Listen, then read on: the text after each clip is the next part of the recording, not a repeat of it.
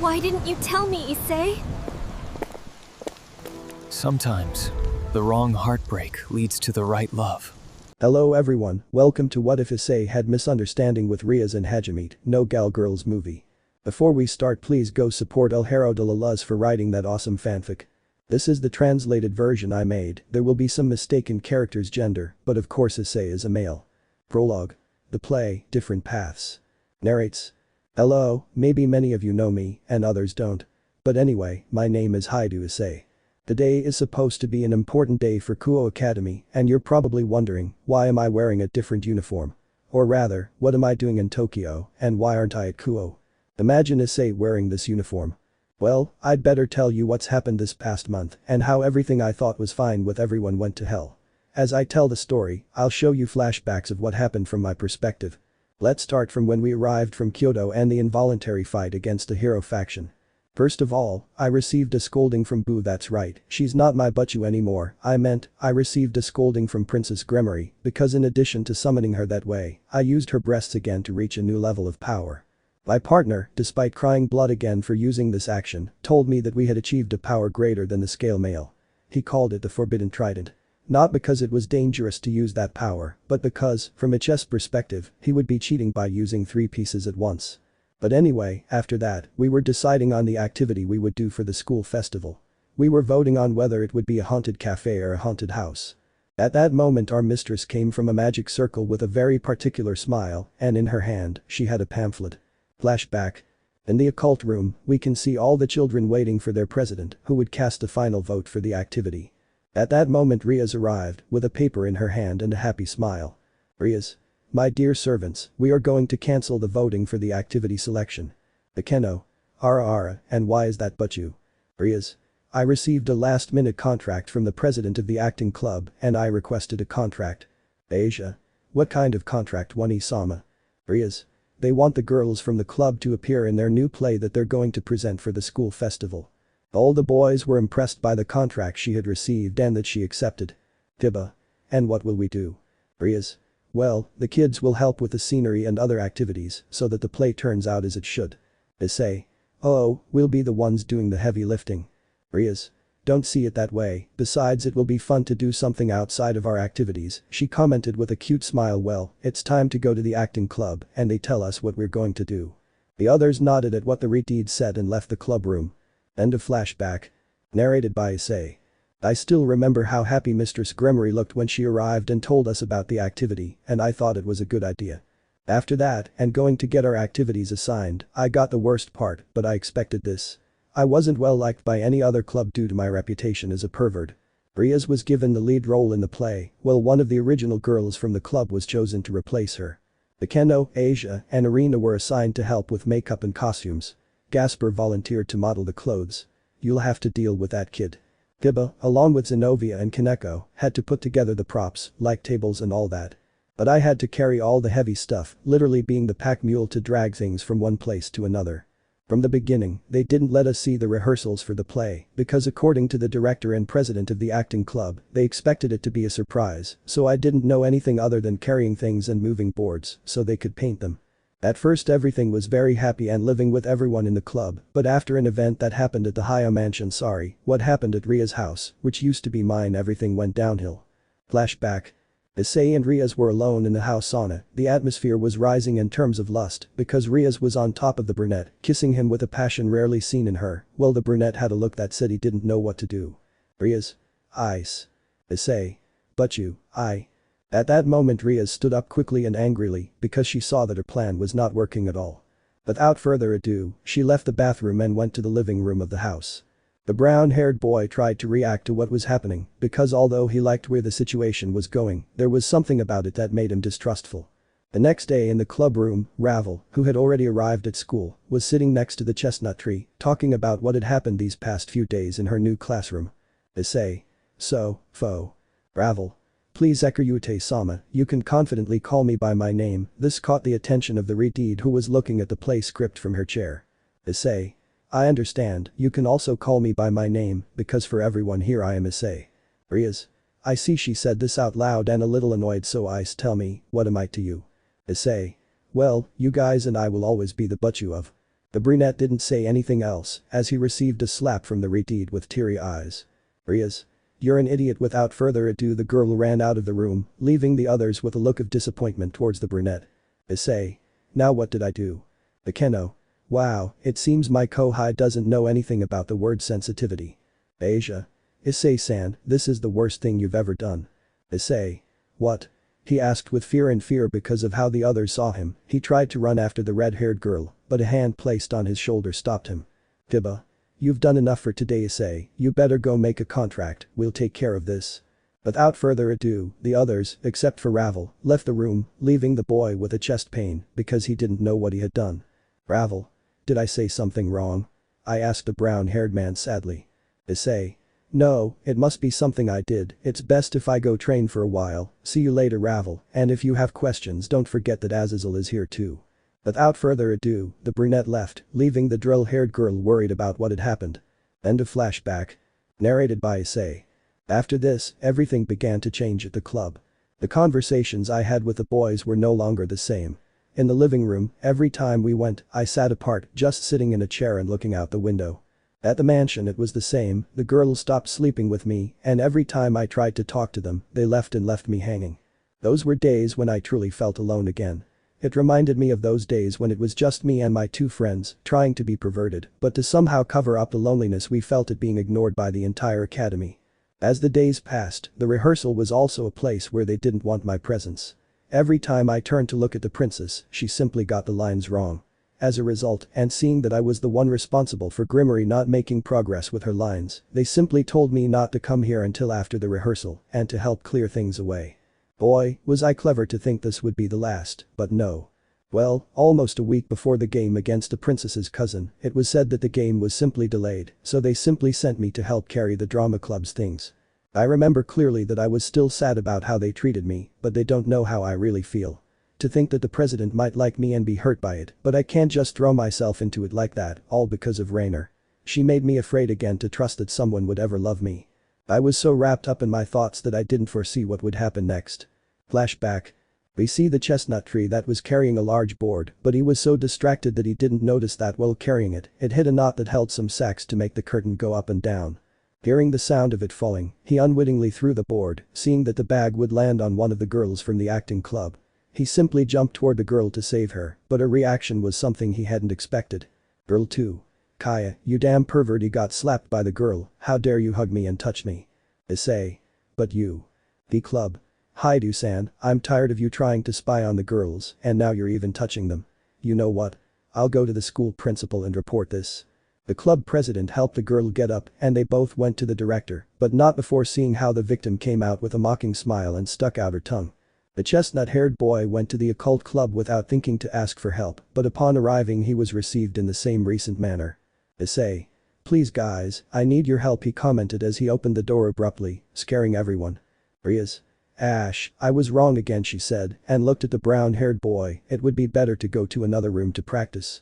She and the girls went to another room, leaving the brunette with a pain in his chest. At that moment Kiba approached the brunette and hoped that he would help him. Kiba. Sorry Issei, we're very busy, better go with Azazel-sensei and bother him, he just came out with a can of paint and a chair. Asper. Sorry, senpai. He came out behind Kiba with some brushes in his hand. The chestnut tree just stood there. End of flashback. Narrated by Issei. It was then that I saw that you can't trust anyone in the worst moments you can go through. Without thinking, I went to Azazel and explained what had happened, but he also told me that tomorrow I had to go to the director because he had been told something else. Sensei just told me not to worry because even though he knew I was a pervert, he wasn't going to do things to a girl she didn't want. And he trusted my word. The next day was the worst I could have had since the date with Rainer.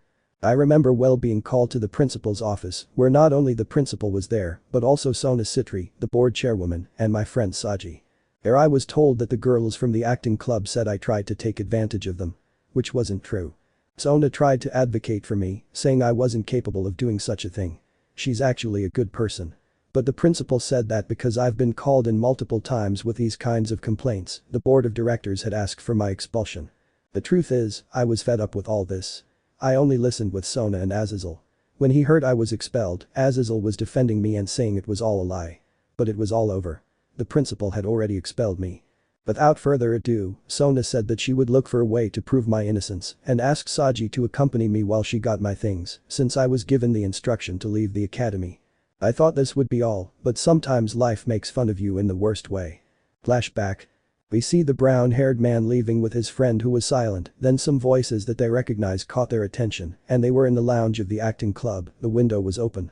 "So, I want you to be happy with me and leave that bastard, please be my girlfriend," said a boy who had a redeed in front of him with her back to him. Yes, I do. This was what hurt the brown-haired boy the most, since that scene was played by the academy artist and Rias Gremory. He could only watch as the boy took the red-haired girl's shoulders and bent down to kiss her, or so the boy thought, so he didn't stay to watch. Since the rest of the club members were applauding around them, as well as Ria's cousin, what was he doing there? It didn't matter. He was also happily applauding. End of flashback. Narrated by Issei. All those thoughts and possibilities that Rias could like me went down the drain. I didn't even want to see the kiss or how happy she would be after receiving it. I simply left the place with Saji. My mind was in chaos, so much so that Aika, who was with Murayama and Caddis, asked me how the play was going. Gossip spread throughout the school when they learned they could see the academy's One-Isama perform. I just walked past them and didn't say anything. Thinking that those kisses she stole from me were just a game for her is what hurts me the most, and without thinking I got home and took my phone to talk to Azazel, who upon hearing my voice became worried and said he would arrive soon. When I saw him arrive, I was surprised to find Sirzechs Sama was also with me. They told me to catch them at a meeting, but they smelled of alcohol, so I have to assume they were drinking. Without further ado, I told Sirzechs what had happened and how I was expelled. He asked me what his sister had done, and I told him the truth. That play had her going crazy and that she was with her new boyfriend. At the latter, he made a face of disgust. They both asked me what I would do now, since the other academies would be notified of my expulsion and the reason for it. Sirzechs suggested I go to Tokyo. Ajuka and his family run that place, but without an heir to run the city, it was left unsupervised. Flashback. Iridid looked at the brunette with great sadness when he saw how he put away his things, but he knew he had to have a new look. Sirzechs. Then you can take care of Tokyo City while the Ajuka family appoints a new heir. Issei. Yes, no problem, but you know I don't want anyone other than you to know where I am. Sirzechs. You mean my sister, right? The brown-haired boy nodded. Azazel. Well, in that case, put this on. He gave her a necklace. This is a prototype I worked on with Ajuka for espionage missions. With it, the evil pieces won't be detected even by their own master. Sirzechs. Why are you doing this? I asked with some annoyance. Azazel. Since Diodora, Ajuka has thought that there are more heirs who could be on the side of the brigade. We have done this to send our agents and be part of those nobilities, so when they are looking for information they are not detected by their masters. Sirzechs. I see. I answer a little calmer. Issei. It would be best if I left today. I have to get to Tokyo early if I don't want to miss my studies. Sirzechs. I know, but what are you going to do with the game rating? Issei. Well, regarding that the brown-haired boy just closed his luggage, I'll go to the game, even if I don't want to. I'm still part of the Gremory nobility, and I promise to help in everything. Greg. But I'll intervene. I won't let you use your hands to grab breasts and power up. I'll help with your training while your heart adjusts. Azazel. His heart. Issei. I recently spoke with my partner and apologized for how I obtained the forbidden trident. That's why he told me that it was better to dragonify my heart, that way I can better withstand Drake's power. Azazel. I see, but I hope you don't occupy the Juggernaut drive, you know what can happen. Issei. Don't worry, that's what training is for. End of flashback. Narrated by Issei. After this and the conversation with him, I left a small note on the bed I shared with the girls. I grabbed my things, the ones I owned, not the ones Rias had given me as a gift, and left the house to come to Tokyo. Now it's a new day and I'm going straight to my new school to introduce myself and start over. I just hope nothing bad happens here and I can train for the game against Serekh. End of Issei's narrative. Narrates. Hello Sniff, I'm sorry, but I really don't feel well. Well, my name is Rias Gremory and Sniff, and I really messed up. I thought fulfilling this contract would be good for the family and strengthen my relationship with my ice, but I see that everything has gone down the drain. How late I realized that all this happened because of the mark Rainer left in his heart, and I, in my eagerness to fulfill this contract, left out the most important thing. Let me tell you what happened. A month ago, the club president asked me to help her with the school play. I was a little hesitant about this, but a red dragon figurine that was on the fireplace in her house caught my attention. It was the perfect gift for Ice, so I told her that if she gave me this as payment I would accept, and without thinking twice she gave it to me. I hid the statuette in my room, which I don't really use because I sleep, or rather, I used to sleep, with my eyes.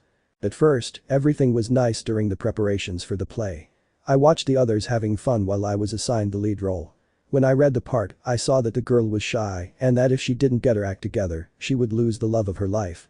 That reminded me of my situation with Issei, which made me work up the courage to do a daring act. Unfortunately, he seemed indecisive, and his words that he only saw me as his president hurt me. Were my feelings not enough to convey my love to him? It was the question I asked myself while I was still rehearsing, and the truth is that it bothered me. I thought that if I got a little away from Ice, he would understand what I was going through. Days later, I had to rehearse with the academy actor, a handsome boy, everyone's dream, but something that would be impossible for many, and for a reason. Flashback.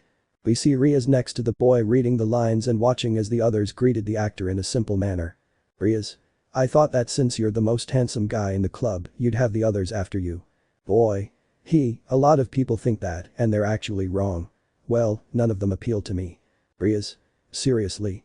Boy. Yes, see the boy who is carrying the tables over there, he said, while pointing at the aforementioned is my boyfriend. Rias. Are you gay? Boy. That's right, so don't worry, even if you're pretty you're not my type. He stood up and stood in front of Rias. Let's rehearse the last part of the play. Would work. The two turned to look to their sides and saw that Seekvaira was standing in the doorway with his arms crossed. Boy. Do you know him, Gremory? Rias. Yes, he is my cousin, his name is Seekvaira. Boy. Nice to meet you, he said, but with a blush when he saw his arms. Rias. But what are you doing here? Seekvaira. I came to see the reason why the game was delayed, and I also want to talk to the Sekiryuutei. Rias. Well, this is the reason, you are invited to the play that will be presented on the day of the festival. As for Issei, she remained silent. Seekvaira. Everything okay? Rias. Not at the moment, I'm a little angry at him for something he did. Boy. You mean? Rias. It's something personal, I don't want to say it. This left the boy confused, but he thought that she already knew about the problem with the club. Let's continue with the rehearsal. End of flashback. Rias narrates. Without further ado, the final scene was a kiss between him and me. The truth is I felt uncomfortable with that, because, even though I was angry, I knew that only my heart belonged to Ice. The guy told me it wasn't a real kiss for the moment, and that if I felt uncomfortable, I should think of someone I'd like to kiss me. What came to mind was Ice as I gave him my first kiss above the sky of the underworld, and we did the scene, of course without kissing him, just in the air. The performance went so well that everyone congratulated us, well, until the president got angry because she wanted it to be a surprise. I wish I had paid attention to what my Ice was going to tell me the previous afternoon and not found out now. Where am I? Well, I'm in the bed I share, or rather, the one I used to share with my Ice, with a farewell note on my chest as I cried. But how did I get here if I'm supposed to be at the Academy Festival? Well, first, I see all the kids in the stands watching the first act of the play, where the girl, my role, trusted someone who betrayed her in love. It reminded me a lot of Ice and Rainer.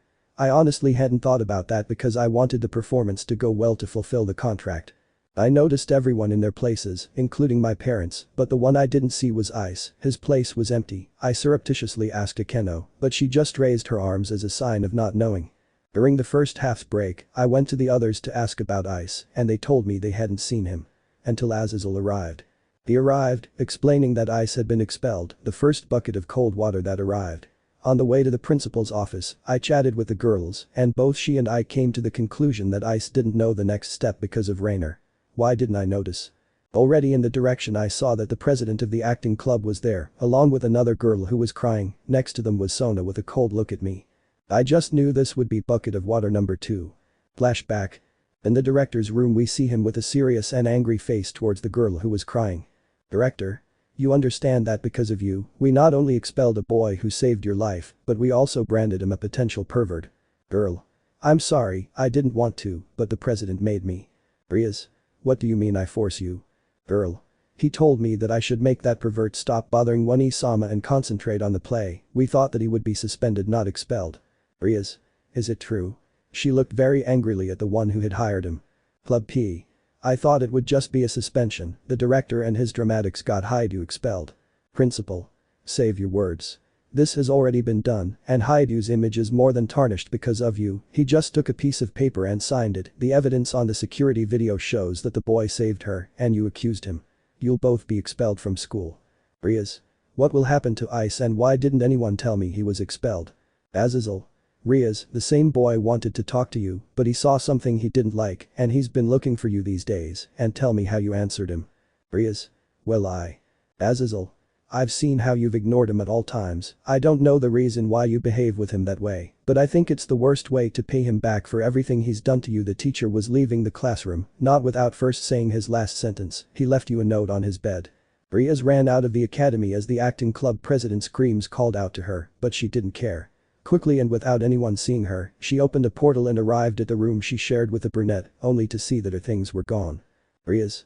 What happened here? He wondered as he looked at the objects that were his, the ones he had and not the ones the girl gave him, were no longer there. End of flashback. Rias narrates. I realized that what was coming was not another bucket of cold water, but the boat itself was going to be the one to hit me. On the bed was a small folded note with Ria's name on it. I knew it was for me. At that moment my eyes filled with tears as I read the note. To Miss Gremory. I'm just writing this to thank you for reincarnating me, but for some reason I have to go. I wish you a good life with your boyfriend and I just hope he doesn't play with your feelings like you played with mine. I'll still be part of her nobility as a pawn in the upcoming games, but as her friend or something else, I don't think that will happen because I see she'll have a new fiancé, since from what I saw, she'd already chosen him while they were kissing at the window and everyone was applauding. I understood that her engagement was accepted. I say goodbye for now and don't ask about my location, since I asked not to be told, for the contracts Grayfia will give me some in my new territory and they will be for the Gremory family. Greetings, Hyoudou Issei. I cried like you have no idea because it was all a misunderstanding, but Azazel was right, the way I acted was not the best way and that resulted in me pushing away Ice, the boy who saw me as such and not as the heir of the Gremory house or a piece of meat. I just cried as a message came in from the president apologizing, but the damage had already been done.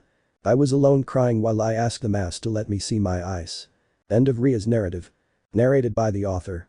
We can only see two perspectives in one scene, one where the brown-haired boy was sitting on a bench in his new school while looking out the window, and another where Rias was crying alone while holding that letter and a shirt that the brown-haired boy had forgotten.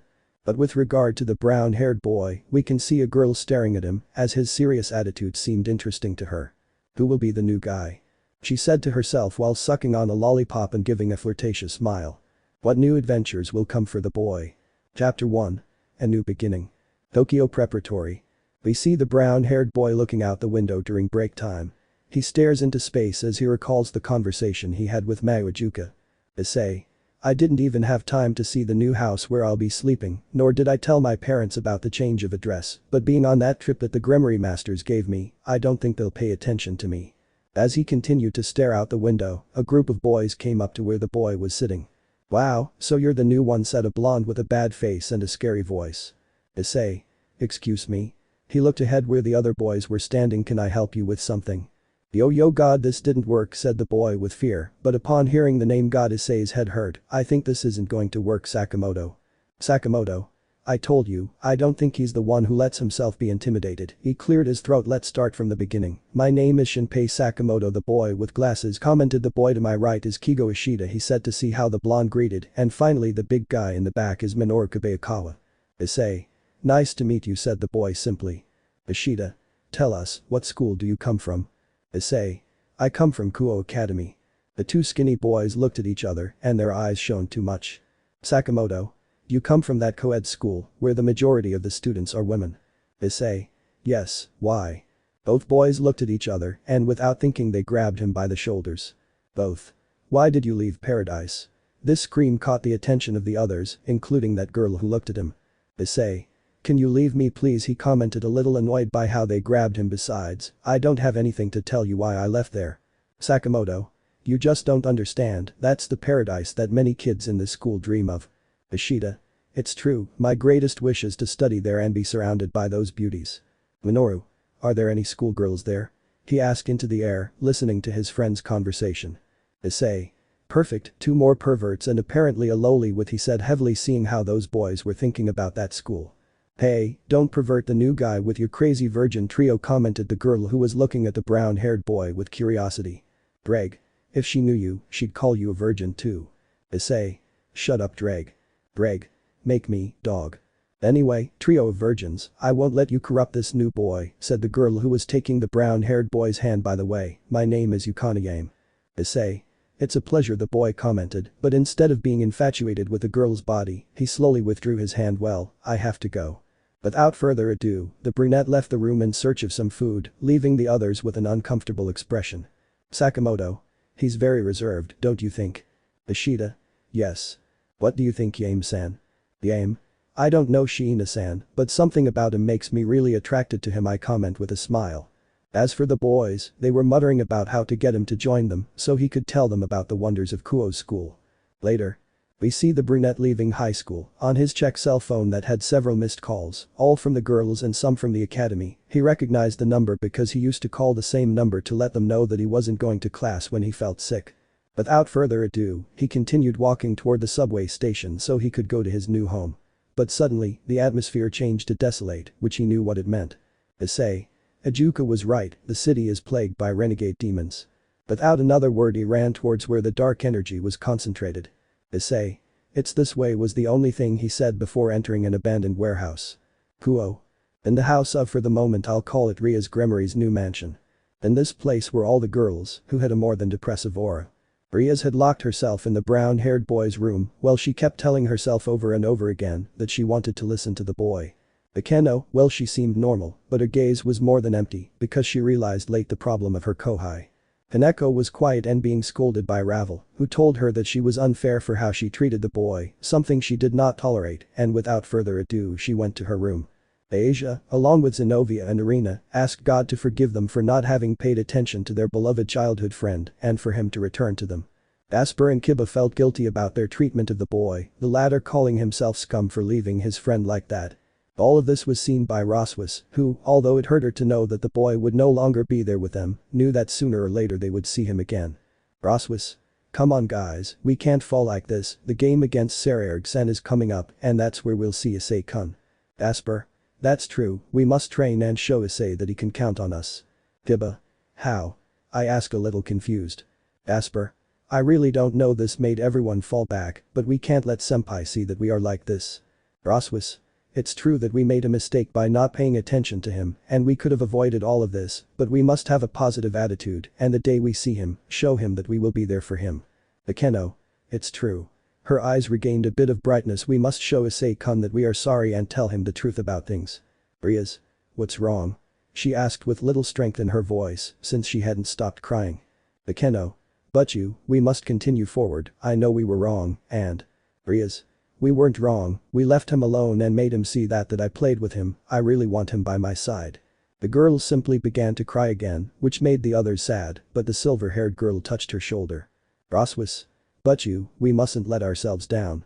We'll see him in the game against his cousin and then we'll be able to apologize to him. Maybe his trust in us won't be the same, but we can make him see otherwise." Rias. "Do you think it will happen?" Roswas. "I'm sure of that, but we must move forward, show Issei-kun that he can trust us during the game by not leaving everything to him." Rias.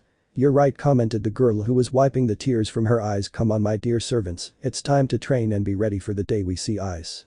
The others. "Yes." All this was seen by that fallen angel, who only looked at that group. Azazel.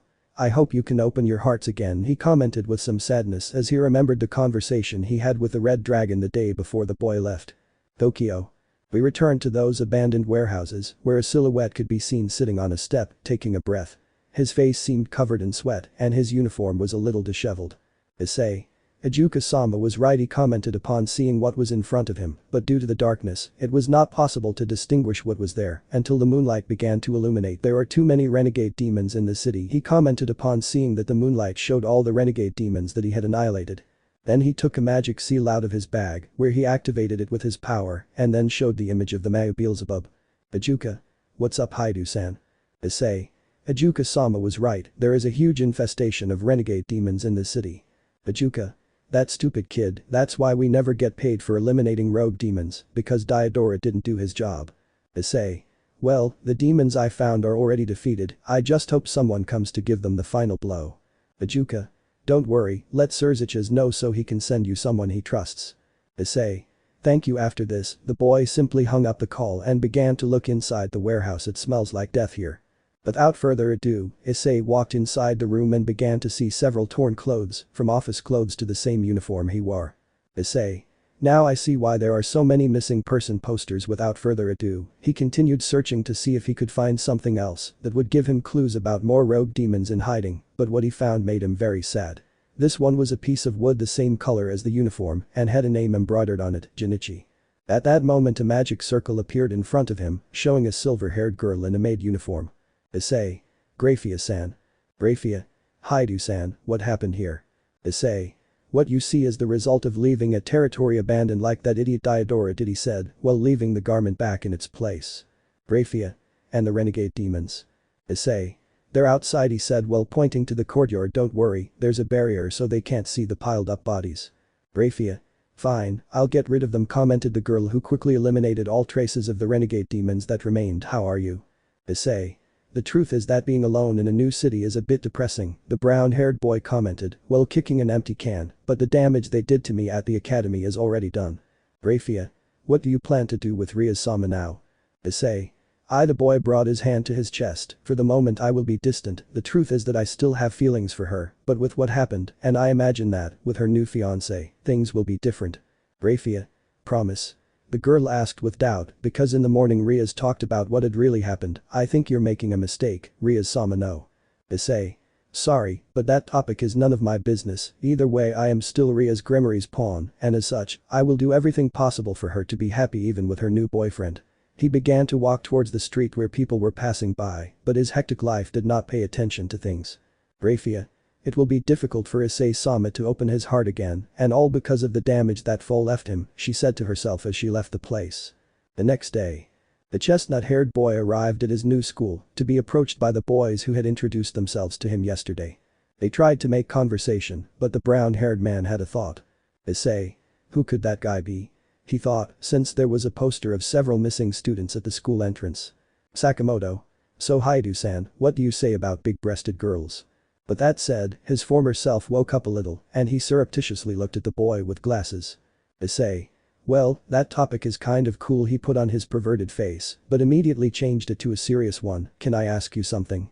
Sakamoto. Of course. Issei. Do you know a guy named Junichi? This question not only silenced the boys, but also the whole classroom in general, to have a sadder atmosphere. Did I say something wrong? Sakamoto. It's not that, it's just that we haven't heard from him for a long time. Issei. How was that? Ishida. Well, he was our friend, but one day he stopped coming to school, we really haven't heard from him. Minoru. Not just him, there have been more boys in general who have disappeared in recent months. Issei. This must be because we left the Asteroid territory alone. The chestnut tree saw that he made the others sad and he stopped to bow. Issei. An apology for reminding you of your friend. Sakamoto. I really just hope he's okay wherever he's moved to. The brunette just gave a blank look because he wasn't going to tell them that he found his sweater torn and most likely he's no longer in this world. Issei. I'm sure of the same. He saw that they still hadn't recovered from that attitude, while the others were just a little down. You know why not? I'd better tell you what Kuoh Academy is like. The change in attitude that occurred not only among boys but also among the male population in general caught their attention. Sakamoto. Yes please. The other two were attentive to what the brown-haired boy would say, but one's comment made the others lose their composure. Minoru. Also tell us about Kuoh Elementary School. The others, including the brown-haired one, made a blue face at what was said, which he answered with an X formed by his own arms. Issei. Never.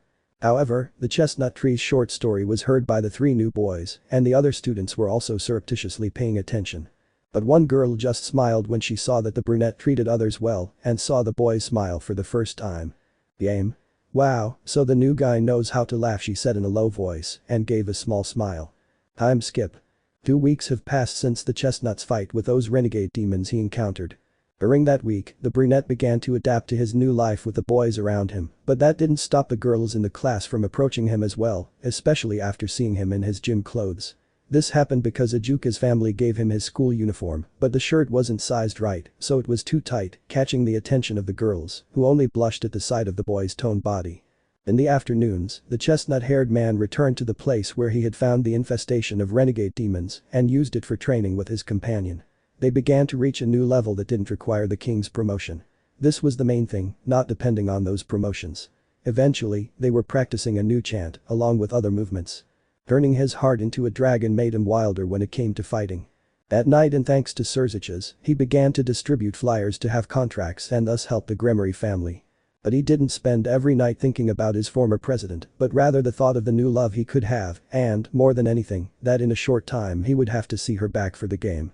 But the Gremorys, despite their desire to change their mood, they felt the absence of that boy who changed the atmosphere of the club. Despite being a dark place, the boy and his smile gave the place a warmth. The training itself was good, but their thoughts were elsewhere. Azazel noticed this, scolding them constantly, especially Rias, whose only thoughts were on how to talk to Issei and explain the whole misunderstanding that had happened with the theater boy. He even asked for her support in proving her sexual orientation by asking for a photo of him with her boyfriend. As the days passed, the change in each of them was noticeable. On one hand, Rias stopped dressing up like she used to, her appetite was slowly fading, and when it came to giving out contracts, she forgot about things. She only smiled when she saw Issei making contracts wherever he was, since Grayfia only brought the payment but not the origin of it. On the other hand, the brunette spoke better with those kids, although the statements from the oldest of them made him want to call the FBI for an investigation and warn the district's elementary schools. With them he began to laugh again, and it took only a few days for him to join them. He also had the approach of another girl named Yuikashi. At first it was just a few words from school, but from one moment to the next the girl spoke more with him. He didn't know the reason, but he let this go. Everything was going well until today. Issei's hall. The brown-haired boy's eyes were wide open at the statement the boy with glasses had made to him. The day was Friday, and according to their tradition among them, or rather to distract themselves and have fun, they made challenges. The challenges were a bit complicated, especially for those who called themselves virgins, as they involved talking to a girl and asking her out. They did this to see her expressions of rejection or if they were actually lucky. Issei. You guys are really crazy, how do you think I'm going to go to her and ask her out with me? Ishida. Why not? From what I hear, he's very interested in you. Issei. Yes, but I don't think anything will really happen, also this brought back the memory of Rainer and Ria's kiss, I don't think he's someone attractive to her. Sakamoto. I say yes, what's the worst that can happen? Issei. Reject me in front of the whole school and be the laughingstock. Sakamoto. I don't think that will happen, since he shows her a picture of the girl's locker, where there was a letter. You already gave her a letter, and you'll see it at the back of the locker. Issei. What? Ishida. That's something simple and you'll see that it will turn out well, he said while putting his arm on the brown-haired boy's shoulder. I don't think it will go beyond a simple no. Issei. They just don't understand, he commented in a low voice while looking away. Sakamoto. Come on, it'll be fun. Think about it. You could have Gal from the salon. Staring at her breasts all day would be good. These words caused the brunette to have a small scene in his mind where the girl approached him provocatively with the clothing that was already revealing. Now she did it so that the brunette would see her. A small line of blood came out of his nose. Issei. I'll do it fine, the boy reproached. But what they didn't notice was that the girl who received the note was hiding a blush. Issei. Now that I think about it, the gals here are very real. Sakamoto. Yes, that's because of her. He took out his phone and showed the image of a gal who had broadcast live. Her name is Bo-sama, and she has had a huge impact on the school. We are not the only ones who watch her videos. Saying this, the others just coughed nervously because they were apparently also following her to her portal, but what they didn't notice was that a black-haired girl tensed up. Issei. I see, you must think that here in Tokyo your tastes are unique. Ishida. He says that of someone who comes from paradise, he commented, a little offended, to which the brown-haired man just laughed. Hyoudou-san, commented the black-haired girl, whose hair had decorative bows. Issei. Kashi-san, what do you need? Hashi.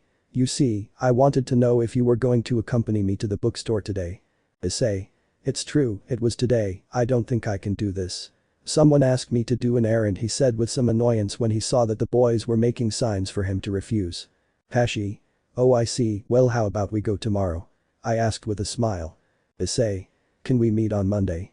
Since I have a commitment tomorrow with someone else, he said, remembering that he had the game against the Bale family tomorrow.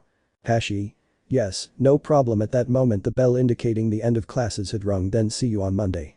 The brown-haired boy just nodded and watched as the girl left. Sakamoto. You see, even two girls are interested in you. At that moment I was pushing the boy out of the classroom, but now you must tell Yame-san your feelings.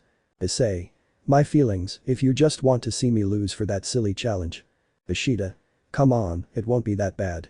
The chestnut knew that those words would be bad, and even more so if a certain dragon heard the conversation. Later.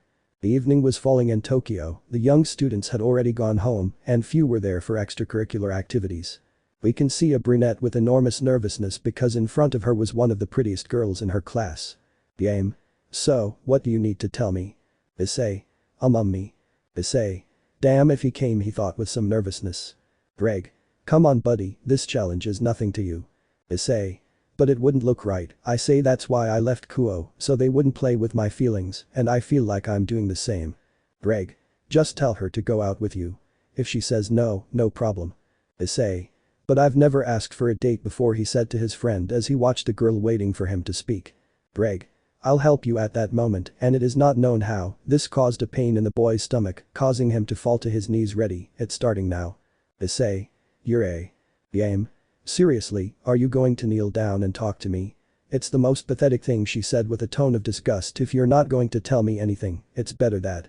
Issei. No, wait.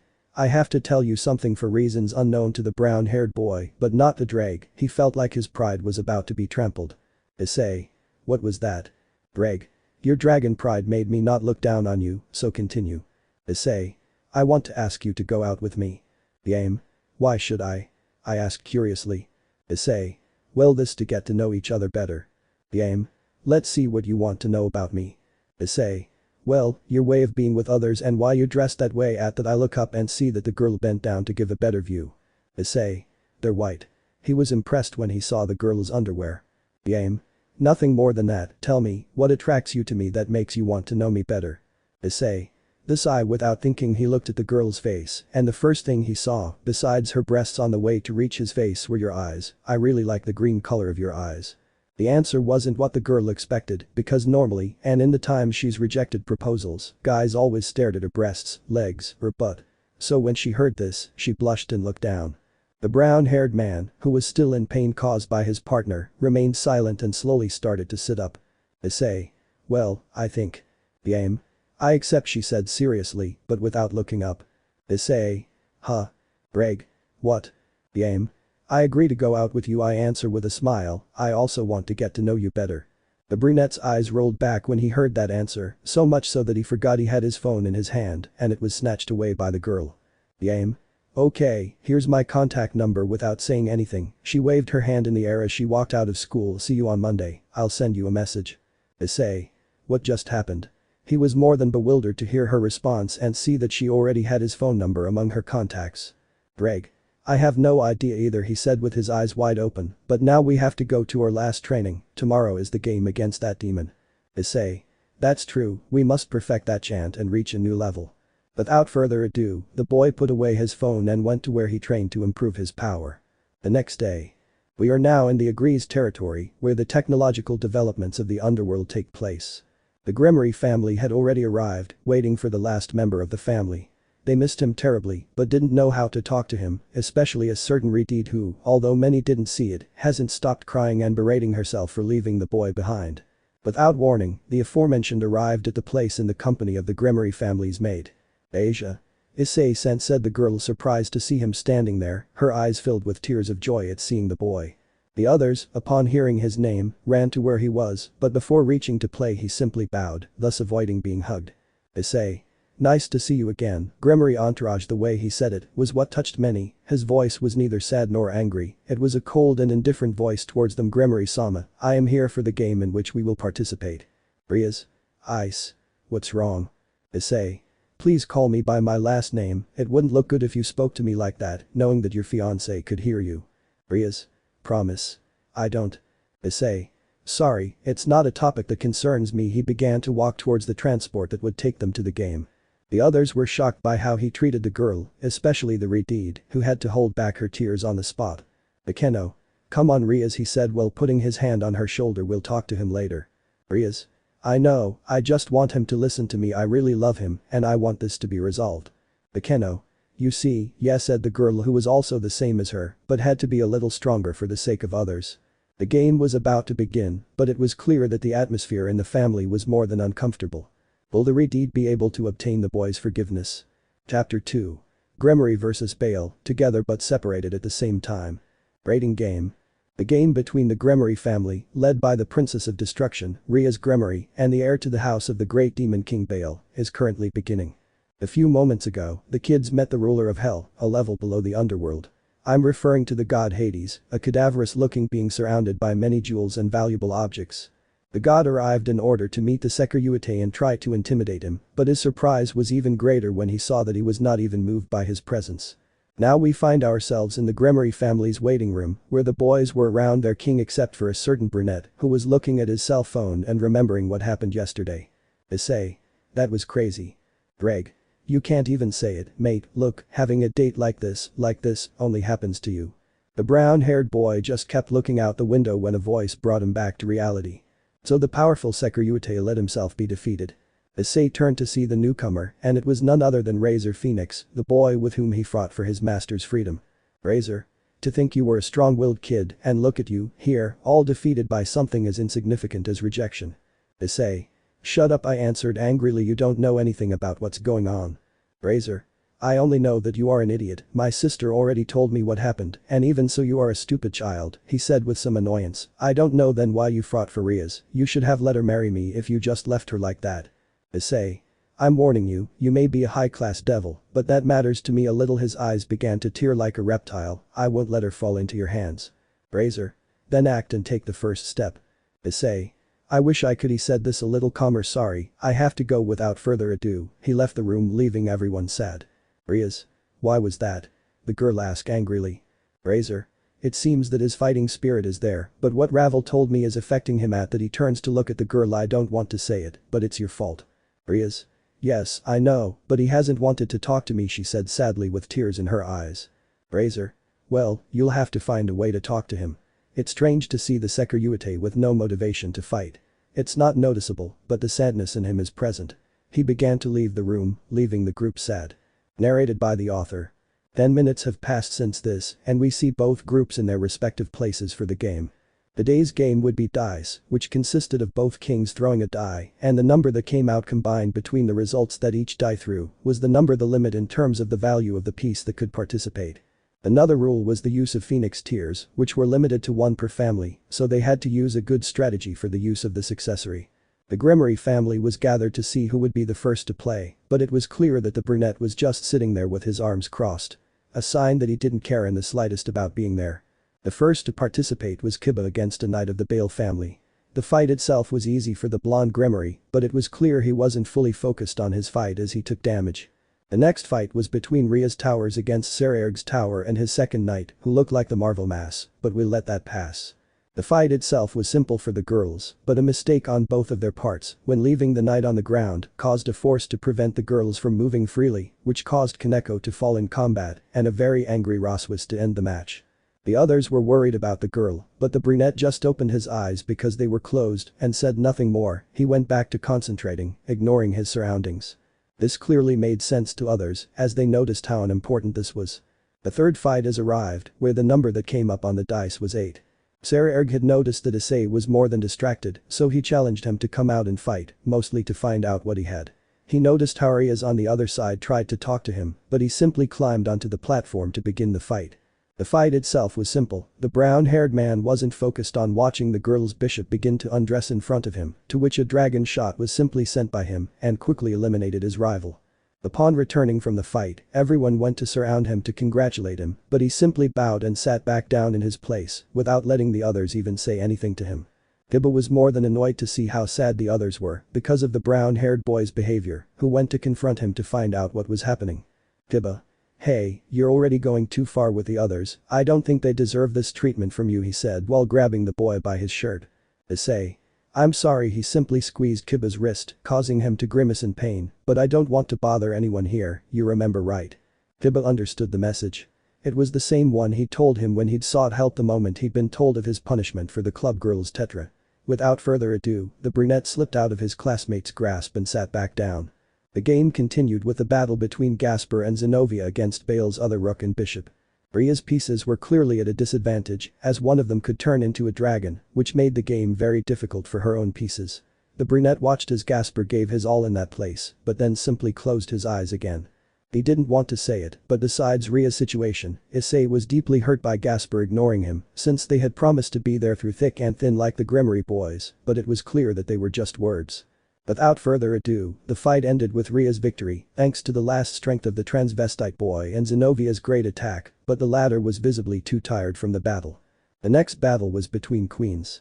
The Kendo tried to get the brunette's attention by asking him to wish her luck, but he simply stared at her and returned to his own. The message was clear.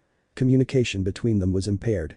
This caused the girl's gaze to become blank, and as such, their battle went too quickly, as she lost by her own power. Rias. Akeno. Issei.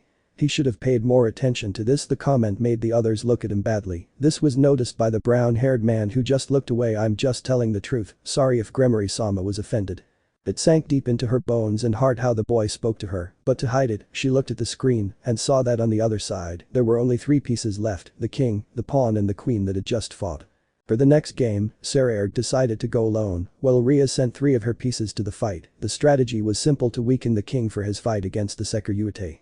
This would have worked well, but it didn't, because since they weren't so focused on the fight, Serekryuutei literally swept the floor with them. Just a cut was what he received from Ria's knights, who simply hit Zenovia in the abdomen and knocked the girl out of the game, and Kibble literally buried him in the ground when he grabbed his head. With Roswis, she attacked him from a distance and managed to do a little damage, but the blow was not what was expected, and the demon sent her flying with a blow. At the end of the fight, she had to use her Phoenix Tear. Both Rias and Asia looked worriedly at their entourage companions, but the brunette didn't say anything else. It's not that he didn't have the heart for this, but at this moment he cared little about what happened to them, because now for him they were just acquaintances, members of entourage. Issei. Why am I behaving this way, Dreg? Dreg. Well, your heart is already a dragon's, so you just see for yourself. Before you would be more than angry to see how they mistreat them, and it would mean something to you, but right now it doesn't. The brown-haired man understood what was said and continued with his eyes closed, waiting for his turn. In the next fight, he was selected to fight Serekryuutei's queen. Before the fight began, the demon Bale began to provoke the brunette, who didn't even flinch and was simply transported to the game's location. As this began, the boy began to create a huge sphere of energy, activated only by his glove. On the other side, the queen of the ball was shocked to see the enormous power that was coming toward her. The boy simply threw it, and before it could even hit the structure, the game was over, defeating Bale. Rias questioned this and looked at her cousin. Rias. What happened? Serekryuutei. Your pawn was about to kill my piece with its attack, so it was best to remove it from the game, he commented seriously while looking at the boy, who just returned to his place. I want to make a change in the rules. This caught the attention of everyone in the place. Let's leave this game and let the last fight be between kings and pawns. The host was consulting this with the game observers, and upon asking the girl who accepted the challenge about this, they were simply transported by the game system to the final battlefield. Rias. Issei, let's give our best for this fight, she said seriously, but with a smile, which disappeared when she saw that he didn't answer and just nodded to what she said. Serekryuutei. Okay Hyoudou Issei, let's finish this. At that moment he turned to look at his room. Take care of Rias. Pawn. Yes sir. Without saying anything else, he began to transform into an enormous golden lion, roared at the sky and launched himself at the girl, who was impressed to see him. In the stands, Azazel was surprised to see that lion in the arena. Azazel. So here was that Longinus. Presenter. Do you know her?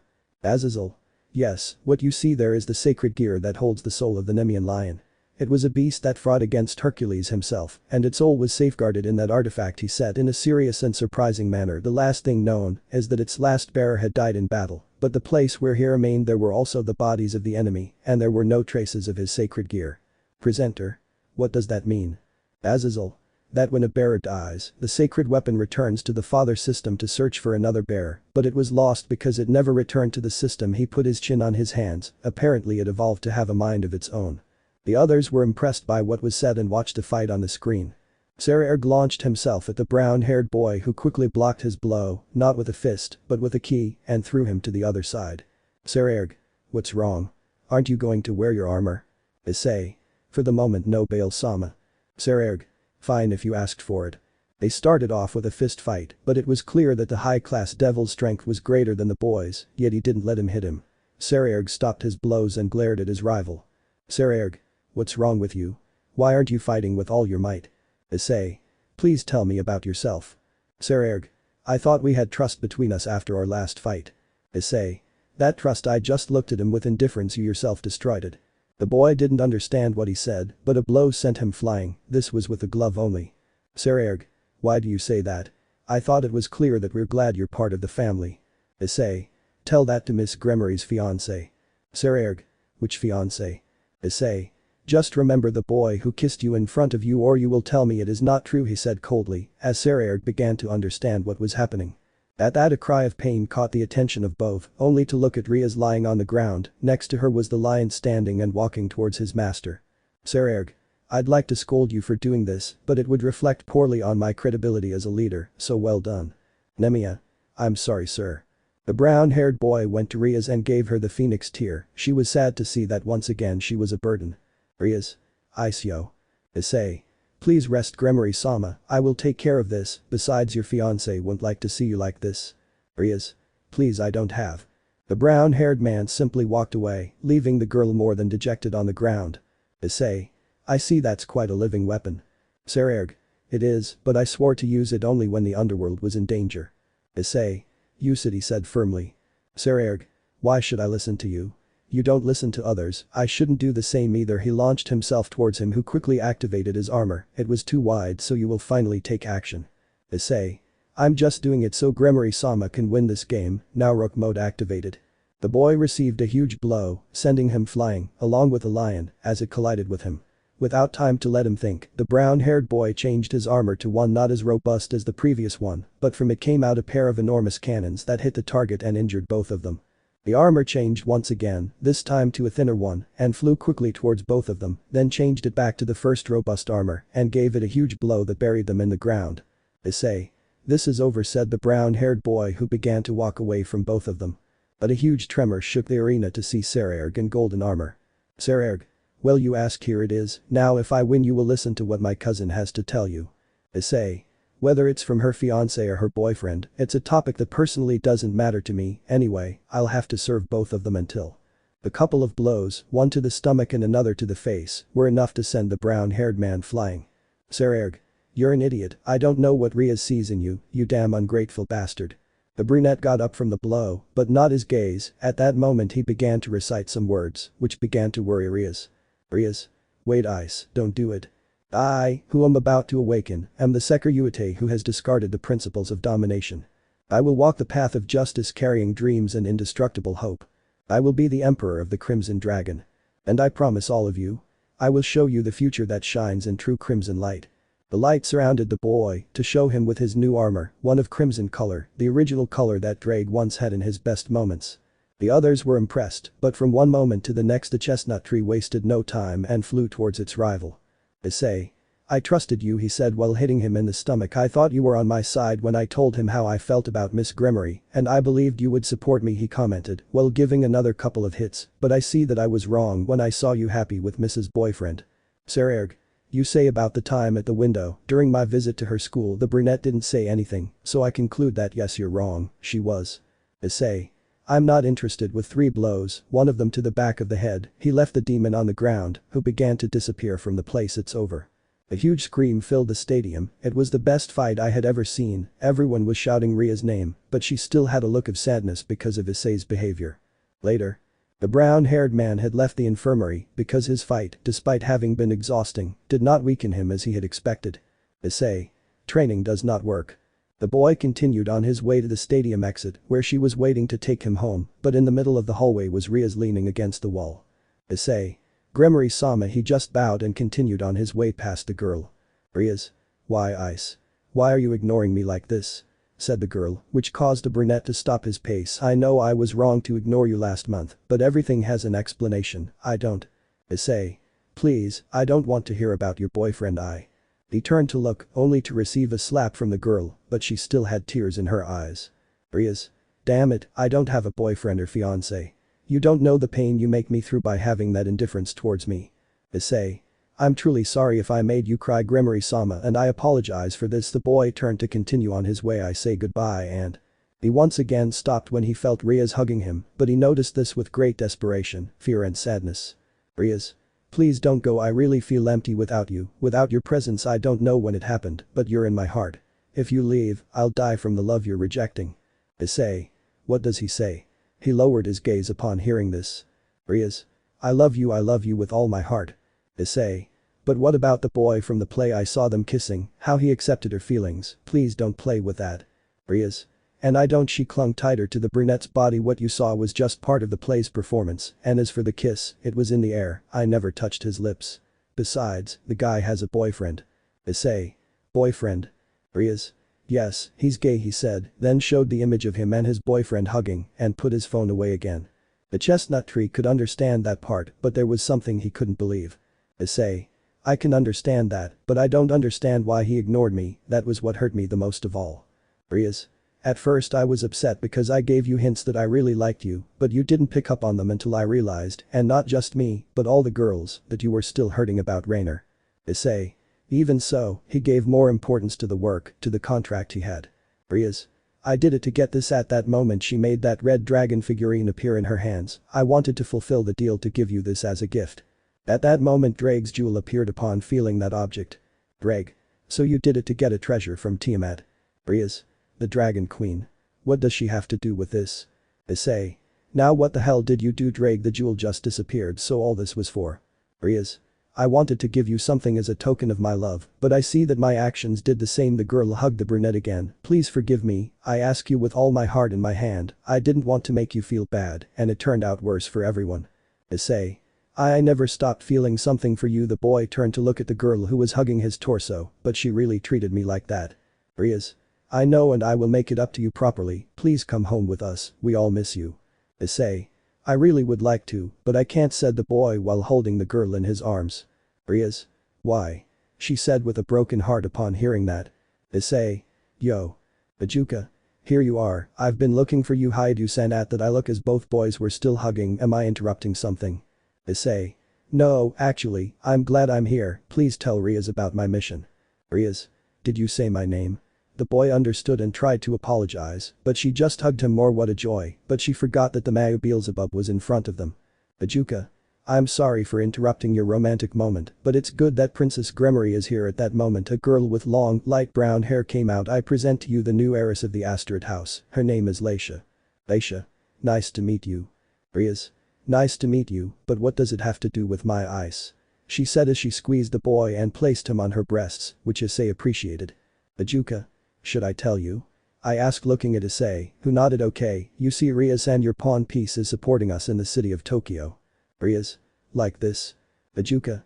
Yes, the previous manager betrayed us, as you know, and the city was left at the mercy of renegade demons and enemies of the Alliance. That's why, with the support of his brother, we asked Hyoudou-san to help us balance things out. Rias. Is that why you can't come back? The brown-haired boy nodded. Issei. Yes, I promised to help them because I've seen the disasters they've done there. Since Tokyo is a huge city, sometimes they don't take the disappearance of people seriously, and I discovered that the rogue demons are part of the problem. Leisha. That's why, as the new heiress, I offer my help to return Tokyo to normal, she said while bowing. Rias.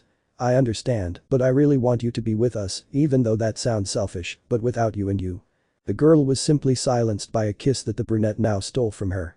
At first she was in shock, but after a few seconds she reciprocated while Rias cried with joy.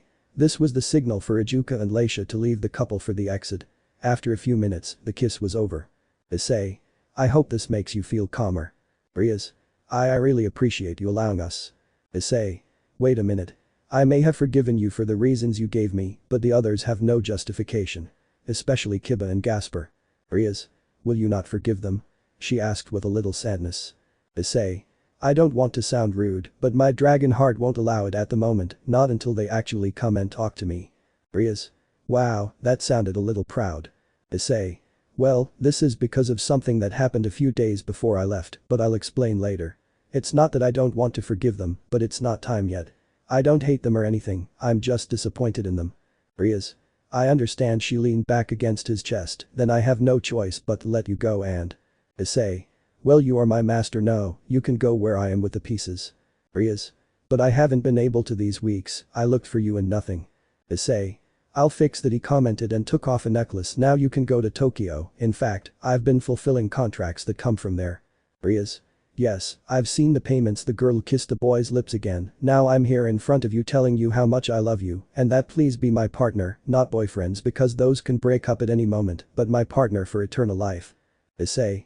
I don't know. The girl just hit the brown-haired boy's chest tenderly. Okay. The boys kissed again, but then something got to the brunette. Issei. By the way, I have to tell you something important before things get any bigger. I know it will sound hypocritical after this and the reason I left, but I feel like if I don't tell you it will be worse. Rias. What happened? It's not like someone else fell in love with you back in Tokyo. The brunette just froze. It happened, right? Issei. I swear it wasn't my fault. Sakamoto-san, a new boy I met at the academy, played a joke on me just to see a girl's reaction, and I was very surprised to see if she accepted. Rias. What will I do with you? I commented while pulling her cheek. As long as you don't do anything else it's fine. It's not bad to have friends, but remember that if someone wants to have a relationship with you, I must accept it, just like my Oka-san told me. Issei. Your Oka-san? Rias. Yes, she manages my father's harem again, and without caring where she was she gave another kiss to the brunette, so keep in mind that I will be going to your house in Tokyo. Issei. Well, as for the others. Rias. I know, I'll tell them to really try hard. I know from books that a dragon's heart is easy to damage and hard to heal. Issei. Well, I have to go, said the boy, while giving the Redeed one last kiss. Just one question, what happened to the play? Rias. I don't know, I only did the first act, and from there I returned home when I saw that you were no longer there, the girl said sadly, but recovered a little. The only thing I know is that those girls who did that against you are now expelled. Issei. Wow, karma hit them fast. With a kiss on the forehead that he gave the girl she blushed and began to walk. See you later. Rias. I'll go at the end of next week, she said with a blush, and the brunette nodded. Without further ado, he stopped at the exit where Ajuka and Leisha were waiting for him and then left through the magic circle. A few minutes later the others arrived, some injured and others with bandages, except for Asia who did not participate in any fight. Asia. One-sama, where is Issei-san? Bakeno. Please, I want to talk to him, she said desperately. Because, even if she didn't say it emotionally, it depended on the boy. Rias. He's gone now. This made the others sad, but I know we'll see him soon. Kaneko. How's Butchu safe? Rias. I know it will be like that, she said to really hide that she was forgiven, but I must tell you one thing, I was able to talk to him, and he is truly hurt by how we treated him, especially with you guys. She pointed at the Gremory males. It is better to think of a way to apologize to him. The others were sad and the girl noticed it, so she quickly changed the atmosphere. Rias. So we're hoping for his forgiveness to come sooner rather than later. We mustn't lose heart. I know we'll make it. Are you with me? The boys? Yes. Without another word, everyone walked toward where Redeed, Ria's brother, was waiting for them. The girl just turned to see where the brunette had gone and put on a smile. Rias. Finally, my feelings were reciprocated. You'll see that I won't fail you, my eyes, she thought happily, and went to where the others were to go to Kuoh. For the moment things between mistress and slave calmed down, clearing everything up between them, but this was just the beginning of their new path. In an old-looking house, a pair of silhouettes could be seen, lying facing each other. In another room there was a girl with blonde hair and she wore glasses. Miss, aren't you awake yet? No, but let's not stop observing them. I'm curious as to how they survived the attack of that demon. As you wish. Without further ado, he left the room and left the girl alone, who was turning off a television where the game between Rias and Seekvaira was being shown. Chapter 3. New friends arrive, the date and what are you doing here? Like this. It was a new day in the beautiful city of Tokyo. The birds were singing, or well, that's what we might think because of the great noise of the city. The activities had already begun for the inhabitants of that place, and a certain chestnut tree was part of it all. Issei. I never thought that, from not having any girl by my side, now I have 2 girlfriends, the brown-haired boy thought as he continued on his way to his new school. Greg.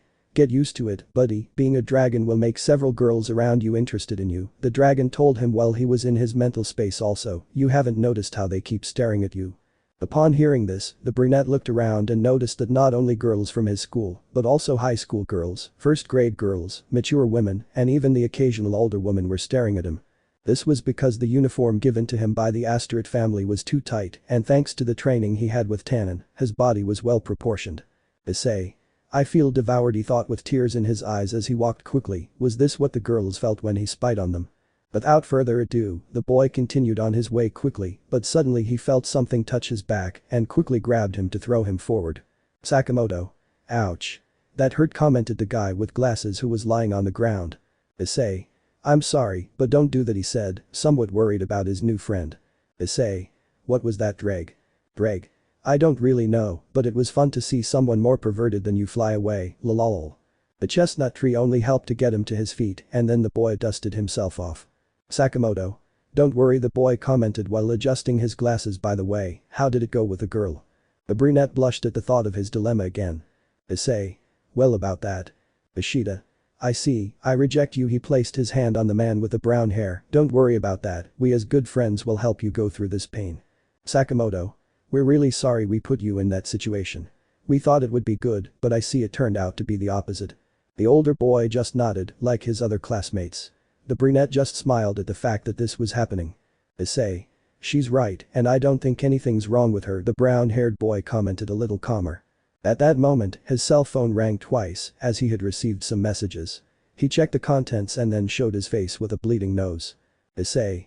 What the buck? He said this out loud, which caught the attention of the other three boys. They surreptitiously looked at the phone to see two somewhat compromising photos. The first was of Yame, who was wearing a bathrobe and took a series with a smile and a peace sign. The second photo was of Rias, who was wearing revealing clothing. The brown-haired boy was in shock at that moment, turning to look at the boys. Issei. Hey, this is Ishida. How can a popular guy like you talk to us? He asked, his face aching with depression. Sakamoto. Your popularity germs will infect us, stay away from us with the same depressive aura. I also speak. Minoru. Do you happen to know if Yame-san has a younger sister? The robust boy asked that question, causing the others to look at him strangely. Greg. Buddy, you better get the catgirl away from this guy. Issei. I know, this boy really worries with his thoughts. The brown-haired boy was talking to his partner and didn't notice that the others had left him alone. He just sighed in exhaustion, but he didn't know the real reason why they left. Good morning Hyoudou-kun. This was what the brown-haired boy heard, who was once again hugged by the neck, but upon feeling a pair of soft things touching his back, he put on a slightly perverted look. Issei. Yame-san, boo. Good morning, he answered while placing the girl on the ground. Yame. Tell me, did you like the photo I sent you? You know something, I didn't use filters, she said with a blush on her face. Issei. Of course, your natural beauty is really noticeable, he told her without thinking things through, which caused the girl to blush even more, but she tried to hide it. Yame. Ha, we're already late for school. The girl started pulling on his arm. Come on, it's time to go. The brown-haired boy just nodded, following the girl walking sideways. Already in class. The brunette arrived behind Gal, who, upon seeing her friends, ran away, leaving him alone. Without further ado, he entered the room where someone was already waiting for him. Kashi. Good morning Hyoudou-san. Issei. Good morning Kashi-san. The brown-haired boy smiled kindly, which caused the girl to blush. Kashi. Hey, I don't want to take advantage of your kindness, but could you help me bring some things from the teacher's lounge? Issei. Sure, I'll go with you. Both left the classroom, but not before leaving their things in their seats. This caused three situations in the classroom. On the part of Issei's new friends, they cried blood seeing how the relationship between them grew, in addition to starting to go out with the gal of the class. The others looked at this in amazement, because at first the brown-haired boy was very reserved. But in Yame, this caused a little jealousy when she saw that the girl without thinking took his arm, which caused Issei a little nervousness. Kashi. I really appreciate it, the girl commented as she left the classroom with the chestnut tree. Not even 5 minutes passed when they both returned. Of course the brunette had twice as many notebooks as the girl, but for him this was not enough, since he had a certain number of notebooks in each hand. The others, seeing the chestnut's strength, thought of two things. First, where was the chestnut hiding that strength despite his defined chest? And second. Boys. I feel humiliated. Everyone thought the same thing while crying comically. Without further ado, classes were about to begin when their tutor came in. This surprised them because they had classes with another teacher at that time. Tutor. Okay guys, this will be quick, today a new classmate will join our class. The others remained silent, but at that moment the brunette received a message. This was from Rias, who sent him a heart and the acronym I miss you. She comes from Europe, to be more exact from Scandinavia, please come in. Issei. Scandinavia. That's the country many demons use to. The brown-haired boy's thoughts were interrupted when he saw, at the door, a girl he barely met 2 days ago in the underworld. Tutor. Well, I want to introduce you to Miss Arias Leisha. All the boys were excited to see such a beauty standing in front of the class, while the girls, as always, spoke in low voices, giving their opinions about what they saw of her. Leisha. It's a pleasure, my name is Arias Leisha, and I came from Europe to study more about the Japanese environment, the girl commented while bowing. At that moment she caught a glimpse of a certain brunette, who was speechless to see her there. Hyoudou-san, it's a pleasure to be in the same room as you. Tutor. Okay, please sit next to Hyoudou. Turning to look at the boy, I ask you to please explain to him any doubts he may have about school. Issei. Yes, sensei, he answered formally. The girl simply walked past Yame-san, who looked at the brunette out of the corner of her eye and pouted, which was noticed by her friends who gave a small laugh. Kashi also looked over to where the two boys were.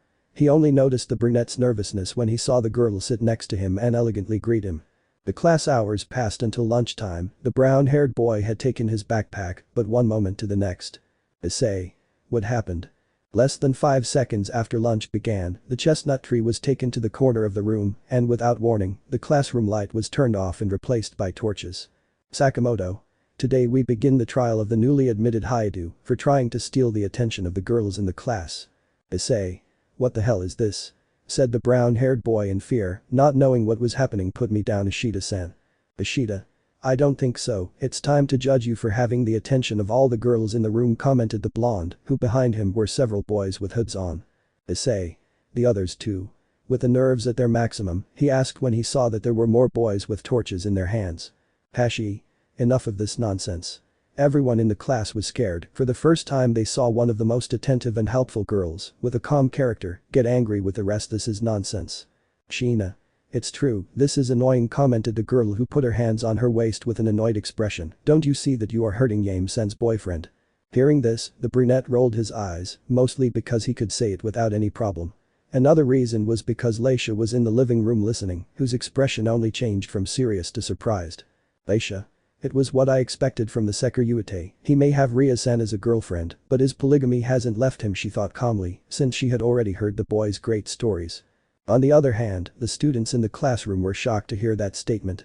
Yame just blushed and looked away, then left the room with her head down. Hashi only had a smile, but it was a static one. Apparently this news affected him. Sheena. I also don't understand why they do this. Student 1. It's because he has stolen the attention of the beauties in the room. Bad words were chosen by that boy, as the looks of the girls in the room went from spectators to involved. Student. Just so you know, you'd be the last guy I'd ever notice. Student 5. Yes, you and everyone else. Issei swore he saw a river of blood formed by all the boys' heads, who left the classroom with a depressive aura. Issei. Wait, don't go, let me go from these ties, commented the boy who was currently hanging like a pig in front of a campfire by chance. Later. Classes had ended, and with it a new day of classes for the brown-haired boy, and the first for the heiress of Asteroid in the human world. Leisha. Wow, I never thought the classes in the human world would be like this. In the underworld they are calmer, she commented with great serenity in her words. Issei. It's clear that she's a very high-class girl. Just a drop of sweat fell from his neck when he saw the girl's uprightness. Leisha. Well, it's better to go, we must start with. Suddenly the girl was interrupted by another voice. Yame. Hyoudou-kun. The girl jumped onto the boy's back and hugged him by the neck again. Issei. Yame-san, he replied with a blush. Yame. Come on, you and I are going out, she said with a smile. Issei. En este momento. Yame. Can't you? I asked a little sadly. Issei. Of course I can. Upon hearing this the girl changed her expression from sadness to happiness. Yame. Yes. Come on, I'll take you to a special place, the girl commented while taking the brunette's hand, leaving Leisha in amazement because she was ignored from one moment to the next. Leisha. What just happened? Kuoh.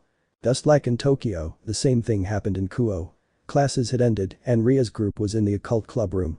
The others were still in that mood after the brunette left the city, all except Rias, who was already happier and kept touching her lip. Rias. I hope you're okay, my eyes, she thought with a smile on her face. Rias. Well, my dear servants, let's start today with. At that moment a light appeared in the club room, showing a Redeet in a noble suit. At his side was his faithful wife and servant, who did not lose any elegance upon reaching her destination. Sirzechs. Rias-tan, how nice to see you again. Rias. Oni-sama, the girl replied while the others made a small bow. What is the reason for your visit now? Sirzechs. Well, after the raiding game I didn't get a chance to talk to you and your servants about one particular topic. Rias. What topic? Sirzechs. As you know, low-class devils have the opportunity to promote their level based on an exam. Rias. True, it's the new model that Ijuka-sama made, but what does it have to do with us? Sirzechs. We have seen among the participants of the Young Demon Tournament and the council came to the conclusion that 3 of your pieces are ready to take that exam. Rias. This is really good news. Sirzechs. The pieces that were chosen are your Queen Akeno just nodded at this, your Knight Hyoudou the blonde was surprised at being nominated, and lastly your pawn. The boys were shocked to hear that their love friend had been selected. Akeno. A question, Sirzechs-sama. How would Issei-kun know about his promotion? Does he even know where it is? The others looked on in the hope that he would tell them the location of the chestnut tree in order to apologize for the attitude they had toward it. Sirzechs. Indeed. Rias. Don't worry, Ice will know about this exam, I'm sure of it. Asia. How does one Isama know? We'd better tell her about this. This is good news. Rias. I know, but it's better if my brother tells him about this. Also, she looked at her brother who was drinking a cup of tea. I have to talk to you alone about an important matter. Both Sirzechs and Grayfia looked at each other, as it was the first time they had looked at Rias with such determination. Rias. Please, Akeno and the others leave the room except for Ravel. The boys left the room without saying anything else, leaving only Ravel and Grayfia as company for those brothers. Sirzechs.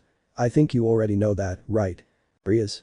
About Issei's mission in Tokyo, not as you think, she said with some sarcasm. Grayfia. Rias-sama, sarcasm is not her strong suit, and she knows it. Rias. I'm sorry, she said like a child scolded by her older sister, and then regained her composure anyway. On the day of the rating game, I had the opportunity to fix the misunderstanding with Issei. Sirzechs. That's good news, tell me, is he my brother-in-law now? The boy asked happily. It was no surprise that the Redede took a certain liking to the brunette. The Redede, with a blush and a smile on her face, nodded to what was asked. Ravel. Sorry, but what are you talking about? Rias. Well, in a nutshell, my Ice and I are already boyfriend and girlfriend. The blonde was surprised because not long ago the brunette had walked away from the group when he thought that Rias already had a human boyfriend. Of course this was denied by her, but the wound was already made. Ravel. It's a good thing that Issei-sama has forgiven everyone. Rias. Well, that's not entirely true. Sirzechs. Why do you say that? Rias. That day I spoke with him, he told me that he began the process of dragonifying his body, so the dragon's pride comes with it. Grayfia. I see, so your pride is too great to forgive others so easily. Rias. Yes, he told me that he won't do anything and that they should find a way to ask for his forgiveness. I got it by explaining to him everything that happened. Ravel. I still can't believe Sato-san has those preferences. Rias. Yes, all the girls in the drama club wanted to kill each other, although some of them were even bleeding from their noses. Anyway, thanks to clearing all this up, I was able to obtain forgiveness, and I also told her the reason for the contract. Sirzechs. I understand, however I will be the one. Rias. I'm sorry brother, but that's why I wanted Ravel to stay here, she said while looking at the girl. As I told you, Issei's mission in Tokyo is already happening, and he might need help, that's why Ravel will move with Issei. Ravel. How? Rias. Remember, you are Issei's manager and as such you must be as close as possible, and you must also help him with the promotion exam. Ravel. I understand, said the girl as she stood up and gave a military salute. My duty as the manager of the Sekiryuutei-sama will be to make sure he passes that middle-class devil promotion exam. Rias. Okay, next weekend I'll take you to Issei's new house in Tokyo myself. Sirzechs. You mean Issei and Leisha's house? Rias. What? The servant just put her hand on her face when she saw that her master and husband had scolded her. Grayfia. I had to say it. Rias. First she tells me that another girl has her eye on her, now I find out that she'll be living under the roof with Leisha. Sirzechs. Calm down, it's not that bad. Rias. How's it not? She bit her finger in frustration. Someone could take away Issei's most precious thing from me. The girl was left thinking about the possible scenarios that could happen, and all because of being a dragon. Rias. Damn lizard. Ravel. Rias-sama. The girl asked when she saw that she didn't react. Rias. There is no other choice, today you will go with Issei, and I will have to do something that I had not planned to do yet, she commented with a certain blush on her face. Sirzechs didn't understand what was happening. What did she mean by doing something he hadn't intended? On the other hand, Grayfia just widened her eyes in shock as she clearly understood the Redede's message. Rias. Oni-sama, I will go today to drop Ravel off. At that moment her gaze turned to look at Grayfia. Please tell my servants that I had an emergency. Grayfia. Wouldn't it be better if your queen accompanied you? Rias. Not yet, you'll both see each other on the day of the exam. Rias. I also have to take advantage of the fact that they are still the only one. Tokyo Center. We see the brunette being pulled by the gal by his hand. He had no idea where they were going. Issei. Where are we going? Game? You'll see, it'll be a good place for our first date. Issei. First date? Game? Don't you want to go on a date? She asked sadly as they stopped walking. Issei.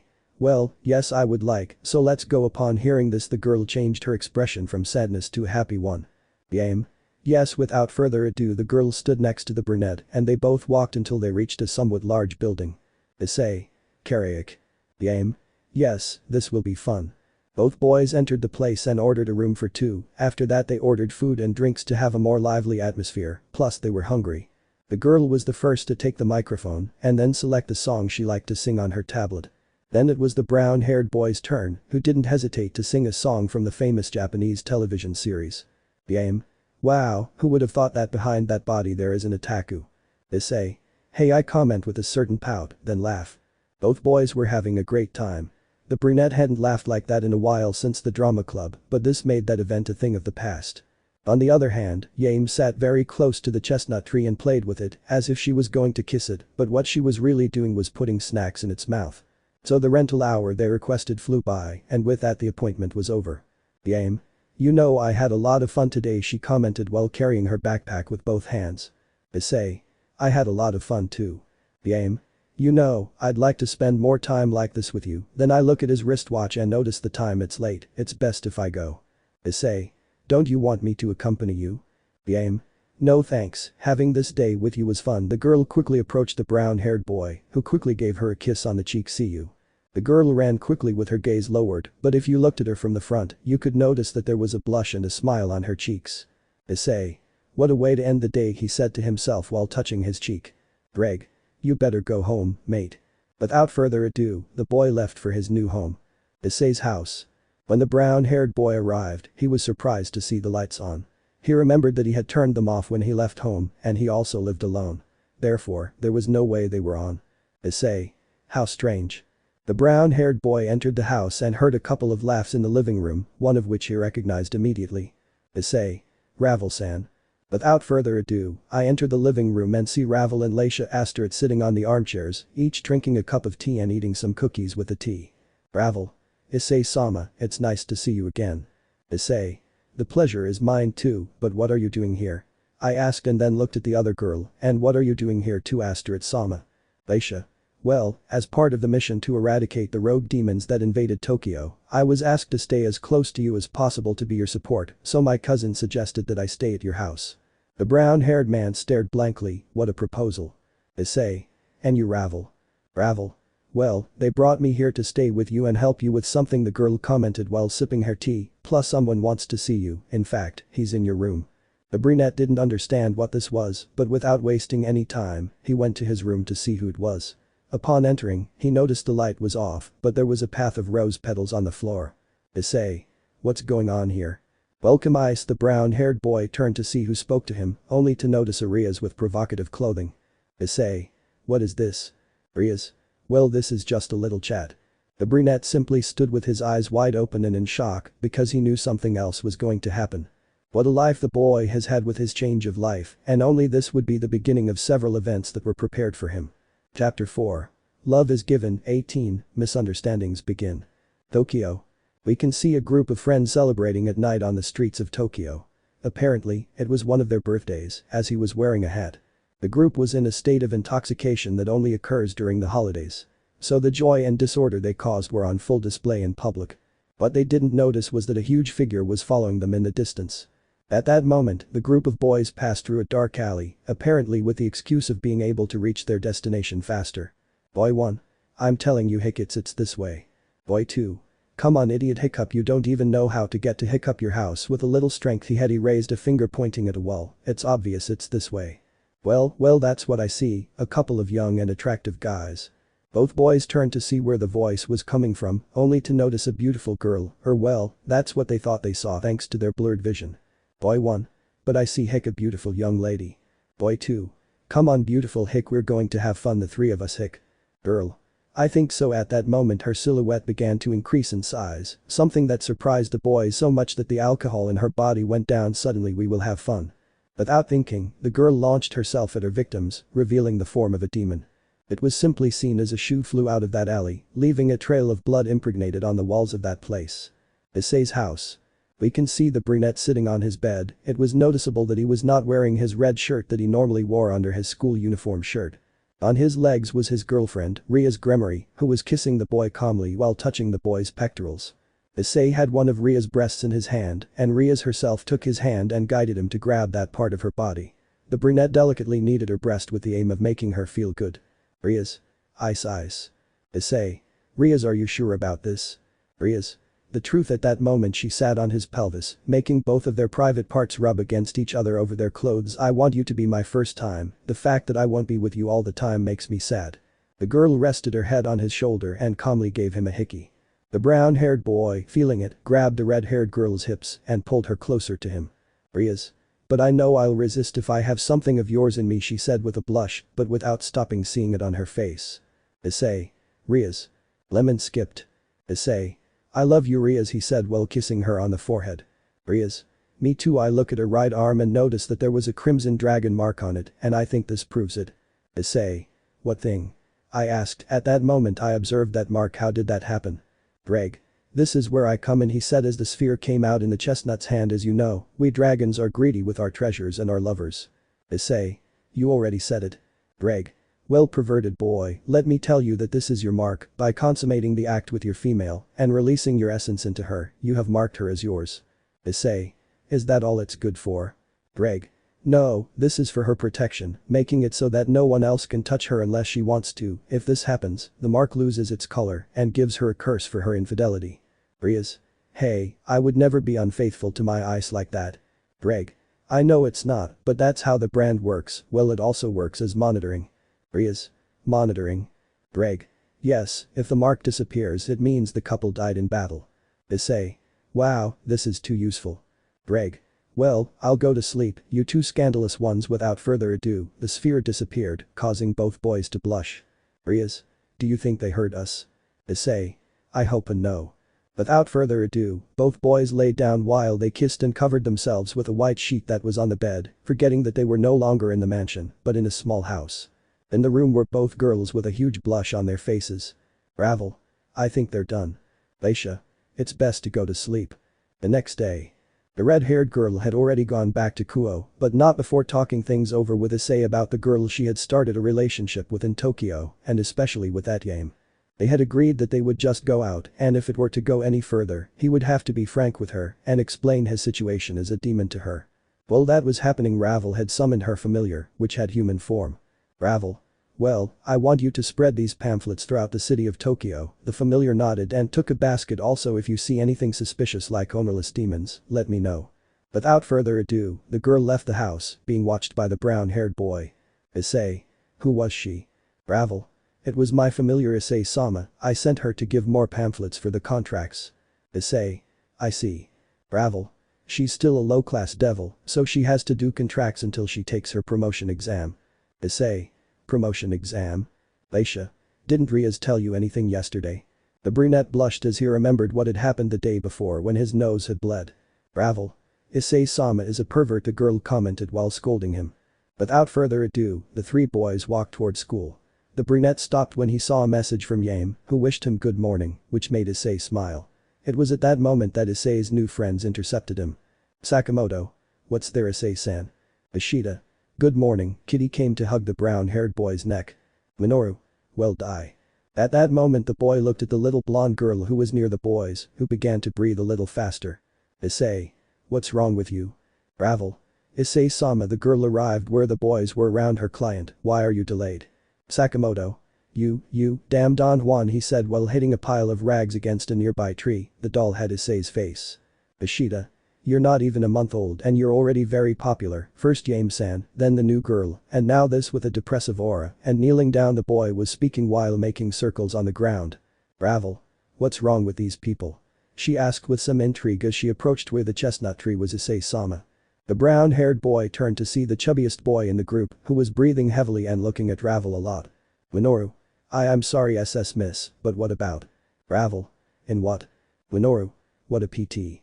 Ravel. Not again, the girl said tiredly. The fact that I'm not very tall makes me look like a little girl. Issei. Minoru-san, this is my friend Ravel, and she is in a grade below us, he said as he stood in front of Ravel. At that moment his expression changed to one of disgust, and he looked away. Minoru. I'm not interested in old women, I only want young Pia girls. Sakamoto.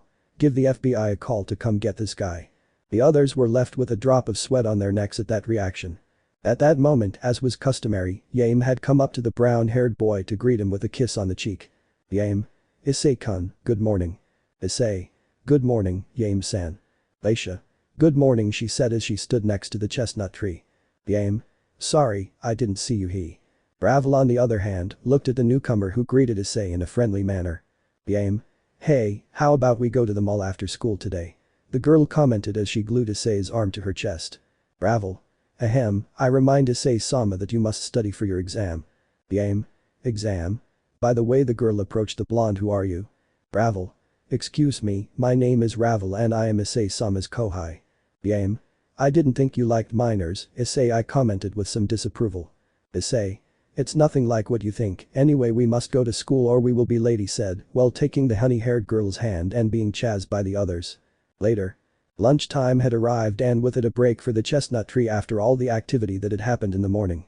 The boys' questions didn't wait when they saw he'd arrived with a new student. The fact that he'd already been seen with 4 different girls since he'd arrived at the school had increased his popularity in the girls section, while with the boys, well, he only earned their hatred because even though he was a pervert, he was popular. Ravel had already settled into her new living room and without further ado, she waited for lunchtime to go to the chestnut tree and eat with him. What she didn't expect was that a certain honey-haired girl was already in front of the chestnut tree's bench. Game. Issei-kun, let's eat together in the courtyard, she said happily as she took out her lunch. Issei. Sure, but I'd like to introduce you to someone first, he commented upon seeing the blonde at the door of her classroom with her lunch in hand. Game. Of course, who is it? Hearing this, the brown-haired boy indicated to the little phoenix to come closer. Issei. Well, I want to introduce you to my cousin Ravel. Hyoudou. Ravel. It's a pleasure, he commented while bowing with all the elegance that surrounded him. The honey-haired girl was somewhat stunned, but then her expression changed to a happier one. Game. I thought you were royalty with that greeting, it's a pleasure. Ravel. Likewise, the girl commented while her thoughts were other. I must watch this girl according to Rias-sama's orders. Issei. Anyway, let's go too. At that moment Yame-san's phone rang and she answered. Yame. Hello ma-kun. The brown-haired boy, hearing the suffix kun, gained the attention of the call. Of course, I'll be right there if I don't take too long. Bye. Yame. I'm sorry, but I don't think I can have lunch with you today, I'll see you later. Without further ado the girl stood up and left the classroom, leaving both boys somewhat bewildered. Issei. I think she has another guy. Ravel. Issei-sama, you are the last person who should claim that. Issei. I think you're right. Ravel. It's best to study for your promotion exam. Remember, there will be several tests and you should start learning right away. Without further ado, both boys spent lunch together studying. Many would think that Issei was the one helping the little blonde and it is better to leave it that way. What they didn't notice was how another girl was looking sideways at the brunette's actions. At night. Issei looked at his phone because he hadn't received a single message from Yame all day, which surprised him, especially since in the afternoon the girl simply left the classroom without waiting for the brunette. According to them, they had agreed to go to the mall. Issei. Maybe he had an unexpected event or went out with that ma-kun. The brown-haired boy got tired of looking at the messaging app screen and instead started watching videos on the ThayTube platform. Without further ado, he looked for music to relax and looked at the books that Ravel gave him about demonic writing, since the exams had to be answered with his handwriting. At that moment, he swiped through the live video section and one in particular caught his eye. It was a girl's face, but her face didn't look like one. It was clear she was wearing a wig and a rather flashy outfit. Without further ado, I went to the girl's live stream to see more. Girl. As you see my people, a new harpy is standing in my way to be with my pet. The brown-haired boy only laughed at the comments in the chat like, oh beautiful goddess, no one deserves your beauty, let's punish the vixen for hurting our lady. Boa-sama, give me a child. Boa. But you know what the worst part is, my beautiful audience, is that my dog is the one who brings those cats, she said offended. Issei. Hahaha, don't buck with this guy, he said while reading a comment that said, let's neuter the dog. Well, I'll just watch a little more of this and go to sleep. While this was happening at the chestnut's house, with the honey-haired girl, she was looking at her cell phone with a photo that caught the chestnut boy off guard while they were having lunch. Yame. What if he just plays with me? The girl asked herself, remembering the new girls who had come into the brunette's life. Yame. I wish I had an answer to this. She looked at a small sheet of paper on her table, which had a strange seal on it. Will it work? Yame remembered the phrase that the girl in the strange outfit who gave her that pamphlet had said to her. Yame. My greatest wish will come true. I take the pamphlet and look at it in detail. At that moment a message comes from one of her contacts and I leave the paper on the table. It will be tomorrow. Tokyo. On one of the busiest streets in that city we can see a dark-skinned girl, provocatively dressed in her school uniform. Well, I think with this Yame we'll leave that annoying boy, she commented when she saw her screensaver a photo of her and the honey-haired girl. Men are just a nuisance. From her wristband, she looked at a pendant which she opened and had a small photo where there was a girl like her and what seemed to be a boy. No one can compare to you, my little hero. Suddenly she moved her hand and the image of the boy became clearer. Hyoudou-kun, I hope to see you again one day. Without further ado, the girl continued on her way with a small smile on her face and a pamphlet in her hand with a strange symbol. It seems that the arrival of new people is beginning to create misunderstandings between our protagonists. What awaits the city of Tokyo now with the intervention of the demonic faction? Chapter 5. Our first fight, the middle class test. Issei's house. It was a new day for the boys who now lived in Japan. The exam to advance to the demon class was just around the corner. The brown-haired boy knew this in advance, as he had spent the week studying under Ravel's supervision, which caused a problem between him and Yame-san. The brown-haired boy was looking at his desk where there was a blue ribbon, but it was all wrinkled and as if it had been destroyed. Issei. Why did I get my hopes up, he thought with a sad expression on his face. The boy thought when he saw that ribbon. But you might wonder, what happened and why is our protagonist like this? Well, this is where I come in and tell you what has happened this week. Narrated by the author. Let's start with Monday. After Yame-san ditched the brunette to go eat at lunchtime last Friday, Issei decided to focus on his studies for the midterm test over the weekend. According to Ravel, this exam would be another step toward reaching her goal of becoming a high-class devil, so giving her all was a priority. It would also bring respect to Ria's family, as it was rare for a devil to be a candidate for a class promotion in less than 6 months, and if it happened, all the better for the demon family to which she belongs. So the brunette decided to focus on this, which is why he put his cell phone aside. The last time he picked it up was Friday afternoon to let Rias know he was going to focus on this, to which the girl sent him a photo of herself blowing him a kiss and wishing him luck. From then until Monday, he didn't touch his device, so he didn't answer any messages he received. On Monday morning, he was first approached by his new friends, who comically questioned why he hadn't even seen their messages, which were from a live stream from that girl named Boa, where she had been complaining on Sunday night. The boys told him that Gal complained because her dog ignored her over the weekend. The brunette was amused to see the boys imitating her, especially with her whining like a spoiled girl. After that Kashi-san arrived, the girl politely asked him if he had been busy or something, since she also sent him a message, it was to ask about a task. The brunette apologized to her for ignoring her and promised to pay more attention to his cell phone. Then, Yame arrived at the classroom, but she walked right past him, missing the brunette's face. The girl arrived where her friends were waiting for her. This caused the brunette to feel a small pang in his chest. He knew the reason why she was like this. Yame had sent him more messages than his 3 friends and Kashi combined. But when he tried to talk to her, the girl just walked right past him and ignored him. 2 whole days passed like this. Where Yame ignored Issei's messages apologizing, didn't answer his calls when he looked for her, or simply walked past him when he met her in the hallway. This went on until Wednesday. That day, Ravel, Leisha and Issei were leaving the academy and heading to the city library, apparently so they could study more peacefully, as they needed a quiet place to concentrate on their studies and practice demonic calligraphy. The place was also staffed by one of Ajuka's servants, so they would have help there. During the walk the 3 were talking quietly until Ravel managed to see someone. Flashback. Ravel. Hey, isn't that Yame-san? The girl asked while pointing at a cafe. The boys turned around and, sure enough, she and her friends were in the store enjoying dessert and tea. But what caught their attention most was that the girls were with a group of rather handsome boys. They were wearing a different uniform than the brunette, so they assumed they were from a different school. Leisha. Issei-kun anger. Issei. Let's go, we must study more for that exam, the brown-haired boy commented as he left that place. The brunette was hurt to see that smile that the girl gave to the others while they laughed in the place, because unlike Ria's time, this laugh seemed more genuine. Without further ado, the chestnut continued on his way to the library. End of flashback. As he continued, that happened on a Wednesday. The boy saw the girl's interaction with the others. But he knew he wasn't anyone to complain, since he literally wasn't a virgin anymore, and as a demon, he could have more than one girlfriend. But that's where the dragon instinct came in. Since they're possessive about what they want, a part of him didn't like what he saw. What she didn't notice was that Yame herself had seen the brunette walk away. This caused a small ache inside her. This was how Wednesday and Thursday went. It wasn't until Friday that everything changed for them. Flashback. We see our brunette arrive at his classroom, but with something noticeable in his eyes. He looked tired, his dark circles were noticeable, and he walked like a zombie from lack of sleep. Upon reaching his place, he slumped down on his desk, something everyone in the room noticed. Girl 1. Will it be okay? Girl 3. I don't know, you can tell he's tired, the girl commented quietly. Girl 2. Poor thing, is she sleeping well? These questions were heard by Yame, who turned to look at the brown-haired man and noticed his gaze. His friends were also arriving at the room, they looked at the brunette and noticed his lack of sleep. Next to him was Leisha, who had a worried look. Sakamoto. Is everything okay with Issei? Leisha.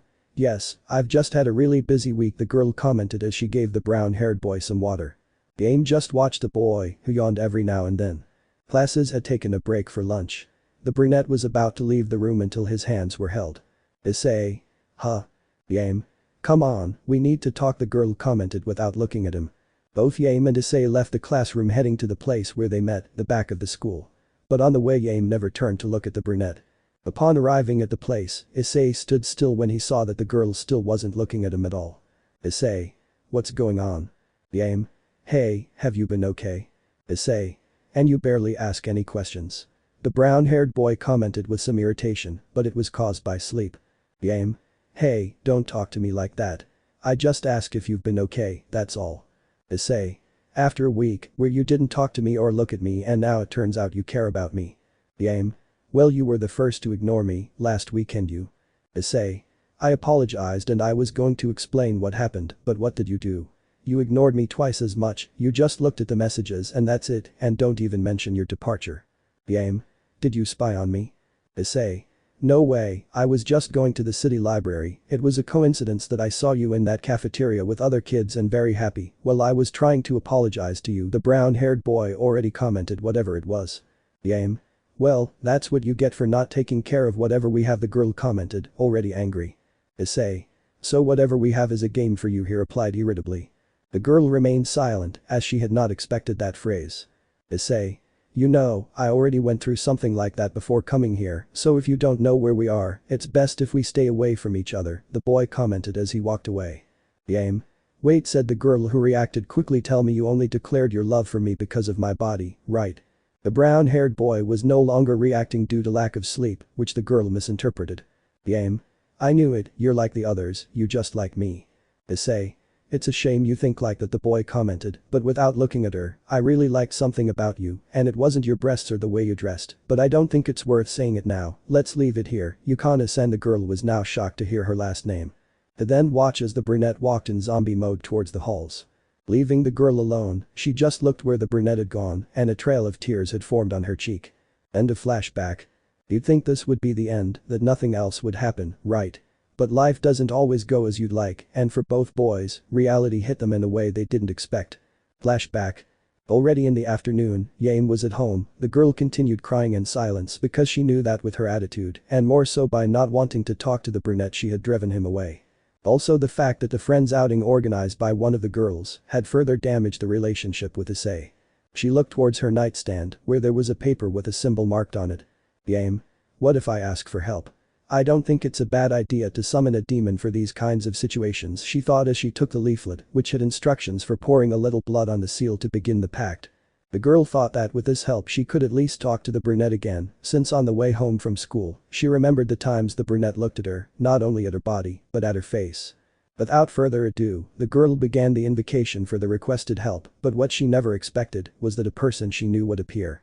How about I am the demon you summoned, let me introduce myself, my name is Hyoudou.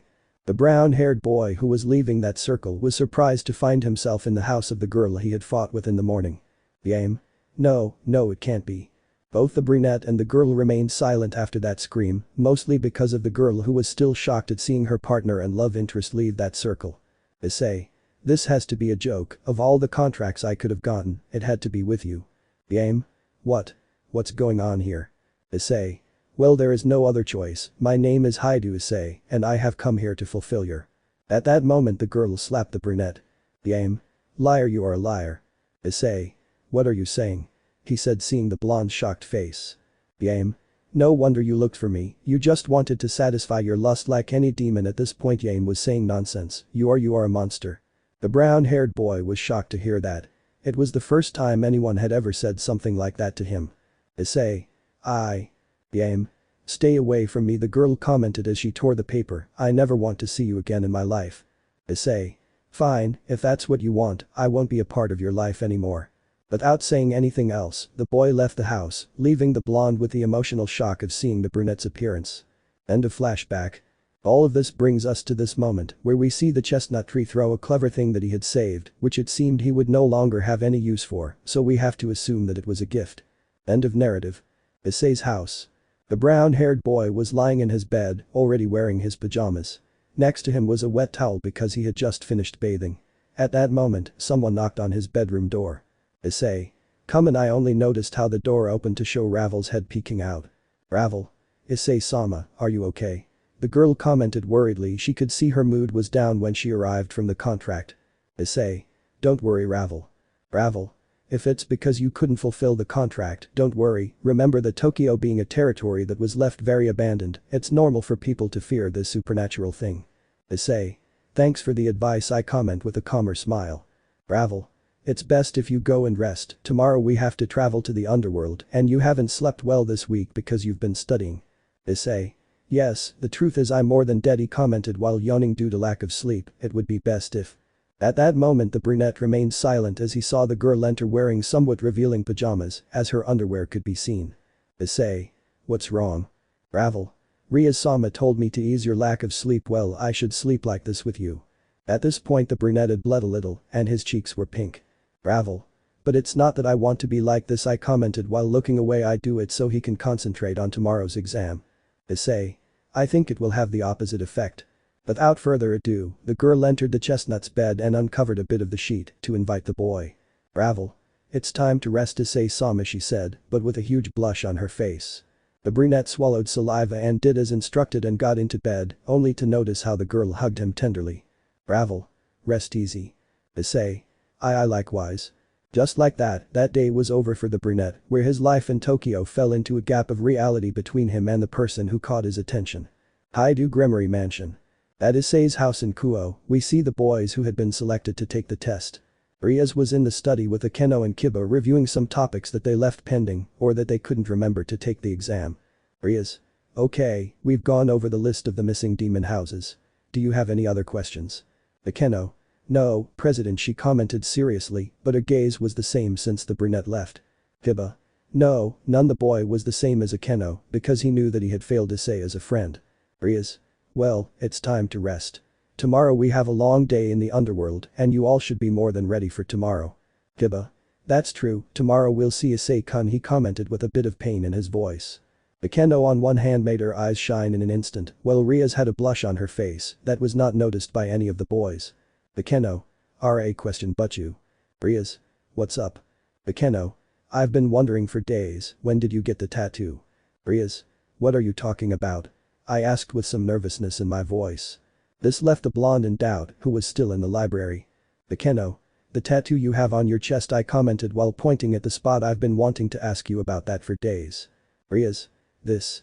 At that moment, a knock on the door is heard, revealing Asia on the other side, who was carrying a kitchen tablecloth. Asia. Dinner is ready, One-sama, the girl commented with her new lifeless expression. Rias. Thanks, Asia, we'll be down in a moment, the girl commented, who was grateful that she arrived at the best moment. Kiba, are you staying for lunch? Kiba. Sorry, I agreed to meet Gasper to go eat some burgers near the house. Rias. Okay, please be on time at the academy tomorrow. Azazel will be waiting for you to take the test. Akeno. Kiba. Understood. Without further ado, the night passed in that city, but Rias had a hidden smile throughout the dinner, the same one a maiden has when she knows she will soon see her prince. Rias. I want to see you again, Ice.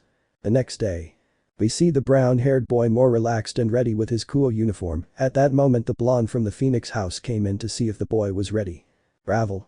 Wow, I forgot that uniform looks good on you. Issei. I know, Rias told me to wear the clothes that made me most comfortable. Ravel. Well, we have to hurry, because the other pieces of Rias-sama that will take the exam are waiting for us in the underworld. Hearing this, the brown-haired man remembered that he should have seen them, but a part of him was still upset about how they treated him. Ravel. Everything okay? Issei. If you don't worry. Without further ado, they both went to the living room of the house, where Lacius was waiting to say goodbye to both of them, but not before wishing her the best of luck on the test. Underworld. I'll make a parenthesis here, since I don't remember where the test was. The first to arrive were Issei and Ravel, who were in the waiting room. Demon 1. Good morning, today we have the middle class demonic test, please do me a favor and fill out your form, I commented as I went to see each demon and gave them a sheet of paper. The chestnut hadn't paid attention because of one thing. Issei. Wow, there are a lot of demons here, but I'm surprised they're reincarnated, he commented while taking the leaf that had been given to the chestnut. Remember that lately the reincarnated demons are more than those of noble blood, that's why these tests were done. Indeed, there are many humans who are now on the side. Both boys turned to look behind them, where that voice spoke. Only to notice a certain Mau with pistachio green hair. Issei. Ajuka-sama, it's good to see you. Ajuka. Hyoudou-san, I'm glad to know what the test will be. Issei. Will any of your pieces make the test? Ajuka. No, my presence here is just a mere formality to see how the pieces I created have worked and adapt to the reincarnated demons. Beelzebub-sama, how nice to finally find him, commented a new voice that reached where the boys were. Wow, I didn't think I'd see the Sekiryuutei here. Both boys turned to look at the newcomer, or rather arrival. Issei. Do I know you? I don't think you remember me, but I was at the dinner where the new generation of young demons was introduced. Issei. I think I remember you were arguing with that idiot from the Glaciolabola's house, your name was Rias. Wow, nice to see you here, Seekvaira Agares, commented the Redeed, who was followed by Azazel, Okeno and Kiba. The brown-haired man, seeing two of the newcomers, just put on a serious look. Seekvaira. Rias-san, it's nice to see you again. Rias. Come on, don't be so polite to me.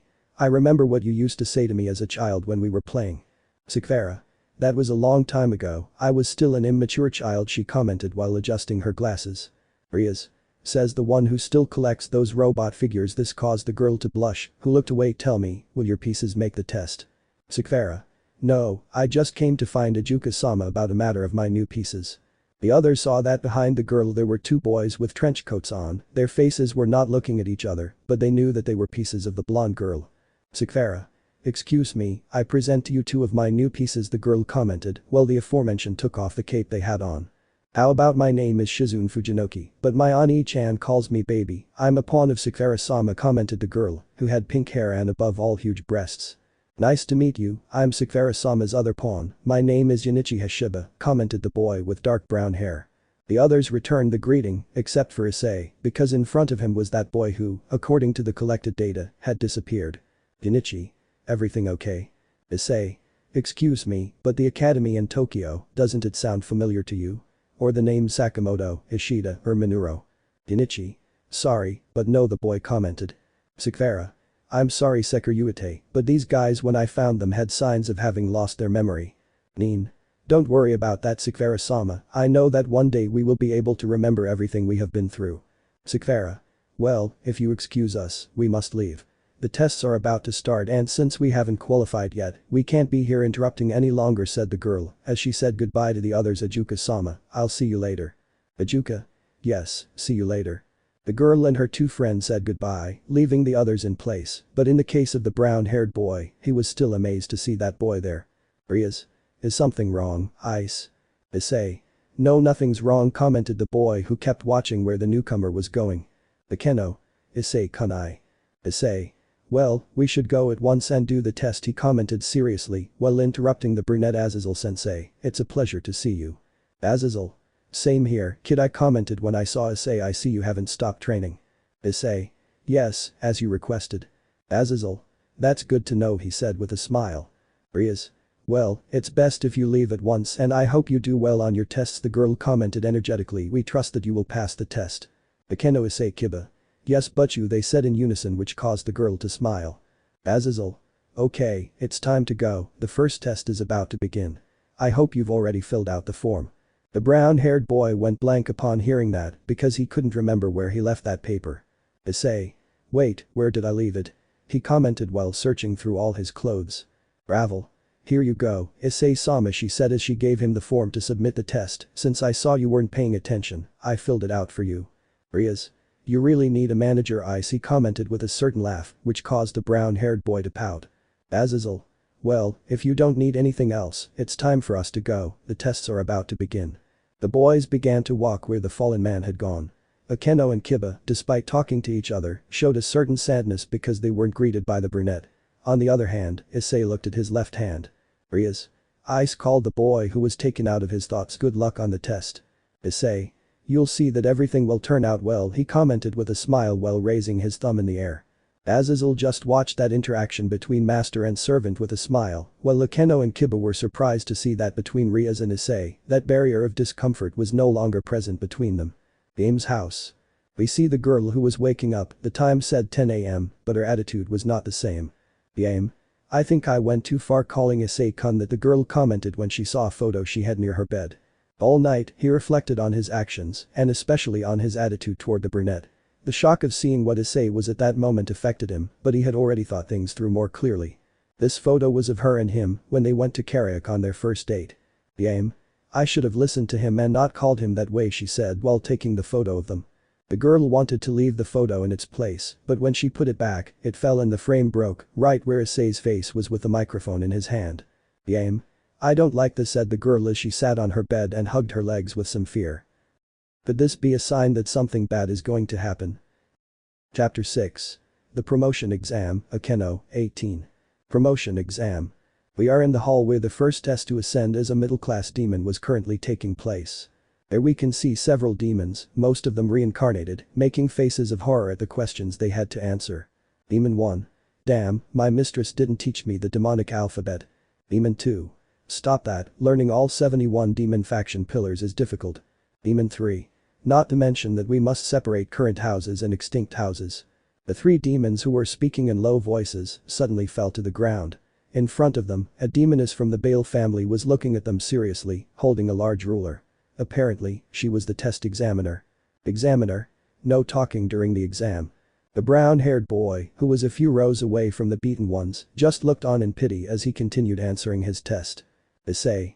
I really appreciate Ria's mother helping me with this during the summer holidays. The brunette thought about that, then remembered a scene where Venelana arrived wearing a low-cut top to his class. Of course the brunette had to cover the nosebleed that it had caused. Without further ado, he continued quickly answering his exam while feeling Akeno's gaze, who turned to look at him from time to time. Capital of Lilith. I already remembered that the exam was there. In the city capital, there were Rias with her peer who had not participated in the exam, Ravel and Laisha, all with Azazel who were having coffee while waiting for their classmates who were in the test. Asia. Excuse me, Laisha-san, the aforementioned stopped drinking her coffee and turned to look at the blonde. Can I ask you something? Laisha.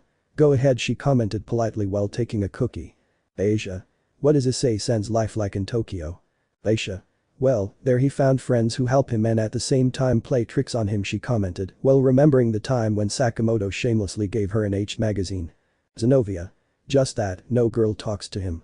Laisha. Well, the president of the class is very attached to him. This made the girl's heart skip a beat, but. Kaneko. But. Ravel. Well, she had a problem with a friend from their class. Rias. What happened?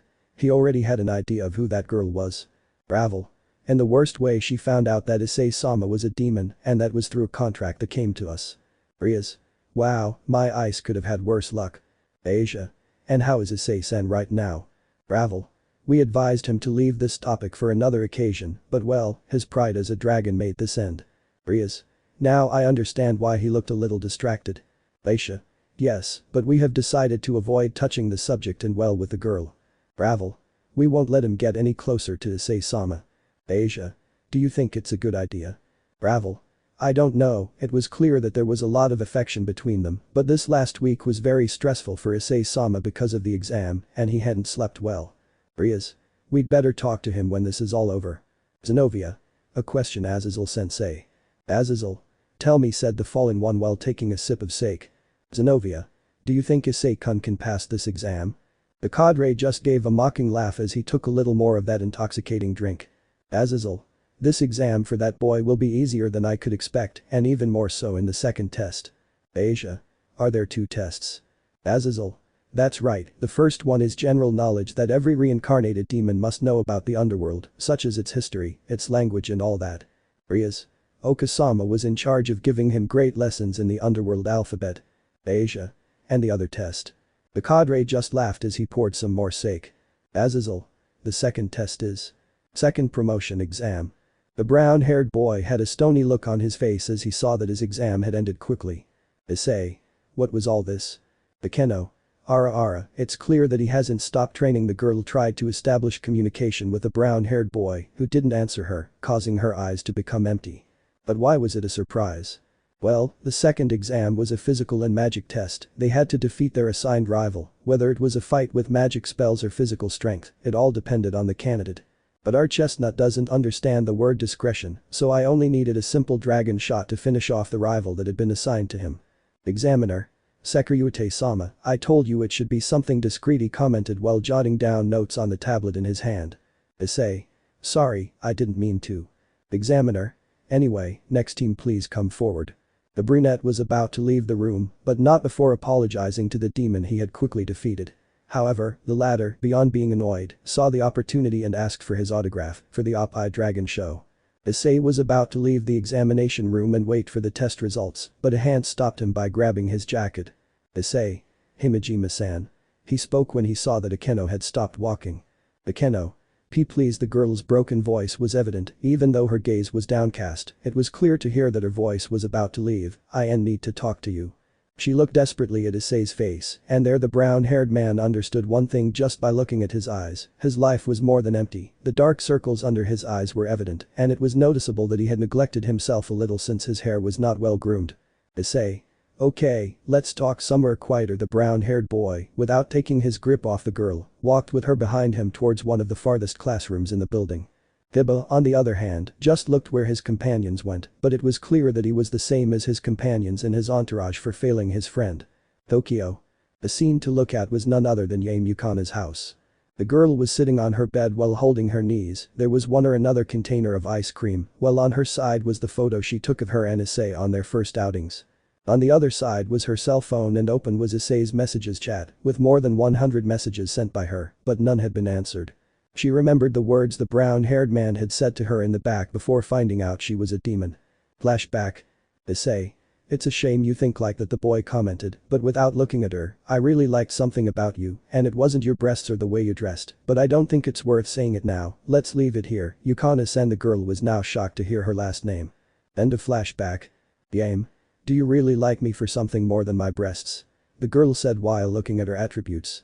She was so deep in her thoughts that she hadn't heard her doorbell ring, which was the 5th time it had rung. On the other side of the door, there was a figure who had grown tired of knocking gently, so he proceeded to knock loudly. Yame-chan, open up already, said the person who was at the entrance of the girl's home. Yame? Huh? What's going on? The girl wondered as she heard the knocking on her door, so she slowly went to the entrance to see who was knocking. Until you finally open it, commented the silhouette in front of her. You don't know how much I was worried because you didn't answer me. Yame. Ranko-san. When did you get back? Ranko. The same, I returned a few hours ago to continue my studies at the same school as you, but tell me, I've been sending you messages all this time, and I haven't received any response, the girl commented while they put their hands on her waist. Yame. I'm sorry, I'm really not in a position to receive someone. The girl changed her expression from angry to worried when she saw her friend's face. Ranko. Is everything okay? Yame. The truth is no, and it's all been my fault. Ranko. It's because of a boy, right? The blonde just nodded her head. Come on, let's go home, and you can tell Mama Ranko everything. The girls entered the gal's residence, but Ranko had formed an angry look. Ranko. Who was the wretch who made my friend suffer? She sat down next to her friend, not paying attention to her surroundings. Whoever it is, they'll suffer for what they did to Yame-san. Promotion exam. In one of the empty classrooms of that place we see the brunette who was leaning on the teacher's desk with his arms crossed. In front of him was Akeno, who still kept her gaze lowered. Issei. Well, what do you have to tell me? The girl didn't speak, and it wasn't because she didn't want to, but because for so many nights she had dreamed of this scenario, having Issei face to face to apologize. Issei. If you have nothing to say to me, it's best that. Akeno. I don't know how to express everything I feel right now. The brown-haired boy remained silent upon hearing the girl begin to speak. I had dreamed that the mistake I had made with you had not happened, and that like every morning I would see you in the mansion's dining room with a cup of tea while you waited for the food that Rias, Asia, your mother and I prepared for you. Issei only watched the reactions that Akeno's body transmitted. That was fear as she took her own hands, and despair as she saw how she trembled. Akeno. But the girl at that moment looked at the brown-haired boy, and a river of tears came out of her eyes. Now that I'm in front of you, saying sorry falls too short. The brown-haired boy had lowered his protective shield at Drake's suggestion while listening to Akeno's words. Akeno. I know I made a terrible mistake by ignoring you and making you feel bad that time at the play, but the truth is it was my fault for not seeing that you were still affected by what Rainer did to you. The brown-haired boy just stood still as he watched Akeno cry more and more. Akeno. I didn't think you still had that hatred towards her, but it was logical, the first girl you opened your heart to, and she trampled on it when she wanted to kill you, with that your heart was hurt, and it was more than evident, but… Akeno began walking slowly towards the chestnut tree. Akeno. I never thought our actions had opened that wound any further. I'm truly stupid and selfish to think that at the end of the day, an apology could fix everything, but no, it's like breaking a glass, and just saying, I'm sorry would fix everything. The brown-haired boy remained silent, but a tear began to flow from his eyes. Akeno. When I left for Tokyo, I realized that without you my life had no meaning, but I made it so by pushing you away with my actions. Our beautiful angel took Issei's hands as best she could. Akeno. You once told me that you didn't hate me for being a fallen angel, but my actions were the same reflection of what I truly am, a monster who doesn't know how to value the real feelings you had towards me. Hearing the word monster, the brown-haired boy realized one thing. Akeno had truly regretted everything these days. He knew that the girl was emotionally dependent on him, and he deduced it when she stopped him from having sex with her when she was upset about her father. Akeno. I'm not asking you to forgive me right now, because I don't deserve it, but let me show you once again that I truly want to be by your side, to revive in you the love that you once had for me, and to heal that wound that I left in you. The girl pressed her face towards Issei's chest. If you say yes, I promise that I will love you the same way that you loved me. I will see you with those beautiful eyes that you once dedicated to me, and that went beyond seeing just my body. The girl tightened her grip, but her voice began to crack. Akeno. But if not, I will understand that this is goodbye, and I truly deserve this treatment, that I have earned it by hurting such a beautiful heart. The girl waited about 10 seconds, but she didn't feel like the chestnut was doing anything, so she slowly detached herself from Issei and lowered her gaze. Akeno. I understand, I think I deserve it. The girl turned around without wanting to look at the brown-haired boy, because it hurt her more to see those indifferent eyes he now had towards her. I hope everything goes well, goodbye Hyoudou-san. The girl was going to take the first step without looking back, because her heart was not going to resist saying goodbye to the person she truly loved. But at that moment a pair of arms took her in a hug and pressed her against a brunette who was silently crying. Issei. Please don't go. The boy hugged him in such a way that Akeno couldn't free herself from his arms, no matter how hard she tried. You don't know how much it hurt me to see those angry eyes you gave me. That hurt Akeno, and she remembered them well, but it wasn't because she hated the brunette, but because the stress of that damn contract was so important that it destroyed the beautiful family she had. Issei. I thought it was best to let you go, you, one of the most beautiful girls with one of the warmest hearts there is. The girl continued crying while she squeezed Issei's arms so that he wouldn't let go of her. Akeno. But I don't deserve it, I hurt your heart with my anger. That. Issei. The anger I understood wasn't yours, but a reflection of how stressful life can be sometimes. The brown-haired boy quickly turned to Akeno so she could see him. It's true, your treatment hurt me a lot, but I never stopped loving you. Akeno. Please let me mend your heart, let me enter it again and make you feel that love is the most beautiful thing I can do. Issei. There's nothing to repair, since you didn't damage it. It's not like I cheated on someone else and had a relationship with them, only to later see that they're not the same as me. Akeno. Issei-kun, let me show you how much I love you. The girl without thinking took Issei's face and gave him a kiss, one that showed that the love between them was still there, that it never died out. The brunette reciprocated the kiss and, without moving away, sat down at the table in the living room. Akeno wasted no time climbing onto the brunette's lap while continuing the kiss. This started as something tender, unique, a kiss of love that little by little raised the tone when Akeno began to touch his chest, and Issei's hands went down from holding her hips to her legs. Akeno. Ara, it seems someone wants to make up properly. Issei. I wouldn't do it if it weren't for a beautiful fallen angel who's been playing with my chest. Akeno. Come on Anata, let's make up properly, said the girl as she took off her Kuoh Academy sweater. Lemon skipped. Time skip. The promotion exam was over and they were just waiting for the results. Rias took Akeno and led her to another side, as she wanted an explanation from her queen as to why they had taken so long to arrive, since her knight arrived alone. Akeno. Well, I'll tell you, I got a tattoo just like yours, you fufu. Rias only opened her eyes upon hearing that and seeing that on the girl's chest there was also a mark just like the one she herself had. With a sigh of defeat, the girl explained what that mark consisted of and how it works for the Sekiryuutei couples. It was the same talk that Drake gave her when he had the same mark. Rias. Let's just keep this between us. From what Issei told me, he plans to forgive everyone, but he himself wants to see how true his apology is. Akeno. I know, I explained everything to him myself, and I'm truly grateful that I still have a place in his enormous heart. Rias. Well, let's go with the others, they must be waiting for us for dinner. Akeno. By the way, was that Office-sama who was there? Rias. Yes, I was looking forward to seeing Issei, and what better opportunity than that. Both girls headed to the table to spend time with their loved ones, but little did they know what was to come. Narrated by Issei. Chaos, that's what was in front of me right now as I tried to walk. Who would have thought that less than 15 minutes ago, we were attacked by the old mass faction. I thought I had defeated Shalba that time I accessed Drake's power through the Juggernaut. To prevent the underworld from being the center of the fight, we were sent to an alternate dimension, since that bastard took off his hostage, or so I thought. Their main objective was to steal the power of infinity from the dragon goddess, and it seems they achieved their goal when they sensed that her power had diminished.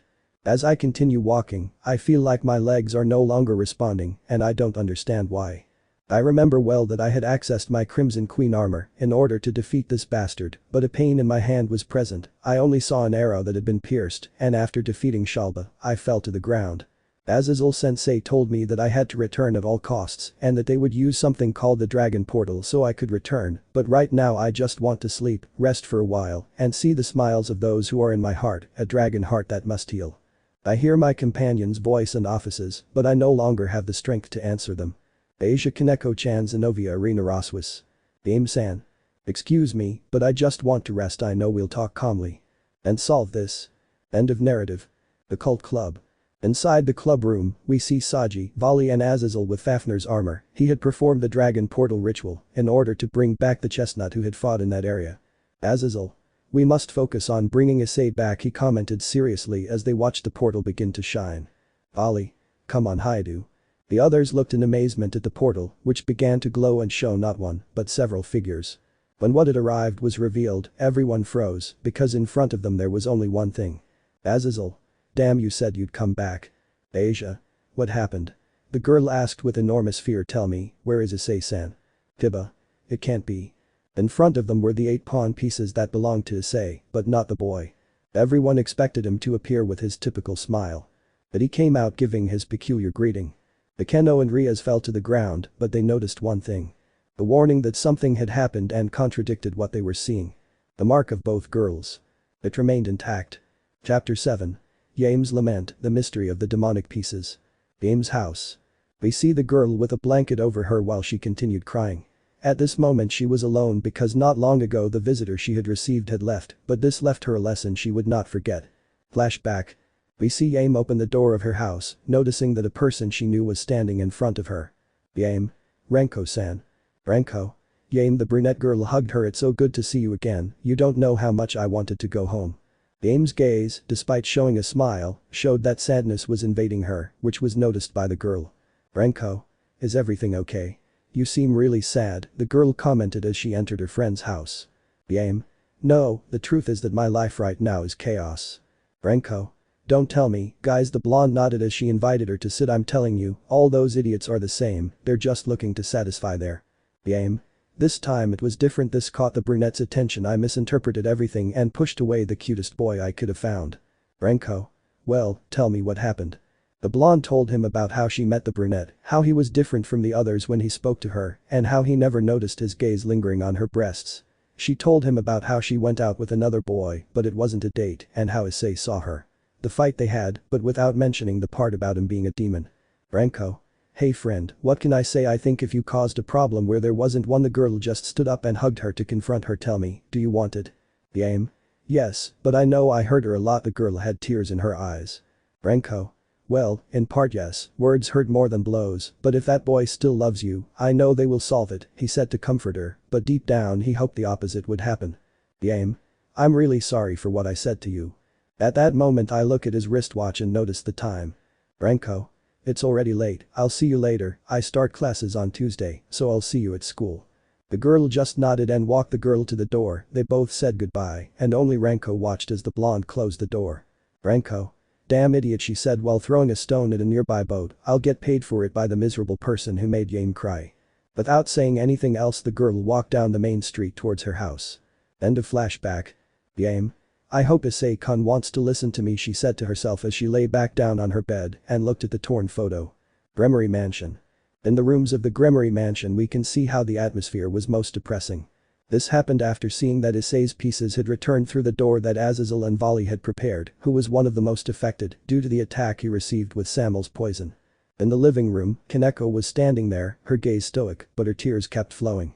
The sweets she had in her lap were soaked from the effect of her continued crying. Asia was in her room crying with a lost look while saying things to the air. Asia. What if I go with Issei-san? But he'll get mad at me if I do that, Issei-san, he promised me he'd be by my side. The girl couldn't stop crying while holding the toy that Issei gave her on their first outing. Zenobia and Irina were returning from heaven for an issue their swords had found out about, but something in them knew that the brown-haired boy would do whatever it took to return and be with the breasts he loved so much. But we will focus on 3 people in particular. These were Rias, Akeno and Ravel, who were in the mansion's library. In front of the reading table they had quite a few books, all from Azazel's personal library. Rias. No matter how much I read Sensei's research, I can't find a way to contact Drake-san. On the reading table were hundreds of notes about the sacred gears that God had made and how each one worked. Akeno. We must take Baal-sama's pawn as an example, as such it is a sacred gear with a life of its own, who took an avatar as a person to interact with, but in the end, it is still a living tool. Ravel. But are you sure that Issei-sama is alive? She asked while closing a book. Rias. We can assure you, she commented while showing her mark that Issei had made her. Ravel. It's true you already went, but Akeno-senpai. Akeno. Ara, I'll tell you, it was the best exam I've ever taken, Yufufu, she said with a smile on her face as she showed her mark. By this point Ravel had pouted and had a blush on her face at seeing that mark. Ravel. How indecent. He said as he left the room. With an empty teapot, I'll go get more tea. The others laughed at the girl's reaction and continued reading. Ravel on the other hand was red-faced as she imagined a scene of Akeno and Issei in the classroom making love. Ravel. Issei-sama pervert, when I return I will give him a lesson in the decency that should be maintained in the halls of the underworld. The phoenix continued muttering with her head down when she bumped into someone as she turned into one of the mansion's hallways. Ravel. Ouch. Watch out for Oni-sama, she said upon seeing the newcomer with whom she collided. They were her older brothers, Razor Phoenix, and the oldest brother of all, Ruval Phoenix. Tell me, what are you doing here? Razor. I accompany my brother to see Rias, since we found out what happened with Hyoudou Issei. Ruval. We also came to see how you are. I know that the death of Ravel. He's not dead, or well, that's what we think, the girl commented with great confidence in her voice. Razor. It's part of grieving to recognize that people die, Ravel. I know that Hyoudou's death hurt you a lot. For me, he was my rival, and without him nothing will be the same. Ravel. But Oni-sama, I assure you that he is alive, he commented with great determination, which caught the attention of his older brother. Ruval. How are you so sure of that? He asked. At that moment Ravel's face blushed because she knew how, but it was something intimate to the Gremory family. Ravel. I'll just say that Rias-sama and Akeno-senpai know the reasons why he's still alive. Well, if you allow me I'll go get more tea. Rias-sama is in the library. Without further ado, the girl continued on her way, leaving the 2 Phoenix brothers with a lot of doubt, and they continued on their way to see the heiress of the Gremory family. Upon arriving at the aforementioned room, they thought they would find a dejected Rias, her eyes filled with tears, or at worst, lifeless. They knocked on the door for permission to enter and received a positive response. Upon entering the scene, it was the opposite of what was expected. Rias. I don't know where to investigate anymore, she said while throwing another book. Akeno. Cheer up, Butchu, we know that Issei-kun is alive, but we have to help him return as soon as possible, now that the underworld is in danger. Rias. I know, with this and them asking us for help at the front, Mau, I don't know how to organize the search for Ice. Razor. So, is he alive? The boy asked, attracting the girl's attention. Rias. Razor. Ruval-san. Ruval. Gremory-san, we came to offer our condolences for the death of the Sekiryuutei, but I see that both you and my sister think he is still alive. Rias. We don't think so, we can assure you. Razor. What? Could you show them to us? Both girls blushed and looked away, but Rias had an angry look. Rias. Perverted Razor, I can only show this to Issei.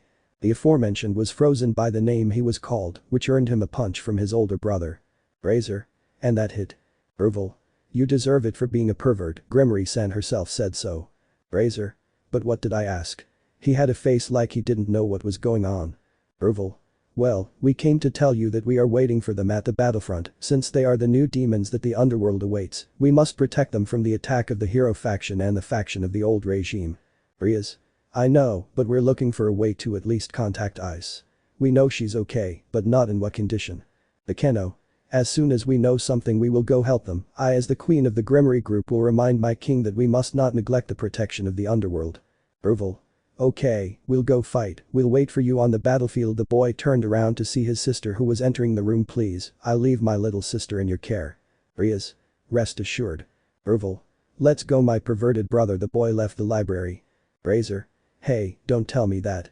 The fried chicken followed his brother, but not before saying goodbye to his little sister and continuing on his way. Ravel. What happened? Rias. Your brother wanted to see the way we know that Issei was alive. Ravel. I mean the marks. The girls nodded. Well, he doesn't know that Issei-sama already marked them. The girls just smiled at that and continued looking at some books. Rias. Let's continue with our investigation. The others nodded and continued reading the books they had been given.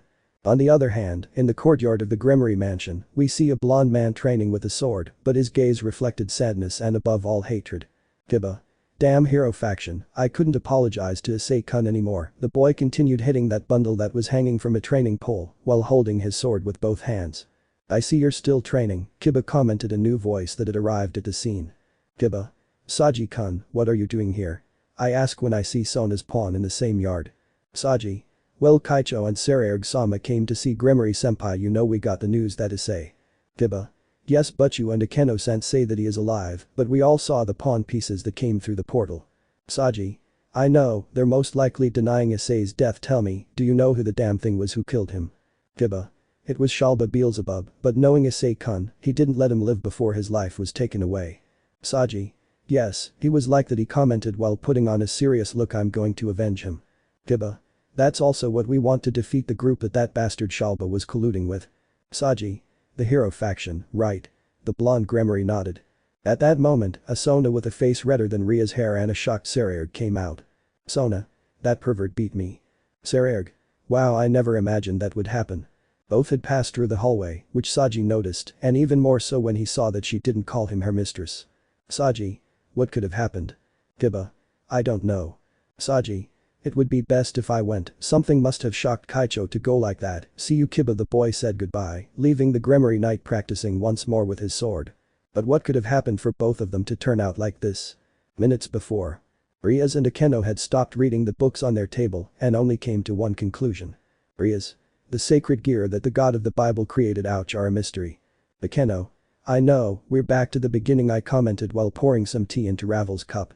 Ravel. But what will we do in Tokyo? Tomorrow we must return and they will ask me and Leisha-san about Issei. Rias. Well, you say that. At that moment the library door was knocked on for permission to enter. Rias. Come in. At that moment the door opened to show two people near the reed. Sona. Seryerg, what do I owe your visit to? Sona. We've come to you to reconsider and accept. Please put aside your investigation and help us with the attack the underworld is suffering. Rias. I'm sorry, but it's important for me to find my boyfriend first, and with his help we can stop all this. Sona. But you don't understand this, Mew. Akeno. Sona-san, please don't say that, we both know he's alive. Sona. As you can be sure, they are clinging to an idea that. At that moment Seryerg took Sona's shoulder and she turned to look at him. She watched as the boy shook his head. Seryerg. Tell me, Rias, how are you sure Issei-kun is alive? A hunch. Rias. No, let's just say that he, Akeno and I share something special. The newcomers didn't understand, but Ravel just pouted while blushing. Seryerg. Well, if you believe that, why don't they ask with Ajuka-sama? Rias. That's right, he can help us with this matter, he must know something since Issei's pieces are here. Seryerg. True, it's better to go with him quickly, and then you can help us with the issue of the invasion that the underworld is suffering. Sona. Do you really think Hyoudou-san is okay? The three nodded. Seryerg.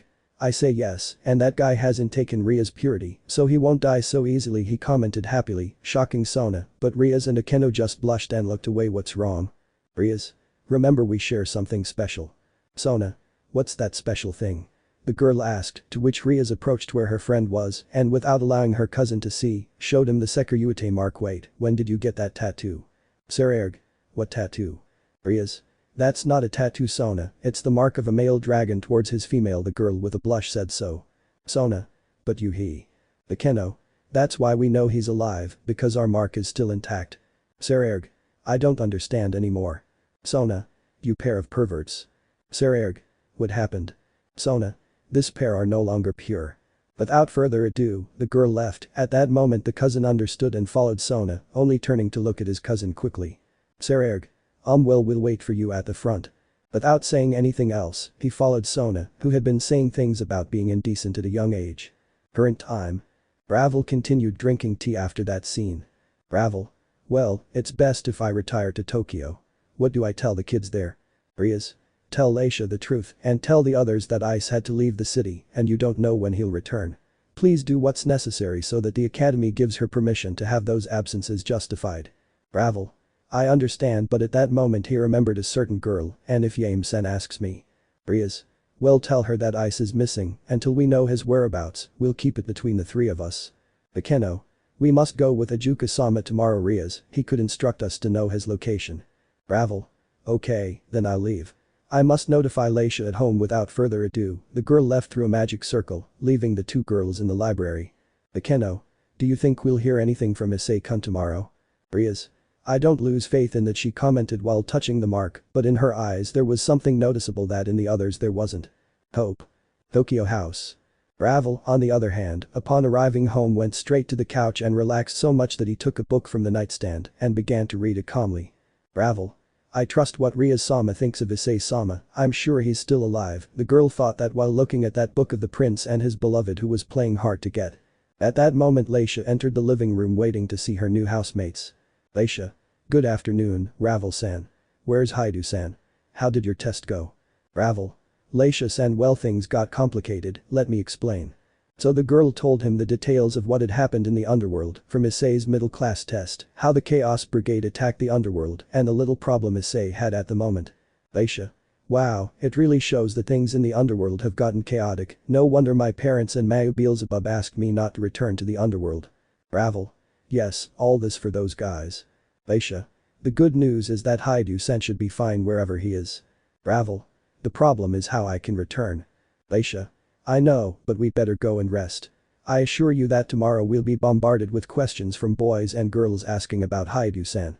Ravel. The one I'm most worried about is Yame-san. The girl nodded and without further ado, cleaning the living room, they each went to their bedrooms, hoping that tomorrow would be better. The next day. We see Leisha entering the classroom she shares with Issei, where his new friends were waiting for her arrival, since they normally saw each other on the way, but the Asteroid family maid had left the house late. Sakamoto. Good morning, Arias-san, the boy commented while adjusting his glasses. Leisha. Good morning, she answered very politely while leaving her things on her desk. Ishida. Hey, and Issei, I don't see him coming with you, the blonde commented as he looked through the entrance door for his friend to arrive. This clearly caught Yame's attention, who surreptitiously looked for the brown-haired boy, but without attracting attention. Leisha. You see guys, Hyoudou-san had some health problems, and for the moment he won't be able to come. The girl was clearly lying, and Yame noticed this when he saw that at the moment of speaking, she quickly looked to the left. Minoru.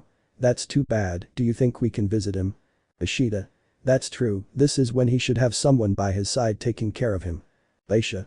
What happens is that. Pashi. I think the same, the class president commented upon hearing the brown-haired boy's name and the situation he was in. As class president, it is my duty to help Issei-san with his homework as much as possible. Leisha. I don't think it will be possible. This caught the attention of the others. He is in poor health and has been forbidden visits. Pashi. Seriously, it must be something bad then. Leisha. Indeed, the girl commented with a few tears in her eyes, but I will tell you all your good wishes, guys. The others smiled at that and returned to their seats, but a certain blonde didn't believe the lie Issei had told her. She spent the whole morning thinking about the chestnut and how she treated him. She would find a way to talk to him and clear up this problem. She knew it and her heart dictated it. She'd met several guys, all of whom only sought her out for her way of dressing, but in the brunette, she found something more than that. She didn't care that he was a demon. Classes ended and Yame ran to Leisha's place, who was putting her things away in an orderly manner. Leisha. Can I help you with anything? Yame. Please, can we talk privately, you and I? The girl saw that look that reflected sadness in Yame, so she nodded and they both walked towards the roof of the academy, a place that, despite being forbidden to students, was ideal for talking. Yame. Leisha-san, please tell me what happened to Issei-kun. Leisha. As I told Sakamoto and the others, hi. Yame. I know you lied about that, so please tell me the truth. The girl didn't know how to say this, but at that moment the door opened showing Ravel, who came with her backpack in hand. Ravel. Don't worry, Leisha-sama, Rias-sama told me I could tell you. Yame. Rias. Who could she be? Ravel. As you know, or rather, as Issei Sama discovered, he is a demon. The girl nodded at what Ravel said. In order to continue, he is a low-class demon, and as such there are tests for him to rise in category. Game? I'm not clear, but continue. Ravel. This weekend, Issei Sama went to perform said test, but we suffered an attack by our enemies and… The girl, hearing this and unable to react, fell to the ground on her knees. The worst possible scenario flashed through her mind when she heard the word attack, and tears began to flow from her eyes. Game? Did he die? Ravel. We don't know. At this moment his whereabouts are unknown, but his mistress believes that he has not really died. Game? Love. Ravel. The truth is that I am the least qualified to talk about this topic with you. It is best to wait until Issei Sama can return and then explain all of this to you. Game? I understand. The girl stood up and looked at Ravel. I really want to talk to him and be able to apologize for my reaction with his true self. Ravel. Words hurt more than a blow, the girl commented as she went to Leisha's side to start leaving, and you said things that were too hurtful to her. I hope you can fix it. At that moment Yame froze because it's true, what she said to Issei hurt him, and even more when she remembered his look when she saw him in the mirror in her room. The girl stood there crying as she thought about everything she said to the boy while speaking in a low voice. Yame. Forgive me, Issei. Ajuka base. We can see the Gremory group along with the Maya Beelzebub watching the fight between Kiba and Siegfried. The boy was in the worst condition, having lost an arm in the fight, while Siegfried did not look tired. Siegfried. That's all the Gremory Knight can offer me. It's a shame, he commented with a crazy smile. No wonder the Red Emperor Dragon died in such a pitiful way. If his companions are weak, he must have been too. Ha ha ha ha. Kiba. Don't say anything about my friend. The girls looked at Kiba's condition with great concern, as it was clear that he was not focused and was getting carried away by his rival's words. Asia. Kiba-san, please, no, I don't want to lose any more of my friends, the girl cried while watching that scene. Haneko was crying silently as she watched the fight. But Rias as a Keno. They were sure they could solve it one way or another. Rias, who hid Issei's pieces in her hand, watched the fight with a certain calm temperament. Rias. Please Ice, help your friend, she said in a low voice, while pressing the pieces to her chest. The Keno also prayed that everything would be okay. Siegfried. I think it's time for me to put an end to the pathetic knight in front of me. He quickly ran to where Kiba was on his knees and breathing heavily. Goodbye, second-class knight. The boy was about to cut Kiba's neck with a single slash, but then a crimson light covered Kiba's head. Rias and the others watched that scene, and in front of them one of Issei's pawn pieces had protected the boy. I'm leaving for a few days, and you let them humiliate you. How pathetic. The Gremory Knight turned to look at the room, because the voice that spoke to him came from there. Kiba. Issei-kun. Finish this once and for all, and don't ridicule Ria's surname. The voice was heard again, to dazzle the pawn piece and make it turn into a sword. Kiba. This is… Rias. Ice's Ascalon. The girl was surprised as she watched another of Issei's pieces go towards where Asia was crying. Issei's voice. Please Asia-san, help Kiba recover his energy. Asia. Issei-san. The girl took the piece and wiped her tears. I will, Issei-san. He quickly went to Kiba and helped him attach his left arm to his body. Siegfried.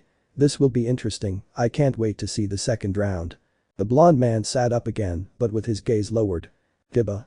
You made fun of my friend, he said with some anger while taking Issei's Ascalon, and I won't forgive you for that. Siegfried. Try it, idiot, give me your best hit. Taking out 4 swords he waited for Kiba's attack. Kiba. This is for what they did to my friend. The blonde quickly attacked his rival, managing to cut off the arms that came out from his back. Siegfried. Damn you. The gray-haired man tried to hit Kiba with his 2 swords that he had in his hand, but it still wasn't strong enough to cause the same damage as in their previous fight. Kiba. It's your end, he spoke in a low voice while cutting off one of his hands with Ascalon, while with his sacred demonic sword, he fatally wounded the abdomen area. Rias. I knew you would do it, Hyoudou, she commented with a smile while squeezing Issei's pieces. Rias. Even when you're upset, you always help your friends, you're unique, Ice, that's why I love you, she thought as she looked at the pieces returning to their place. Later.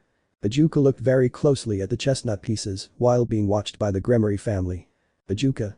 Interesting, this is really unique. Rias. What's up? Ajuka. Your servant's pieces have told me that he is in real trouble. The Keno. Did he die? Ajuka. Not as such, this really confused everyone. I heard that he was injured by Samuel's poison, correct? Rias. That's right. Ajuka. Well, as we know, that poison is deadly to snakes and dragons, so he had to die upon contact with it. Except for Rias and Akeno, they were terrified upon hearing that. Ajuka. But, these pieces tell me that he is alive, well, his soul. Rias.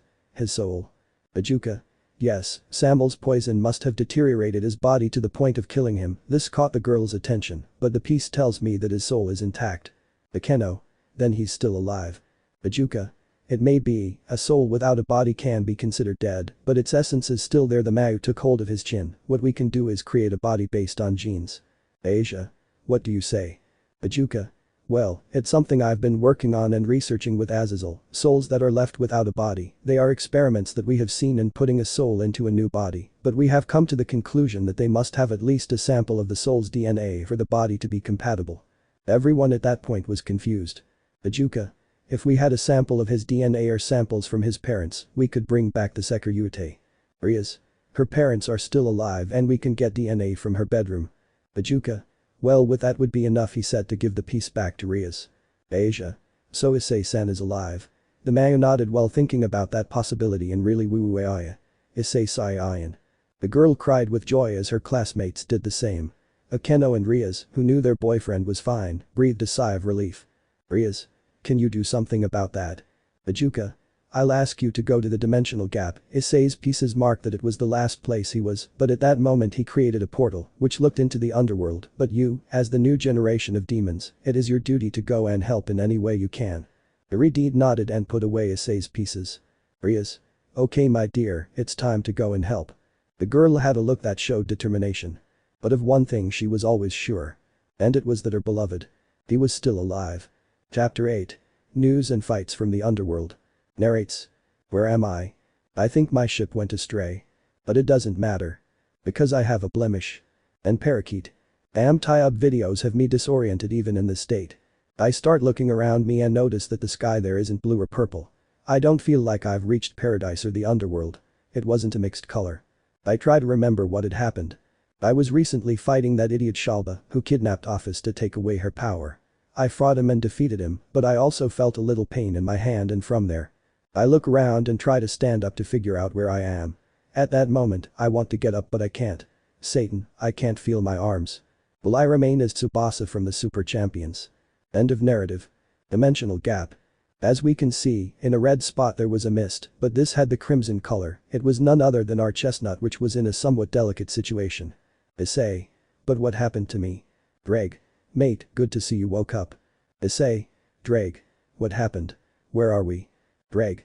I don't want to alarm you, mate, but you're dead. Issei.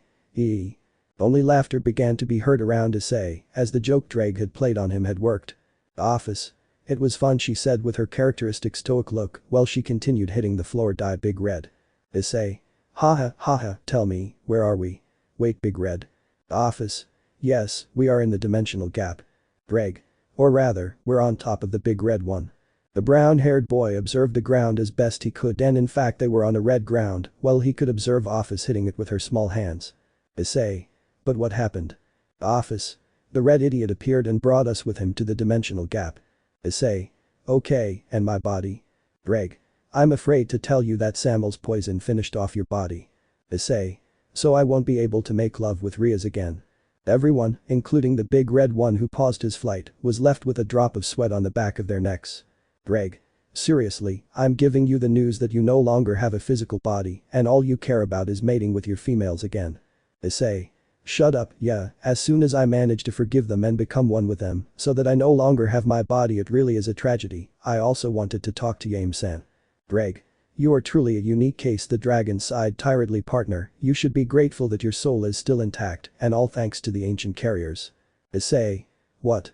What happened? Dreg. Samuel's poison is something that we dragons must fear. The first thing it destroyed was your physical body, and then your soul would be affected, but they sacrificed themselves and took your place. The chestnut tree wanted to verify what his companion had said, and, in fact, there was no trace of the former bearers in the place. Issei. That's true. Dreg. I know, my friend. The dragon's voice appeared in the space, but don't be discouraged, they left you a message before they disappeared. At that moment, an image was broadcast, where all the former carriers could be seen smiling while making a funny pose. Carriers? Pachi, zoom zoom, yeah. The brown-haired boy was speechless when he saw this, how his former senpai acted, with whom he was just beginning to engage in conversation. Suddenly another person appeared, that was a former carrier of Albion. Albion Bear. The hips are also wonderful, following the Sekiryuutei, I commented with a smile. Tell that to Vali. The place remained in total silence, the chestnut was red from what they said, but Dreg. Damn that boob song, it'll haunt me forever. Why? Returning to the outside world, the brown-haired boy stood up as best he could and began to walk. Issei. Now what will I do, not being able to make love with the girls if I'm in that situation, he said while crossing his hands, they will only feel cold when I touch them. Dreg. Seriously, mate, you should stop at breasts, I want you to look to the right. The dragon indicated the place where there was a lump of meat. Issei. What is that? Office. It's your new body, I commented as I arrived at her side. We made it based on my power and Bakared's flesh. Issei. So can I go back? Dreg. That's right, mate, so we must prepare ourselves and teach a lesson to those idiots who have interrupted your life. The brown-haired boy nodded as he watched the mask glow more and more. Like this. We meet at the academy where Issei, along with Ravel and Leisha, attended. Issei's classmates were asking about the brunette and his health. Not even a day had passed, and the boy was one of the most sought-after people, as he somehow managed to connect with everyone in the class. Sakamoto and his group seemed to think that if Issei wasn't there for their crazy activities, they wouldn't have much point. In fact, it was the same atmosphere they had with another classmate they had before, but he suddenly stopped attending school. The class representative also looked at that empty place. For some strange reason, she had managed to gain a special appreciation for the boy, a not very healthy one. Hashi. How's my dog doing? That was her thought, and she was annoyed, since Leisha had told her that Issei's illness was something he could spread to others, so it was best to avoid contact with him. But Yame, who knew what was really going on with the brunette, had a sad look on her face. She'd been notified that Issei was missing. Where or how did it happen? It was one of the girl's questions, as she had another huge doubt. Who was this Rias? When she accidentally discovered he was a demon, she insulted him and asked him to leave her alone. But this wasn't what she really wanted, much less for it to happen this way. She chatted with her friends, but it was clear in her eyes that they lacked the sparkle she was lacking. She only thought that she should talk to Issei to fix this, because in the short time she was with him, the brown-haired boy had been very genuine with the girl, without telling her outright that she was a demon, which made Yame's heart feel warm. Yame. Please Issei, come back soon. Leisha, on the other hand, attended classes with one eye, while with the other, she watched the news and messages from the underworld. The last thing he knew was that the Gremory group had arrived at the battlefield to help Sona's group, since the hero faction had taken a group of children who were riding in a school bus hostage. He knew all this because an emergency group had been created through the messaging app among members of the upper class of demons. One of these boys, who was helping with the evacuation, had asked for help from the group to see if another demon would run for support. Unfortunately, either he was busy or, as in Leisha's case, they had been sent into hiding, since, in the worst case scenario, the girls could be used as incubators for rogue demons, should the Chaos Brigade win. She was reading how the Gremory group along with the help of the powerless demon, Serekh, had defeated several members of the hero faction. The chat only featured comments of varying expressions, some happy and others disgusted by Serekh's participation. But ultimately, they gave a detailed account of what was happening at the moment. While writing, the girl read a message that filled her with rage. Leisha. She's cursed, she thought when reading that Jean had taken a little boy hostage who was wearing the op-eye dragon cap. This caused her to break her pencil out of anger, and of course this caught the teacher's attention. Teachers. Is everything okay, Miss Arias? I know math is difficult, but the poor pencil isn't to blame. Leisha. Sorry, teacher, the girl apologized, all embarrassed, while taking out another pencil from her pencil case. Teacher. Okay, let's continue with this problem. Please, Mr. Sakamoto, come do the exercise on the board. The very sad girl was still solving the same problem in her notebook when a message she read made her jump out of the printout on her bench. Teacher. Miss Arias, now that. Leisha. I'm sorry teacher, but I have to go out for a moment please. Everyone was surprised by her reaction, but Yame knew something was up and that something had to do with a certain brunette. The girl watched as Leisha left the classroom and then followed her out, but not before asking permission to leave the classroom, permission that she didn't even wait for before receiving the approval or denial from the teacher, who watched as both girls left. Teacher. They don't pay me enough. On Leisha's phone, she just looked at the messages, one after another. But they were all talking about the same thing. A huge Mecha Sekiryuutei had appeared in the sky of the underworld. Moments before. Rias and her group looked with annoyance at Jean, who in a moment of Kiba's carelessness, had taken a child hostage. Rias. You're a coward. Jean. Call me whatever you want, but this ensures that I'll get out of here somehow. At that moment the girl looked at the boy, but noticed that he had a relaxed look. Wow, for someone who is in danger, I don't see you being scared. Child. I shouldn't be, because the op-eye dragon will come very soon and defeat the bad guys. Jean. What a cute boy, but that will be impossible, he is already dead, she said with a mocking smile. Your One-Sama and his friends did our best to kill him. This of course made the Gremory group as angry as the Sitri and Sekiryuutei when they saw that he was making fun of the boy. Child. It doesn't matter, because he himself told me that he would come while I was sleeping for fear of that monster, and not only I saw him, he said, while putting his Issei figure on the floor. Renji-kun and Melee-chan saw him too. At that the boy began to make maneuvers with his hands, as if he were drawing in the air. Child. He said that if we sang his song, he would appear. The others watched as the boy began to make strange movements in the air, and he happily began to hum the song so beloved by the children of the underworld. He then began to sing the lyrics. There is an op-I-loving dragon living on the border of a certain country. At that moment, a shuddering sound was heard in the sky of the underworld, and then it was shown that it was tearing open. Rias watched this calmly, as if her heart had told her she was right all along. She felt an aura that made her mind and love go wild. Rias. She said while on her chest the mark of Issei shone more than it should. The kendo was the same, a tear of happiness falling from her cheek as she touched her mark. This was just the announcement that her beloved Hyoudou Issei had returned. Moments before with Issei. The brown-haired boy, who was still wearing his armor, jumped and ran behind the big red. Issei. Yes, with this I can be myself and give my love and affection to the girls. Greg. Please could you stop thinking about breasts and concentrate? Issei. I don't think about breasts, he said indignantly while kicking the air, but I'm surprised at this body, I feel like it's the same. At that moment a roar was present in the air, something that surprised Issei. Issei. What's wrong? Greg. The big red one says we have to be ready, they're calling us. Suddenly, the sky began to reveal the children of the underworld. Boys with their op-eye dragon figures and outfits, and girls with Princess Witch dresses and toys. Each child sang the song that represented them, the song that identified them. Issei. It's the song they ask you to go help them, you can see that. Greg. Damn, that song they're asking us to help, buddy. I'm sorry, the kids need their hero, I commented, between annoyed and happy about the situation. Come on, buddy, we must help the kids who are cheering for us. The big red one roared and then opened a dimensional tier. Where they could see the one who had arrived again in the underworld. Issei. Man, I'm going away for a day and everything is chaos. At that moment he saw that in front of him there was a huge monster that was being attacked by a gang of demons from below. Issei. What is that? Oh, it really is ugly, he said as he looked at the Jabberwocky in front of them. The big red one gave an annoyed grunt as he glared at the Jabberwocky. Greg. Are you serious? Issei. What did he say to you? Greg. That thing doesn't please him because I look at him ugly. Issei. Greg. He also said to prepare yourself to fight that thing, since it will help us, to prepare yourself. Issei. How? At that moment a light shone around him, causing Issei to close his eyes, only to open them again. Issei. What happened? The brown-haired boy looked around, then observed the creature in front of them, and saw that it was at the same height as him. What happened to it? How did it shrink? Greg. He didn't shrink, buddy, you got bigger with the help of the big red when you merged. The brown-haired boy looked to his side and saw where the big red one was, but it was no longer there, and he agreed with his companion when he saw that houses, buildings and all the places around him seemed to be part of a model. Issei. Current time.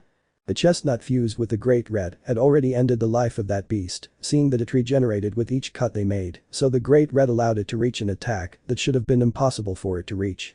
The Longinus Smasher. With the help of Sirzechs' entourage they managed to defeat that beast that was ravaging the underworld. The chestnut tree just looked at the big red one in the air and it also looked at the chestnut tree. At that moment a dimensional tier was created and the big red one flew into it. Issei. Wow, this was amazing.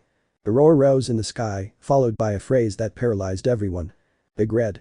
Zoom Ian. Issei, Grayfia and the others who were present remained with a stoic face upon hearing one of the most powerful existences in the supernatural world leave, while saying the op-eye dragon phrase over and over again. Issei. Dragon. Greg. I didn't hear anything, nothing at all. Zoom Ian, the one who said it was none other than Office, who climbed onto Issei's back while she sat on the brown-haired boy's shoulders. Issei. You too. Because the powerful dragons I get involved with say this phrase, he said heavily as he flew into the sky and searched for his girlfriend. Like this. Aim tried to hide as much as she could while listening to Ravel and Leisha's conversation, which was in the school library. Ravel. So Rias-sama was always right, Issei-sama is alive, she said as she looked at the messages that gave the return of the Sekiryuutei upon seeing him defeat the Jabberwocky. Leisha. Yes, he along with the great red one appeared and finished off that beast that devastated the capital. Ravel. But what surprised me the most is that he left the place saying the Op-Eye Dragon phrase. The aim? Op-Eye Dragon. What's that? Aisha. Anyway, the important thing is to know that he is alive and will return as soon as possible. Bravo.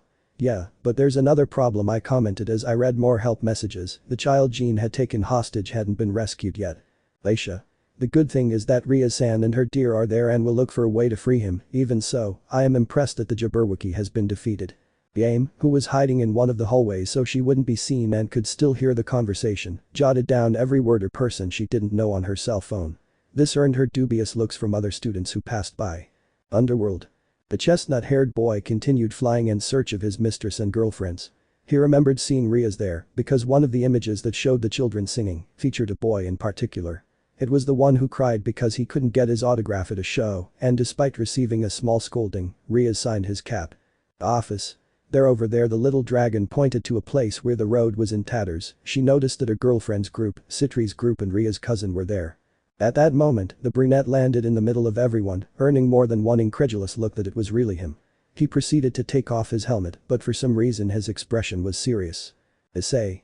Rias Akeno, I'm back, he said seriously, but with a discreet smile. The shock was such that many were slow to react, but in the end they realized that it was indeed the chestnut. Akeno Asia Kaneko. Issei-kun, Issei-san, Issei-senpai. The three girls, without thinking, ran into the arms of the brunette, who gladly accepted the raven-haired girl, but only her. Asia and Kaneko changed back to a sad expression when he called them by their last name without further ado, not even an honorific. Rias.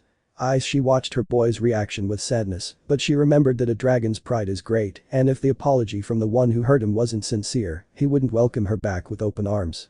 Asia. Issei-san, the girl walked in zombie mode upon seeing the brown-haired boy's rejection, who couldn't take it anymore and fell to the ground crying horribly. Please forgive me, I didn't want to, I really didn't want to hurt him. The brunette had a serious look, but something in him knew that those were truly tears of regret and deep sadness. Asia. I never wanted to lose him like this, boo-boo. Issei. Then why did you do it? Asia. I was afraid of being alone, thinking that if I wasn't with them I would be rejected again, and that fear was bigger at that moment than the true love I have for him. I know I don't deserve your forgiveness for hurting you. Asia's look of regret made the brunette realize he was truly an idiot. He took her by the shoulders and hugged her affectionately. Issei. I forgive you, Asia-chan, and forgive me for being an idiot and treating you this way, but my pride is a dragon. Asia. I don't deserve it, I really don't deserve that. At that moment the girl fell silent when she felt her lover's lips on hers. He had given her a kiss full of love while they intertwined their fingers. Issei. Asia-chan, I promise you'll always be by my side, I love you. Asia. Issei-san, thank you, the girl hugged him again, tenderly, thank you for loving me. Haneko on the other hand had a sad look as she remembered the hurtful words and actions she had committed against the brown-haired boy when she ignored him, which only made her cry in silence. The brunette noticed it, but something didn't allow him to talk to the girl because he remembered the blows he received from her. Issei. Taojo-san, we'll talk later, he commented as he left Asia next to Akeno, who was crying with joy at seeing her beloved. The boy walked towards where Jean was, who no longer had the child in her power thanks to the intervention of the Gremory Knight, ignoring the others, especially Kiba and Gasper. Saji. Hey, you should say hello to the others, he said, while taking the other's shoulder. Don't be. Issei. This is none of your business, he commented seriously, leaving the boy in shock. Bitra. Wow, they must have really hurt the drag wielder's pride for him to be in that state. Saji. What are you saying? Bitra. Boy, a dragon's pride and feelings are a delicate thing, so if a person offends it, he or she will gain. Saji. Odio. Bitra. No, something worse, is indifference. The others looked with concern at Chestnut, who had quickly defeated Joan of Arc's successor. So you're really alive, Sekiryuutei? Everyone looked towards the person who had arrived. This was Kuoh, who rested his spear on his shoulder. Issei. It's time for me to end all this, he said seriously, but first he walked to Rias, who was smiling calmly and had the pawn pieces in her hand. My love, I've returned. Rias. Welcome home. Issei. I think you have something that belongs to me, right? The girl nodded and without further ado released those pawn pieces from her arms, which silently entered Issei's body. Rias. Please take care of me, my beloved Ice. The girl gave him a kiss while hugging the brunette's neck. He responded to that action by taking Rias by the waist to bring him closer to him. Issei. I really missed your kisses. Akeno. Ara, I want a kiss like that too. The girl stood next to him, and without being able to say anything else, the brunette had stolen a kiss from her in the same way. Issei. Well, I'll be right back, he commented when he saw the hero again, who was looking at him with superiority. Ow cow. This is truly a surprise. I don't know what we should do to get you out of the way, Sekiryuutei, he commented while creating his sacred treasures. Issei. This ends here and now. Without thinking, both of them launched themselves into attacking their opponent, all in full view of those present. Issei began with blows and beams from his cannons in order to knock down his opponent, but thanks to one of his treasures, Kuoh quickly teleported away to avoid each attack, and he responded with blows from his spear. Issei. This will be complicated. At that moment, the brown-haired boy observed how the eye that Kuoh had replaced began to shine. Issei. I must avoid at all costs that petrify me. The fight itself was somewhat complicated for the brown-haired man. He prevented Kuoh's treasures from touching him, and the bastard used the power of his Medusa eye to petrify him. Issei. I must resist a little longer, he said to himself while connecting another blow to his opponent's body and hid in a toy store. Tired, the chestnut-haired boy looked around the place in search of a shelter to rest a little. He still hadn't adapted to his new body and had to fight a spearmaster. Kuoh. There's nowhere to hide now, he said as he blasted open one of the walls of the place Issei had entered. At that moment, the brown-haired boy felt one of the new toys from the Op-Eye Dragon range. Issei. This will do, the boy said as he took a small marble out of his bag. He placed it on the doll's back and walked out into the hallway where Kuoh was waiting for him.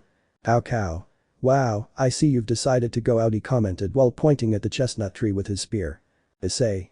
Take this, he squeezed the Switch Princess doll with the intention of making the projectile hit his enemy's face. The hero simply cut that marble with his spear, but the liquid it contained fell on his face, specifically, on his eyes. Kuoh. You must really be desperate too. At that moment the boy fell to the ground, feeling immense pain in his left eye. Kuoh. What? What's going on? I ask in horror as I start vomiting blood onto the floor. Tell me, what did you do to me? What was wrong with this? Issei. Well, I had something that you used against me, the brown-haired boy commented exhaustedly. Do you remember the curse that Samuel made? The black-haired man began to open his eyes in terror. Issei. He cursed the dragons and the snakes. Kuoh. The eye of the Medusa is. Issei. Exactly, the eye of a snake. At this point the black-haired man's body was beginning to collapse and he held onto his spear as best he could to avoid falling to the ground in defeat. Kuoh. This can't end like this. At that moment he took the spear in both hands and a huge glow surrounded the place, the idea of truth. The room began to light up in such a way that it dazzled the chestnut tree's eyes a little, but a few seconds later nothing had happened. Kuoh. I see, your dream is bigger than my will to be a hero. He fell to the floor while leaning against the wall. You were right, Volley. The brown-haired boy turned to look behind him and standing there was the silver-haired boy. Volley. You should have listened to me back then, you should have defeated Hyoudou and me back then. Kuoh. The power of the celestial dragons of this era is fearsome. Sirzechs. I see that everything is over, the boy commented while he was followed by Rias. Knight, you must be happy, Knight Gremory, your partner managed to defeat him. Tiba. Yes, it's a good thing, he said dejectedly, since the brown-haired boy wasn't paying any attention to him. Sirzechs noticed this and remembered that conversation they had during their fight, and as such, he had been guilty of Issei's change with his companions, but he was not the one to solve this. Sirzechs. Come on, let's let the boy rest, he commented seriously as the others came out and watched as Kuoh's body no longer made any movement. Issei. I'm done with this. Greg. Feely, congratulations mate, you managed to defeat him. Issei. Are you okay? Greg. I'm sorry, I didn't mean to worry you, but I think my time has come. Issei. No wait, you can't go, you can't leave me alone, he said with anguish while taking her hand where her jewel was. Greg. Don't worry, you'll continue to use my power without any problem, I'll see you soon. At that moment the jewel stopped emitting its characteristic green light, which caused the brown-haired boy to start crying. Issei. No please, you no partner you. The boy fell when he heard a huge snore. Office. The red dragon is just sleeping, but it might take a while to wake up after all the energy it used. Issei. Son of a bitch. The brown-haired boy simply fell to the ground while crying with happiness and leaned against the wall, already resting from all this, but a thought suddenly came to him. Issei. Oh no, school, he said while foam came out of his mouth. But Leisha and Ravel. Both girls tried not to make too much of a fuss in the library, but they had a look of happiness on their faces, something that Yame noticed, who was still spying through one of the shelves. Leisha. He did it, Issei-san managed to defeat the hero faction. Ravel. He'll probably be tired when he returns from the underworld, so we should be ready to receive him. The girl stood up as she placed the chair in its place. Leisha. I know, Rias-san will most likely come that day too, so we should be ready for a good feast. Both girls left Yame behind, who began to cry with a mixture of sadness and happiness. The girl stayed there because her thoughts were a torment. In the hallways, both devils walked with a calm look, but at the same time with concern. Ravel. That Yame, now what are we going to do? She will most likely go look for Issei-sama as soon as possible. Aisha. Well, that's up to Rias and Issei, come on, we have to go get things after school. So the girls went to their classrooms to finish their classes. For the brown-haired boy, a fight was over, but not his school life in Tokyo. Underworld. We see the heiress of Agares watching as her two new deer had ended the lives of the renegade agents left over from the Chaos Brigade. Seekvaira. I'm amazed at this boy's power with this new weapon, she said, seeing her new pawn with a sword in his hand. This boy is truly unique. Chapter 9. Talks and Reunions. Gremory Mansion. We can see the members of Ria's entourage in the living room of that mansion. Rias was reading a spell book, Akeno was looking at a magazine of oriental wedding dresses. Kaneko and Kiba were talking calmly, but it was clear that they weren't completely fine yet, since the brunette hadn't reconciled with them yet. Like Zenobia, Irina, Roswis, and Gasper, their moods were the same, but they tried to hide it. The only one absent was Asia, but her mistress knew where she was. In the room where the brunette was resting, Issei was lying down while being pampered by our blonde, who was a little more daring than usual, since she was naked, hugging the brunette while putting his face between her breasts. Asia. I really love him, Issei, and the girl commented as she brought the boy closer to her body, who said nothing and just enjoyed the moment. The brunette breathed calmly as he allowed himself to be pampered after the fight he'd had. Truthfully, he was relaxed, even more so having the beautiful blonde back in his heart. It was peace for the boy. At that moment they knocked on the door to see if they could come in, giving permission from the other side, to which Rias agreed and looked at that scene. The truth was she was calm, seeing that little by little the brown-haired boy forgave his friends. Rias. How are you feeling, Ice? Issei. Rias, better now, he commented calmly. Rias. That's great, but we have to go to the living room, since my brother is calling us. This of course surprised the boys, because they knew from Ria's mother that Sirzechs had gone to hell to stop and search for Issei's soul in the Olympian pantheon, with the god Hades. Already in the room, Issei had sat between Rias and Akeno, while Asia took the opportunity to sit on Issei's lap, which bothered Kaneko a lot, but she couldn't do anything at that moment. Sirzechs. Well guys, first of all, I want to thank you Issei-kun for helping us fight against that monster that was ravaging the underworld, we are truly grateful for your intervention. Issei. You're welcome Sirzechs-sama, said the brown-haired boy sadly. Sirzechs. That being said, Azazel wants to tell you something. At that moment the fallen man rose from his seat and looked at everyone in front of him. Azazel. Well, since he commented while rubbing the back of his neck, first of all, I must inform you that I am no longer the governor of the fallen angels, now I am simply the supervisor of the Kuoh area. Kaneko. Going from governor to supervisor, he really must have put his foot in it. Azazel. Don't even tell me, but anyway, I have to tell you the results of the middle-class promotion exams that Akeno, Kiba and Issei participated in. The three of them stopped when they heard their name. Azazel. First, Akeno Himejima, the aforementioned, nodded. You passed the middle-class exam, congratulations. Akeno. Thank you, sensei, commented the aforementioned while receiving a scroll, while being congratulated by everyone. Azazel. Hyoudou Kiba, the aforementioned, felt you also managed to pass the promotion exam, congratulations. Kiba. Thank you very much, sensei, commented the blonde while receiving applause for the achievement. Azazel. Now the op-eyed dragon, the brown-haired boy, nodded upon hearing his nickname, while swallowing saliva seriously. Boy, when will the day come that you stop surprising us? Issei. Excuse me. Azazel. Throughout the supernatural world they know of your feat and you are already one of the most feared existences, so this exam would really be something simple for you, I didn't tell you. Akeno. Ara, if I knock out my opponent in turn with a single hit, the girl commented while the brunette blushed at that. Azazel. Well, I told you myself, no, that you shouldn't worry about something like this, anyway, congratulations on passing the exam. Issei. Yes, I did it. He commented happily as he took the scroll in his hands. Rias. Congratulations really, Ice, the girl commented while hugging him by the arm. Sirzechs. There is also another thing, the red-haired man commented while looking at the brown-haired man. Even though you are already a middle-class demon, the council decided that it was time for you to practice having a demonic territory. Rias. But why? The girl asked, surprised by this. Azazel. Those old men have seen that Issei's growth is an abnormal thing among devils. Issei. Hey. Azazel. I'm sorry, but it's true, he commented while taking a sip of sake. In less than 6 months you have become a middle-class demon. Sirzechs. That's true, I confirm what the perverted angel said, the fact that in such a short time you are already a middle-class demon, when this is very difficult to happen even among reincarnated demons, since it takes them years to at least be considered for the exam. The chestnut tree was surprised by this fact. Sirzechs. And you Issei-kun, the fact that you have achieved this makes the counselors see something in you, that's why I pulled out another scroll from a portal, that's why they have decided that the territory of Tokyo be under the provisional to permanent protection of the Gremory house. Rias. What? Sirzechs.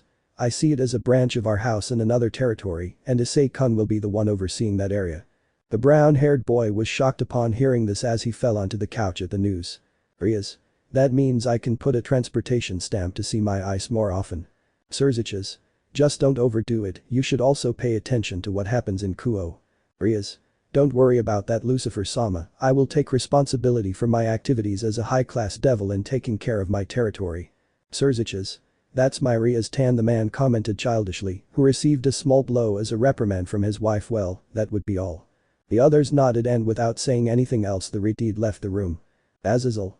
I'm leaving too, Angel commented as he went to the door. By the way, Issei-kun, the aforementioned saw him, a surprise awaits you at home. Issei. Surprise? Azazel. You'll see what it is, he commented with an amused laugh as he left the room. Issei. What could it be? The brown-haired boy was very doubtful.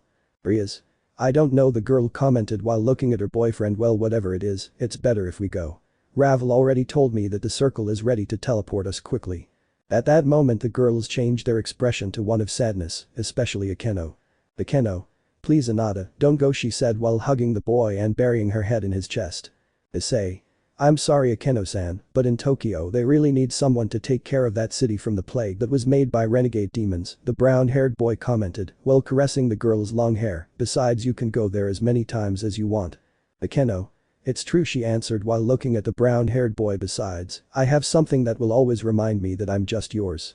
The brunette blushed as they took his hand and placed it on the raven-haired girl's chest. Kiba. Issei-kun, Issei. It will be another time, the boy commented seriously. Well, it is better to leave, in Japan they are also waiting for me. Akeno. Ara, I hope you're not deceiving us there, Issei-kun, that would merit a punishment, Yufufu.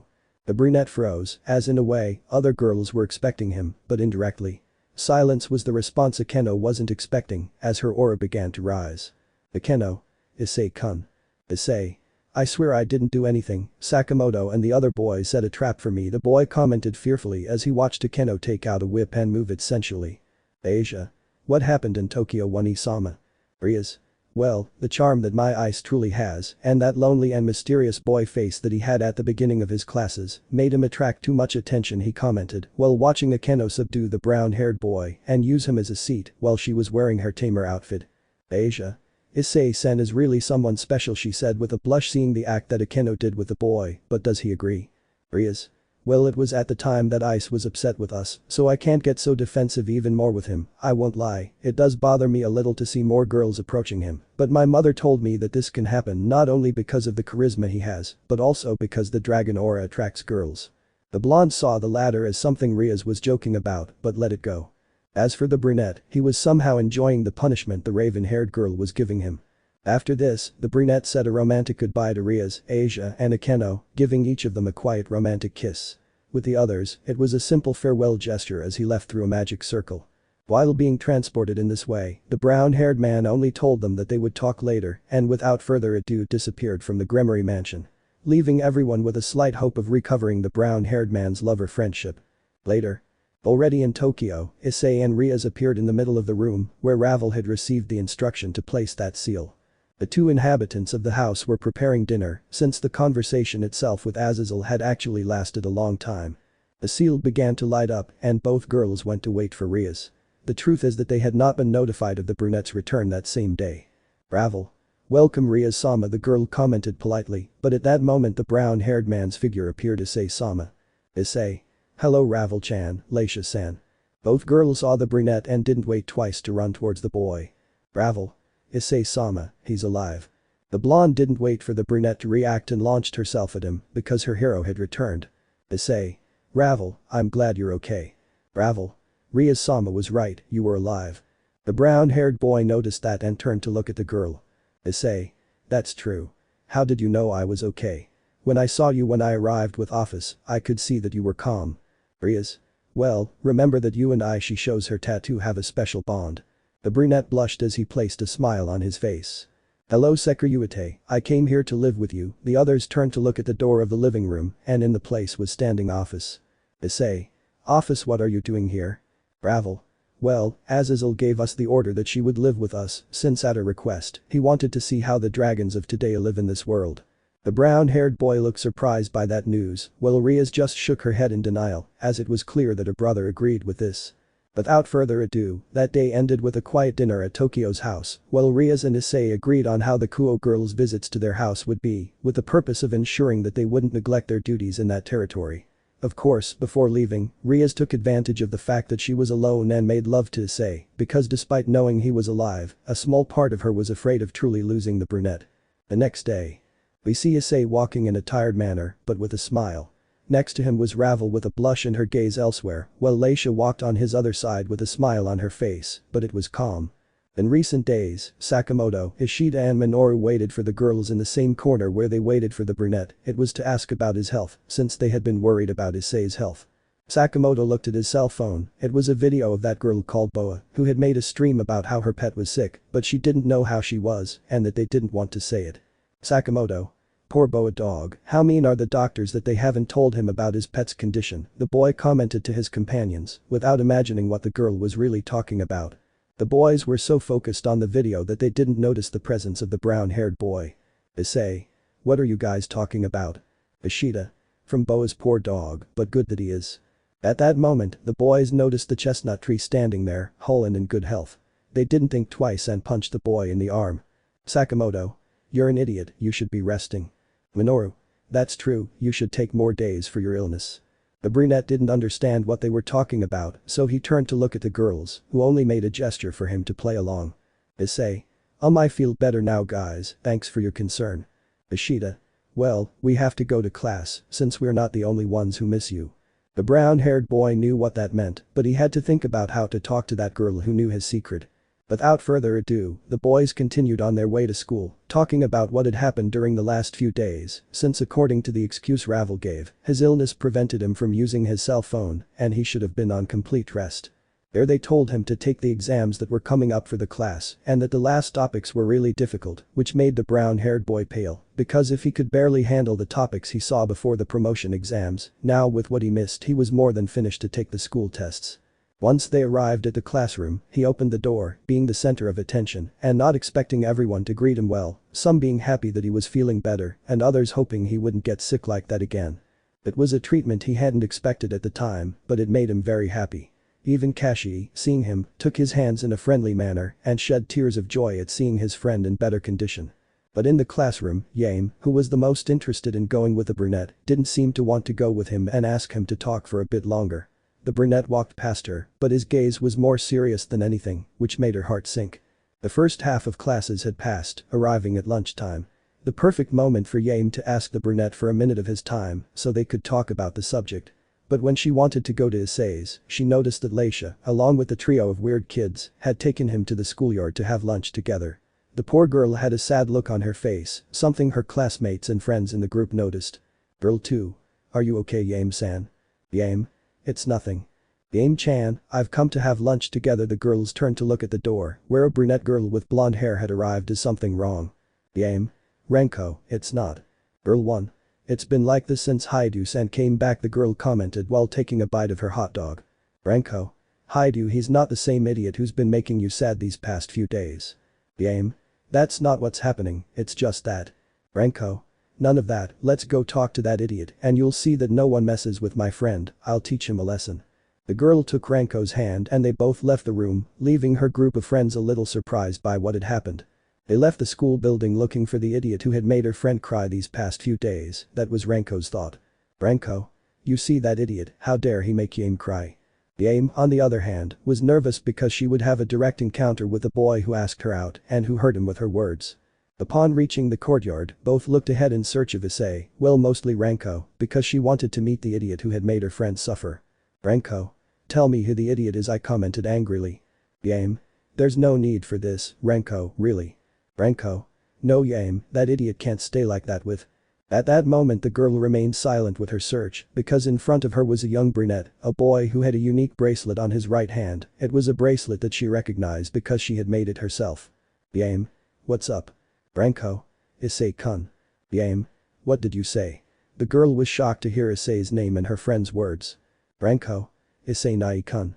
The girl let go of Yame's hand and ran towards the brunette, who was surprised by what he was called, but running towards him, he thought he saw a brunette girl running towards him, a girl he had met before. Issei. Ranko-chan. Everyone there was surprised by what was happening, because out of nowhere a girl appeared who knew the brunette. Bravel was shocked to see that the girl ran hugging the boy and that he was happy. Sakamoto and the others were shocked because they knew this girl well, she was one of the prettiest girls in school, but at the same time she knew how to defend herself from the bullies who surrounded her. Yame was another case, her friend who went from saying curses towards Issei, was now hugging him. Yame. What's going on here? Branko. Issei-kun, I've wanted to see you for a long time, the girl commented while hiding her head in his chest. Issei. Ranko-chan, look at you, you've grown a lot already, he replied while caressing her head. Sakamoto. Do you know what's going on here? Ishida. I have no idea, he commented while he watched with jealousy as the girl, who had an exaggerated cleavage, hugged him tenderly. Bravel. Ahem, Issei-sama, do you know this girl? Both boys reacted and remembered where they were, then looked at the blonde with the drill hairstyle. Issei. I'm sorry Ravel-san, she's a childhood friend, her name is Renko, she lived on the same block as me, the boy commented as he stood next to her. Bravel. I thought Irina was my only childhood friend. Renko. Irina. Issei. Right, you only knew her for a short time before you left, Irina is Shido-kun's name, since we thought he was a boy. Renko. Really? I always thought she was a boy because of the way she acted. Issei. Well, it turns out she's a girl. Bravel. And very pretty, as well as a good childhood friend, I commented with a certain tone to show that she was better. Issei. I'll tell you the truth. Renko. Anyway, we're looking for an idiot who made Yame-san cry. The brunette turned blue upon hearing that because he himself knew what she was like as a child when someone bothered her friends. Despite the short time they lived together, at least he saw 5 boys beaten up by her. Yame. It doesn't matter anymore, we're going to finish our lunch in the living room, I commented with embarrassment seeing what was happening. Branko. Okay, well see you later Issei-kun, the girl commented as she stole a kiss on his cheek and leaned in a little, causing Issei's perverted face. The brown-haired boy nodded with a silly smile, while his friends were crying blood from their eyes, well not all of them. Bravel was denying what was happening, there was one more girl in Issei's life, and it seemed she had a lot of advantage. As they watched the 2 girls walk off toward the school building, the brunette noticed Yame sending a text message, which arrived on his cell phone a few seconds later, asking if they could talk that afternoon, either behind the school or through a summoning paper. The girl looked at her cell phone, the message had been read, but had not been answered, which saddened the girl, but after 10 minutes, the brunette responded that it was through the summoning paper. The rest of the day passed quickly, as they were doing the final reviews for the final exams, which made the brunette's brain spin too much. Later.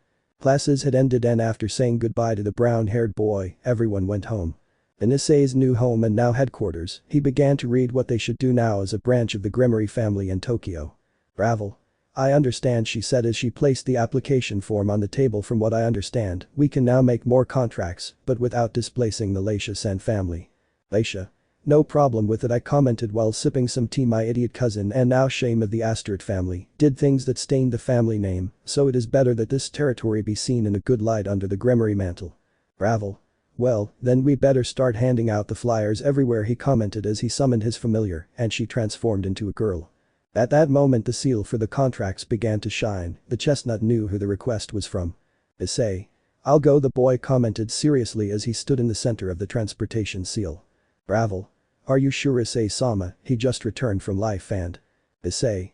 Don't worry, this is something I have to solve, the boy commented while giving a smile and going around the circle. Yame's house. At home, Yame waited for the chestnut tree to appear through the summoning pamphlet. He remembered how the first time, out of fear, he insulted him and said hurtful things, but it was mostly that. The fear of the unknown and seeing that someone you knew belonged to that world. At that moment, the brunette made his appearance in front of the girl, whose dark circles were noticeable from not being able to sleep well, something that the makeup covered well. Yame. Hello, Issei-kun. We can see in a somewhat abandoned place a certain group of people wearing robes. I see that Sekiryuutei is something to be feared. There's nothing to worry about, he's just a kid. The boy who survived one of the most lethal poisons for dragons. Calm down, this is just part of the fun, let's see how things develop now that idiot office is no longer with us. The only good thing that idiot Shalba and the loser faction did is that they gave us half of that goddess's infinite power. Well, it's time to create our army, commented one of the figures, who was holding a cup, and with this we will achieve it. Chapter 10. Fighting and Talking. Nissan Stadium. An unprecedented event was taking place in the nation's capital. It was the tour of wrestling's biggest stars, or more specifically, a WWE branded event. Big stars were there to put on the best show of all. Now we're backstage, where we can see a blonde and a brunette, both with a certain protagonist who was getting his face painted. Next to them was a 45-year-old man, his body looking thin but with defined muscles, watching the boy. I really appreciate you taking this contract at the last minute, young demon, she said to the person who was wearing makeup and had a somewhat tight chest garment, but the pants were more than loose. Yame. You look good, the girl commented with a blush because of how tight the shirt was. Staff 1. Okay Jeff, you're leaving in 30 seconds. How did they convince you to do this? Branko. You look handsome, but come on, remember it's a show. One that hurts, the painted one commented. At that moment another person approached, who was only in a wrestling suit wearing sports underwear. Don't worry, Kitty commented while putting his hand on his shoulder, I'll be guiding you inside the ring. At that moment music started playing, understanding that it was his turn to enter. Announcer. The next fight is a 1 versus 1 fight to a knockdown. First, introducing the challenger, originally from Ontario, Canada, Jeff Hyoudou. Everyone in the arena cheered the aforementioned wrestler, while the brunette, wearing a wig and wearing a short brown-haired man, looked behind the stage where they were, giving him a thumbs up. Yame. Come on Issei, we'll be supporting you. Branko. Issei Nai, you can do it. The boy, now recognized as the brown-haired one, walked out to the ring while making the movements that he was told to do on the way to the ring. Issei. How did I even agree to this? He thought to himself as he looked at the blonde, who was screaming with excitement next to her friend, while they completely ignored the other athletes who were trying to flirt with them. Greg. It will be fun, brown-haired friend commented, a chibi-shaped voice, something that the brown-haired man did not understand. Why did his partner speak that way? Issei. I know, but I really don't want to, tell me it's revenge for the op-eye dragon thing, right? Greg. No breasts, they're scary, I commented while crying inside it. Hearing how he spoke confirmed the chestnut's idea, something about Drake wasn't right. Issei. Damn baby dragon. At that moment his rival's music played, at that moment the boy was scared as well as excited. Issei. Mom. But you might be wondering, what's the brunette doing there? Especially with Yame by his side. Well, to do that, let's go back a few hours, where these two had met again at the girl's request for a contract. An hour ago. The brunette had left that summoning circle and looked at the girl from whom he had felt something, maybe it was her breasts or how the girl behaved, but there was something about her that he really liked a lot. But the way she behaved towards him caused those feelings to be buried and supplanted by indifference, something that Yame herself had resented. Yame. Hello, Issei-kun. Issei. Yukana-san commented in a serious and indifferent manner, something that truly hurt the girl. The girl just stood there looking at the boy, who in the short time she knew him, did something that made her feel different. Issei. What do you want from a monster like me? I commented while giving a small mocking bow. Yame. Please Issei-kun, it was not my intention to tell you like that and stop talking to you, but… Issei. Look, I didn't come with you to talk about past issues, I was simply summoned here for a contract, do you have a wish you want me to fulfill?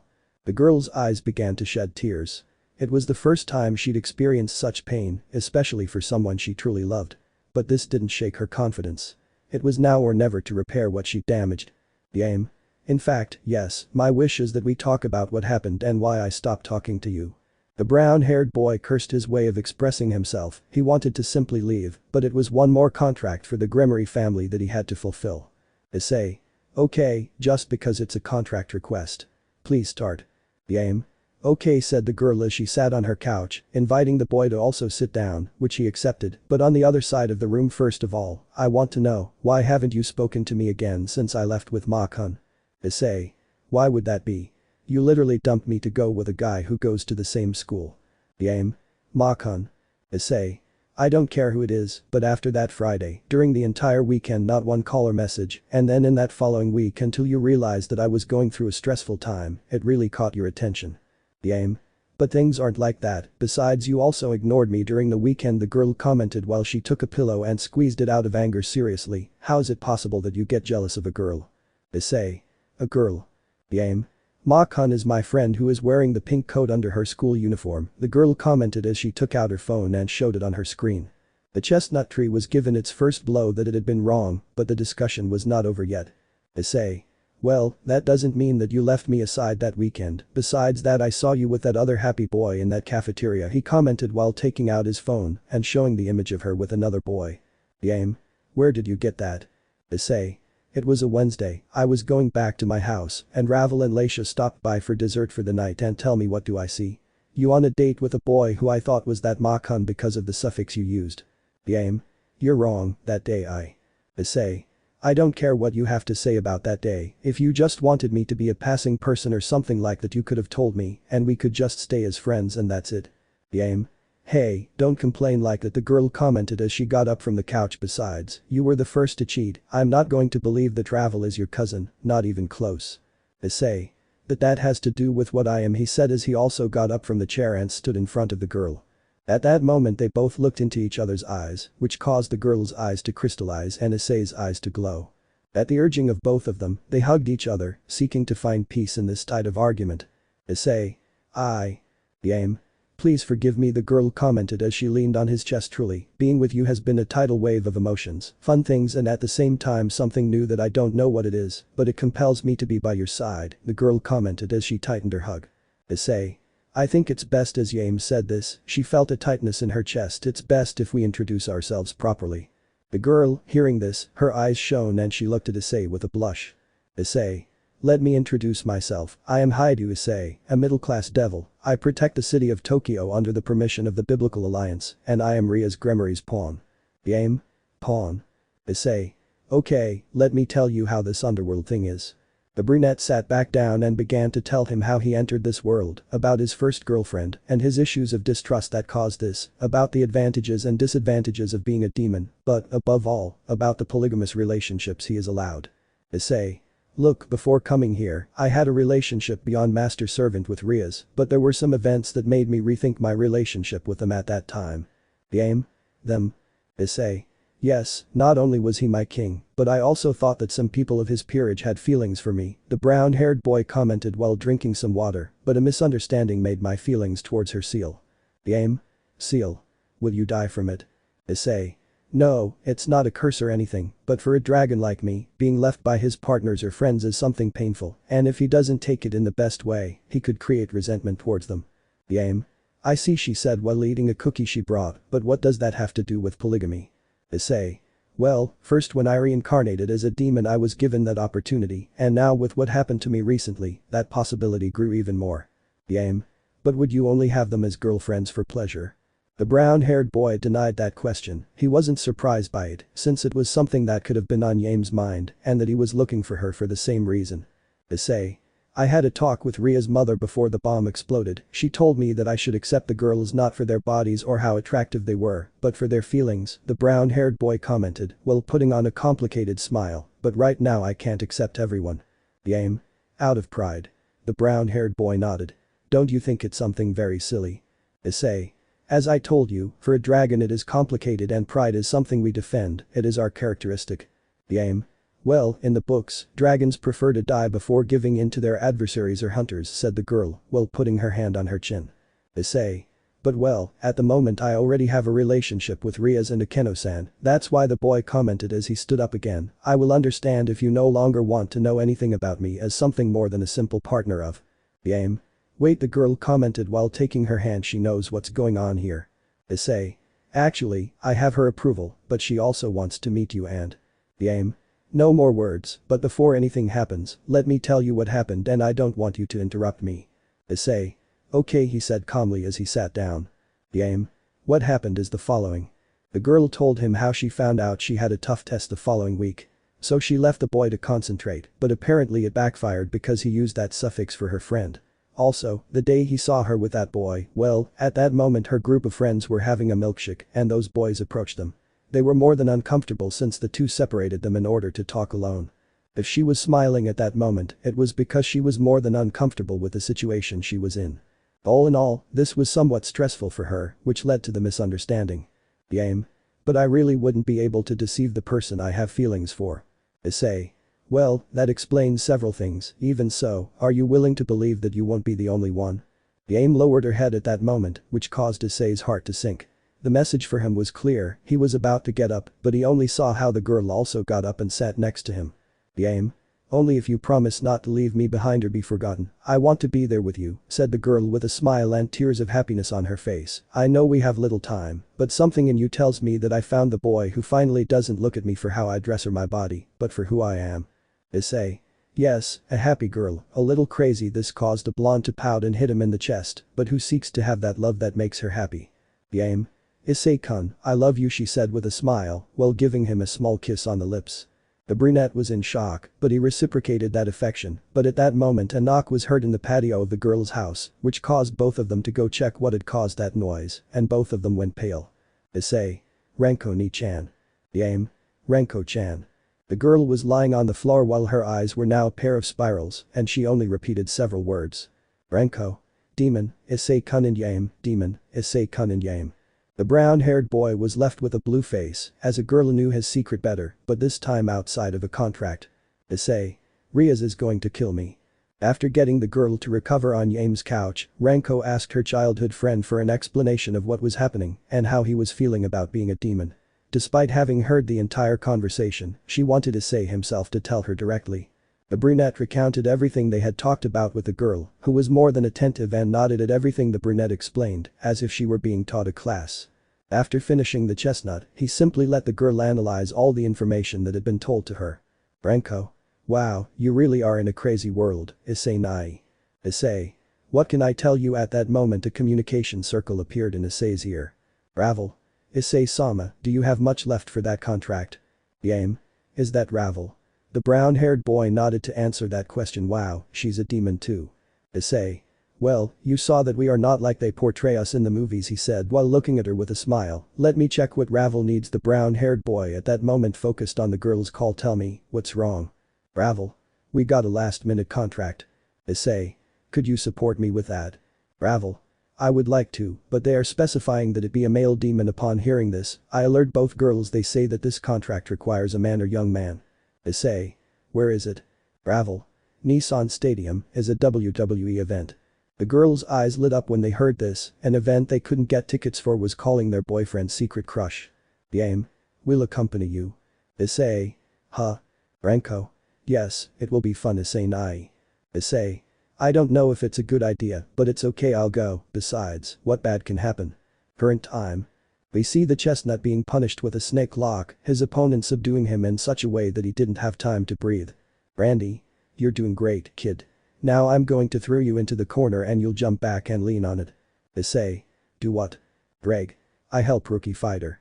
By the time he heard that, the brown-haired boy had already been thrown into the corner, but his body was brought under control at that moment. Issei. I definitely have to talk to Azazel about this. At that moment, the chestnut-haired man was told that he would apply an RKO to defeat him and thus win the fight. Issei. No, wait. Too late, the brown-haired man was punished with that final attack, which caused him to fall into the ring, and the fight went to Randy Orton. Minutes later. We see the real Jeff Hardy, holding the autographed hardcore title from the entire Attitude Era. Jeff. Alright young devil, here's what was promised, an original autographed hardcore title. Its value is high on the collector's market. This guy gave you that belt as payment for having accepted that last-minute contract. Issei. Thank you very much, he said, taking it and putting it in a backpack. At that moment, a large hairless person approached. It was none other than the head of operations, Triple H. He was happy that his show was continuing as scheduled. Triple H. Thank you so much, young man, we really appreciate you helping us with this. If we can repay you with something more. Issei. A photo, would that be too much to ask? The boss made a signal, and all the superstars who attended the event took a photo with Issei, Yaem and Renko to close out the day. After that, the brown-haired boy left Renko and Yaem in their respective houses to finish the day, but not before receiving payment from Renko, whose contract and wish was to go to the event. Her payment was a painting she had in her house, apparently it had value, but the brown-haired boy sent it to the Gremory mansion to check its authenticity. That day ended with Yaem and Issei giving each other a little goodbye kiss, fixing things and well. Yaem. So to be your girlfriend, do I have to talk to Rias? Issei. Yeah, I don't want to pressure you or anything, but. Yaem.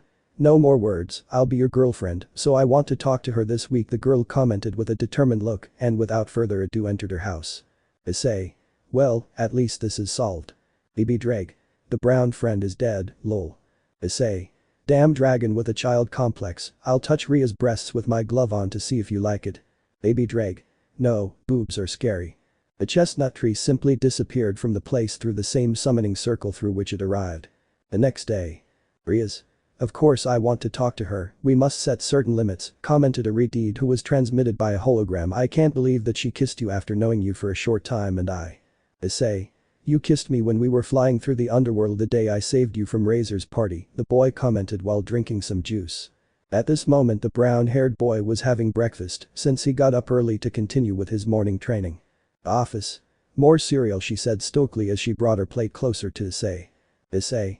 Yes, it's fine, the brown-haired boy commented as Rias said, she wants to talk to you to ask you to join my harem. Rias. My mother already told me that I should be the one who handles that part of your life, like she does with Odo-san. Issei. Does Zyodaka-sama have a harem? The redeed nodded to answer the boy. Wow, I would never have imagined it. Rias. Anyway, I'll go this weekend. At that the girl looked away, as if she was being spoken to. Akeno says that she's going to. The redeed turned to look at Ravel, who was having a cup of tea next to Issei. Ravel, today I'll have a meeting with the magician faction. From what my brother told me, we're more than ready to make contracts with magicians and witches from that association, so if they give us contracts for Issei, I'll send them to you. Ravel. Yes, Rias-sama. Rias. Remember that you must support Issei and choose the best option for the Sekiryuutei. The blonde nodded in a military manner. Well, I say goodbye, we must go to classes. And Issei. Issei. Yes, Rias. Rias. Remember that I love you very much, the girl commented with a blush and a tender smile. Issei. I love you too, the boy replied. Aisha. Well guys, it's time to go to school, commented the heiress of Asteroid. Office-sama entrusted the house to you. The office. Yes, I'll be here keeping an eye on everything, she said as she got up with her plate and everything to go to the living room and turn on the television. Issei. I don't know why it reminded me of a certain orange cat. Ravel. Let's not waste time and let's go.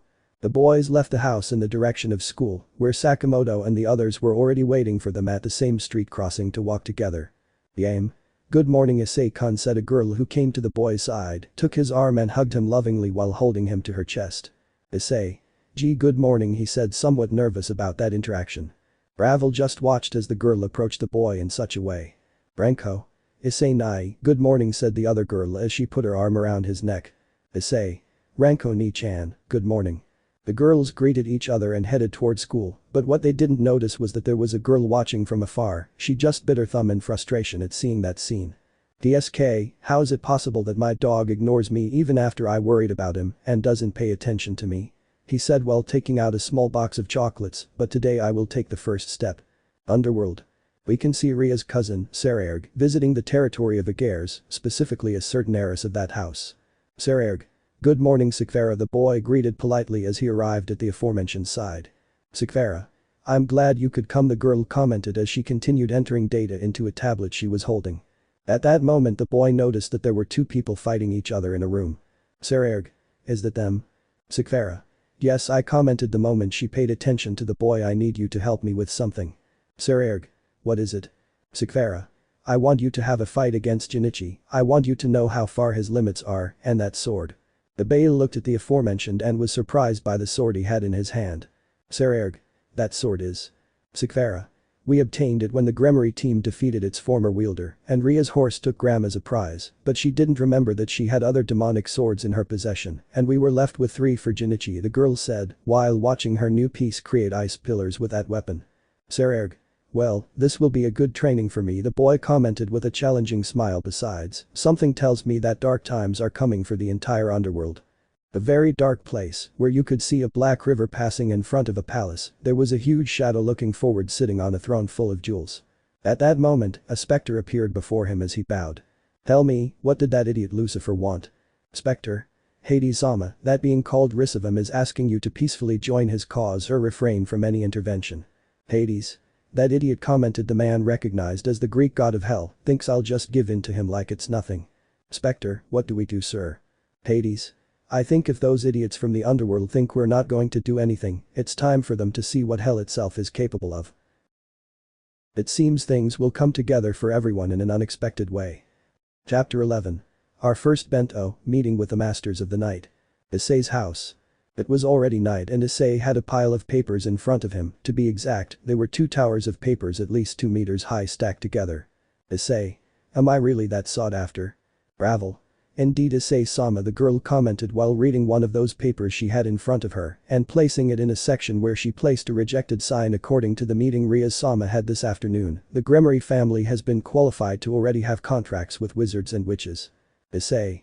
But I don't understand why so many requests for me. Leisha. Well, considering that in the last game they had against the Bale family you had a great participation and display of power, it was obvious that you drew too much attention. Bravo.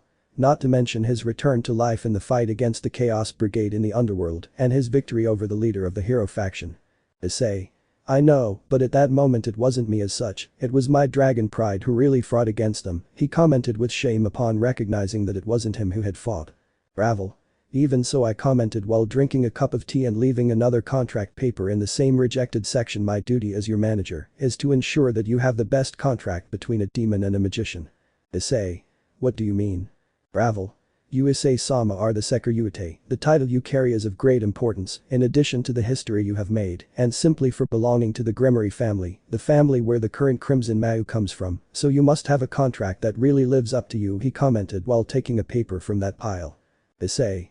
Well, then the person I should choose really lives up to not only me, but the Gremory house, he commented while eating a cookie that was on the table in front of him. Leisha. The same goes for my side of the family, being from the house where my cousin Ajuka comes from, the girl commented as she poured some tea into her cup. Bravo. So we can't just choose a middle-class mage or a witch of little power or renown, or it will be detrimental to their image, I commented while placing a sheet of paper in the possible candidate section. We need them to not only have great magical power, but also have a history or come from a respected family in magical society. Greg.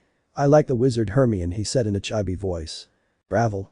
I don't think she can be Drake-san, she's just a character in a book, I comment with a drop of sweat on the back of my neck. Issei. He really liked that I read him that story while he recovers, he commented a little worried. The office. It's a stage, commented the mythical being, who entered the room and jumped to sit on the couch. At this moment he is in a state of mental block. Issei. It's my fault for this, right? The brown-haired boy asked sadly. Bravo. It's not his fault, the girl commented. The op-eye dragon is the hero that the children have been looking for, and he truly proved it during the fight in the underworld. Greg. Op-eye are scary. Issei. I must get you back, my friend, he commented with tears in his eyes as he hugged his gauntlet. After half an hour of continuing with the paperwork, everyone in the house was already more than exhausted from this situation, so Issei went to his room to clear his mind of so much paper in front of him and began to look at that new girl who was still online, the gal Boa. Issei. A little desert wouldn't hurt me. Boa. How are my followers? I hope you're having a great time, because I'm feeling very sad right now. Everyone in the live chat started asking about the situation the girl was going through and why she was sad. Boa. You see, my new dog, a brown one, hasn't appeared for a week, and when I see him again, the scoundrel simply ignores me and goes after some random girl. It's not fair. The live chats were asking for the dog's head. Issei. Poor little animal, they shouldn't be like that with him, he said to himself while making worried faces. Wow, a gal's fan can really be toxic. Greg. Toxic fan like your ex, hahaha, the little dragon commented while laughing. Issei. Hahaha, notice that my laugh is sarcastic. Greg. What's sarcastic? Issei. Forget it, breast dragon. Hearing this word simply, the little dragon began to cry in fear. Boa. What should I do, my beautiful followers? There were many offensive comments about the pet, from punishing it to neutering it, but among them there was one that caught the girl's attention. Boa. Stealing it from her doesn't sound so bad, that's what I'll do from now on, I'll steal her attention and show him that the only girl for him is me, and that's all he needs. The chat just sent a lot of hearts and stars, commenting that it was a good idea and that, if it didn't work, castration was the only way. Issei. Enough with the internet, it's time to go to sleep, said he, already tired while drinking some water that he left on his nightstand. He looked at the screensaver, and in it were Rias and Akeno hugging each other after the attack of the underworld. The next day. We see the brown-haired boy arrive at the same corner as always, where he met up with Yame to go to school together. Of course, that also involved Ravel, Leisha and the kids. Renko. Issei nai, said the girl happily upon seeing the brown-haired boy arrive. She ran and threw herself into his arms, who instinctively caught her. Issei. Renko ni-chan. Renko. Good morning my little brother. At that moment he turned to see the other boys, who had an expression of astonishment, to which his gaze changed to a serious one. Tell me, what are you doing with this trio of virgins? Issei. Well, they were the ones who greeted me when I arrived at the hall and… Sakamoto. And if it weren't for us, Issei and Yukina wouldn't be so close, he commented with a smile while adjusting his glasses. Renko. So you guys, she said with a crouched look, and a terrifying aura invaded her, causing the boys to start trembling in fear. You trio of idiots. Sakamoto. What did we do? Renko. I am grateful that it was Issei Nai-san who accepted the challenge, otherwise another idiot would have wanted to conquer Yame-chan, and who knows what things he would have done to her. Issei. What do you mean, another idiot? Ravel. Issei-sama, let's admit it, at one point he might seem like an idiot. Issei. Ravel-chan, he said with tears in his eyes. Greg. Idiot kid, ha ha ha ha. Issei. Shut up, you idiot little chess dragon. Greg. Buaya, I hate breasts, Buaya. Yame. Mu Issei-kun is not an idiot, she said while she joined her arm and stuck it to her chest, which caused a perverted smile in him. He is a pervert, and I like him to be that way, but he is not an idiot. Issei. No, I don't know if I feel offended or praised. Leisha. Anyway, we have to go to class or else they won't let us into the school, the girl commented as she began to walk towards the school. The others followed the girl towards the school, but what they didn't notice was that a person behind a tree was biting his finger in frustration. Silly dog, he commented with some jealousy in his voice, but today I'll get you back and get you away from that gal. Later. The first hours of classes had ended, and with it came lunchtime. Issei and Leisha stretched in their seats as they watched Yame approach their places. Yame. I understand. Hashi. Issei-san, could you help me with something? Asked a girl who appeared out of nowhere. Issei. Kashi-san, what do you need? Hashi. I have to take some boxes to the staff room that they asked me for, and the truth is that they are very heavy. Ishida. If you want, He didn't finish speaking, because out of nowhere he received a punch, only to see how the boy doubled over in a frightful way, which caught the attention of the others. Hashi. With Issei-kun's help it's enough for me, I commented while giving a couple of boxes to the brown-haired man. The others stared at where he was going, but Yame looked sad as she placed a small bento box on Issei's bench. It took our protagonist no more than 5 minutes to carry those boxes, after which he simply placed them on the teacher's desk. Hashi. Gra. I didn't finish speaking as he ran off to his living room. Hashi. TSK, he clicked his tongue and made an angry face. Stupid dog, how could you leave so quickly? As she left the classroom after talking with the teacher for a few minutes, she noticed through the window that the brunette was sitting with Yame. He had a lunch on his lap while the girl put on a huge smile. Hashi. So it's the food I can get to, she said to herself as she took her cell phone out of her sweater pocket. Instead, Issei was crying with happiness as he continued to eat. Issei. It's really delicious, he said while eating more of that bento. Yame. Do you really like it? I just watched as the brunette nodded his head. That's good, I really tried hard. Issei. You can tell, it's exquisite, it's one of the best things I've ever tried. Kuoh.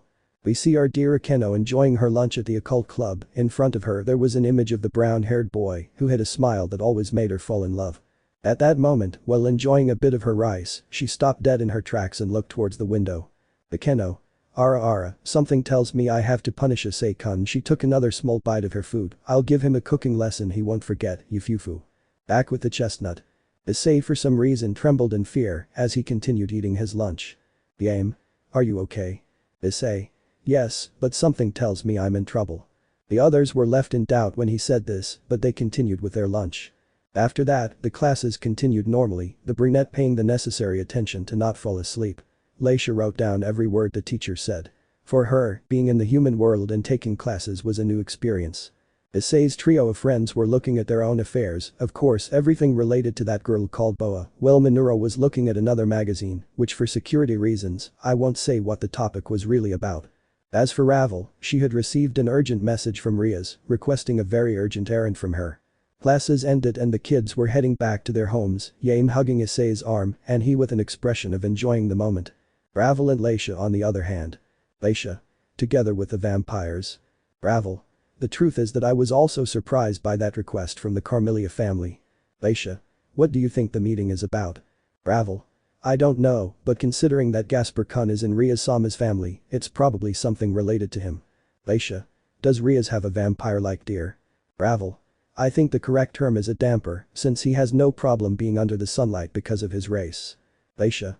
I see, what time will they leave? Ravel. When we get home we use the transportation circle, they will be waiting for us on the other side. So, they left the girl at her house, where she took the initiative and kissed the brunette on the cheek and said goodbye with a blush on her face. The others went to the chestnut tree's house, but of course not everything could go smoothly. Throughout the entire journey, a shadow followed them from a distance. Kuoh Cult Club. In the main room, Azazel was sitting in Ria's chair, she was sitting in an individual armchair, waiting for her pawn and boyfriend to arrive for the meeting. Asia. It's good that we'll see Issei-san. Bekeno. How long did it take to arrive? Rias. Ravel told me that she just took a shower and they immediately transported here. At that moment the transportation circle began to shine and from it appeared the chestnut tree along with his manager, both of whom had leaves in their hands. Issei. Why not Ravel-san? Ravel. I already told you Issei-sama, a witch whose body is only her attribute and not her power or her legacy, is a bad contract. The others only had a drop of sweat on the back of their necks. Rias. I said the girl happily as she went to where her boyfriend was and hugged him affectionately. I've missed you so much. Issei. Me too, I commented while reciprocating the hug. Bekeno. Ara, the lover has arrived to pamper her husband, she commented while hugging the brown-haired man from behind and placing her breasts on his head. Asia. Bekeno-san, don't hog it for yourself, she said with a pout as she took his free arm. The others just looked at Issei, but they themselves still felt that there was something preventing them from going to him and greeting him like before. At that moment the entrance door was knocked 3 times, causing Azazel himself to put on a serious face. Azazel. They've arrived, he said seriously. At that moment Kiba went towards the entrance door, leaving in a formal manner. Issei. Where are you going? Azazel. The vampire faction is one of the most polite races there is, they wait for the host of the house to open the door, since they do not enter unless they are invited. Issei. What a class, he commented a little surprised. Rias. Please take your places, she said politely as she fixed her skirt a little and took her place as the king of the entourage. At that moment Kiba opened the door to the living room. Kiba. Gremory-sama, Miss Karnstein has arrived, he said in a polite voice as he opened the door. Rias. It's a pleasure to have you visit Miss Karnstein, I'm Rias Gremory. Karnstein. It's a pleasure Miss Gremory, sister of the Crimson Mau, I introduce myself, my name is Elmenhold Karnstein, I belong to the Carmilla family. The blonde guided the newcomer to take a seat and begin the conversation. Rias. What is the reason for your visit? Elmenhold. The matter is simple, the Teeps family has managed to get a person who carries a sacred gear. For some reason Gasper himself opened his eyes upon hearing this. Elmenhold. Her name is Valerie Teeps. Gasper. Valerie. Rias. I understand, but my question is, what does the Carmilla family require of us? Elmenhold. I actually just need a person of your parity. At that moment I looked towards where Gasper was, who trembled a little. I need the damper Gasper Vladi to join the Carmilla Familia and thus have a gesture of peace with the Teeps faction. This of course made the Redeed frown, as they were asking for a member of her family, as if she were something replaceable. Rias. I understand your request, but I must decline your application. Elmenhold. Excuse me. Rias. We're talking about a member of my family, not a simple chess piece, said the girl seriously as she looked at the guest.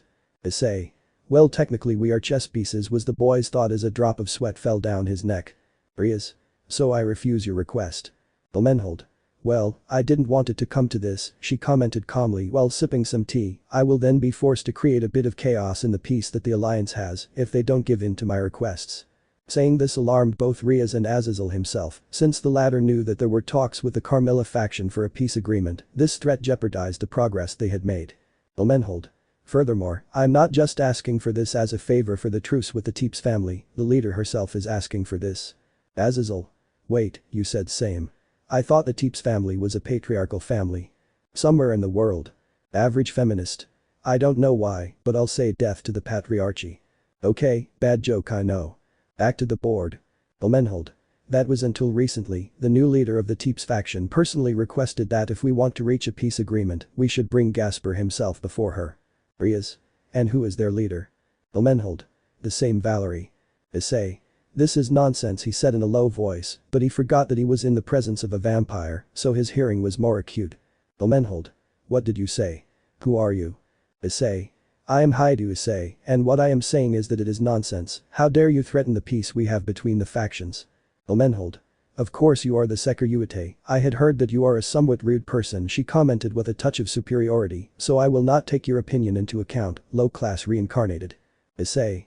Middle class, the boy thought irritably as he fell silent, since Rias gave him a serious look. Azazel. Well, let us think about your request and we will give you our answer. Elmenhold. Well, I await your prompt response, the girl commented as she stood up from her seat. Without further ado, I leave. Rias. Thank you for your visit. She looked at her knight. Please guide the guest to the exit. Kiba. Yes but you, he said, and then opened the door and accompanied the vampire to the exit of the club. Asia. Wow, this is really heavy, the girl commented after breathing more calmly. Rias. Ice. Issei. Yes. He said with doubt and fear in his voice. Rias. We should talk alone for a moment, said the girl as she opened the door to another room, but her aura showed that she was upset by the comment she said to the guest. Issei. I'm dead. Greg. You're hahaha. While Issei and Rias went to the other room, Kiba returned to the main hall after escorting the vampire girl to the exit. Azazel. I really don't like this, he commented seriously while taking a sip of sake that was in front of him. Akeno. What do you mean? Azazel. Recently your father and I went to Transylvania since I have one of my hidden laboratories there and we took the opportunity to speak with the leader of the Teeps faction. Kaneko. Who did it, she commented while eating a popsicle. Azazel. Most likely, he said as he placed the sake on the desk. Issei. I'm sorry, Rias. A loud bang was heard throughout the club, making more than one person feel sorry for the boy. Rias. You're a little pervert, she said with a blush as she left the room. Issei. I didn't mean to take your breast without your permission, he commented with a huge bump on his head. Rias. Well, it's not like I don't like it, but you should tell me so I can prepare better, she said with a blush as she looked away. Akeno. Ara, now that the official wife is done talking to my lover, I must discuss something about the food. Issei. What? Ravel, did you tell Akeno about Yame's cooking? Ravel. No, Issei-sama, you just said it. Issei. Oh. Akeno. I just said it to aim a bullet in the dark and it hit the target. Issei. Demons. Akeno. I must give my lover cooking lessons so he knows my food is the best. Azazel. It's best if we talk another time, Rias, he commented to make a transportation circle appear below it. I will talk to your brother to determine what we will do with this matter, goodbye. Akeno. Now that she's gone, she began to change into a simple apron and nothing but her underwear, my beloved, and I will go to the kitchen for a food sampler, Yufufu. Issei. This is the end of Issei the Sekiryuutei, he said in a comical voice as he was dragged down the hallway. Rias. I won't let you get ahead of me, Akeno, she commented while dressing the same way. Asia. Mu, don't leave me behind, One-sama, Akeno-san, the girl commented as she followed them. Ravel.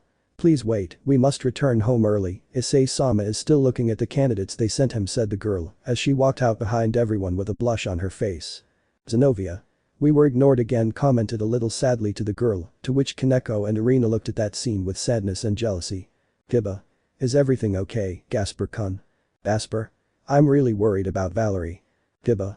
You'll see that Sensei and Mayu-sama will make the best decision for this matter, so there's no need to worry. Asper. I hope so, he said with fear in his voice as he returned to his coffin. Kaneko. Are you sure about this, Kiba-kun? Kiba. I don't know, Kaneko. At that moment he looked at the girl, who had a sad expression. It still hurts you, right? Kaneko. There isn't a day that goes by that I don't regret having behaved that way with senpai. Kiba. I know, I'm the same. The girl simply looked towards the door that led to the hallway with a sad expression.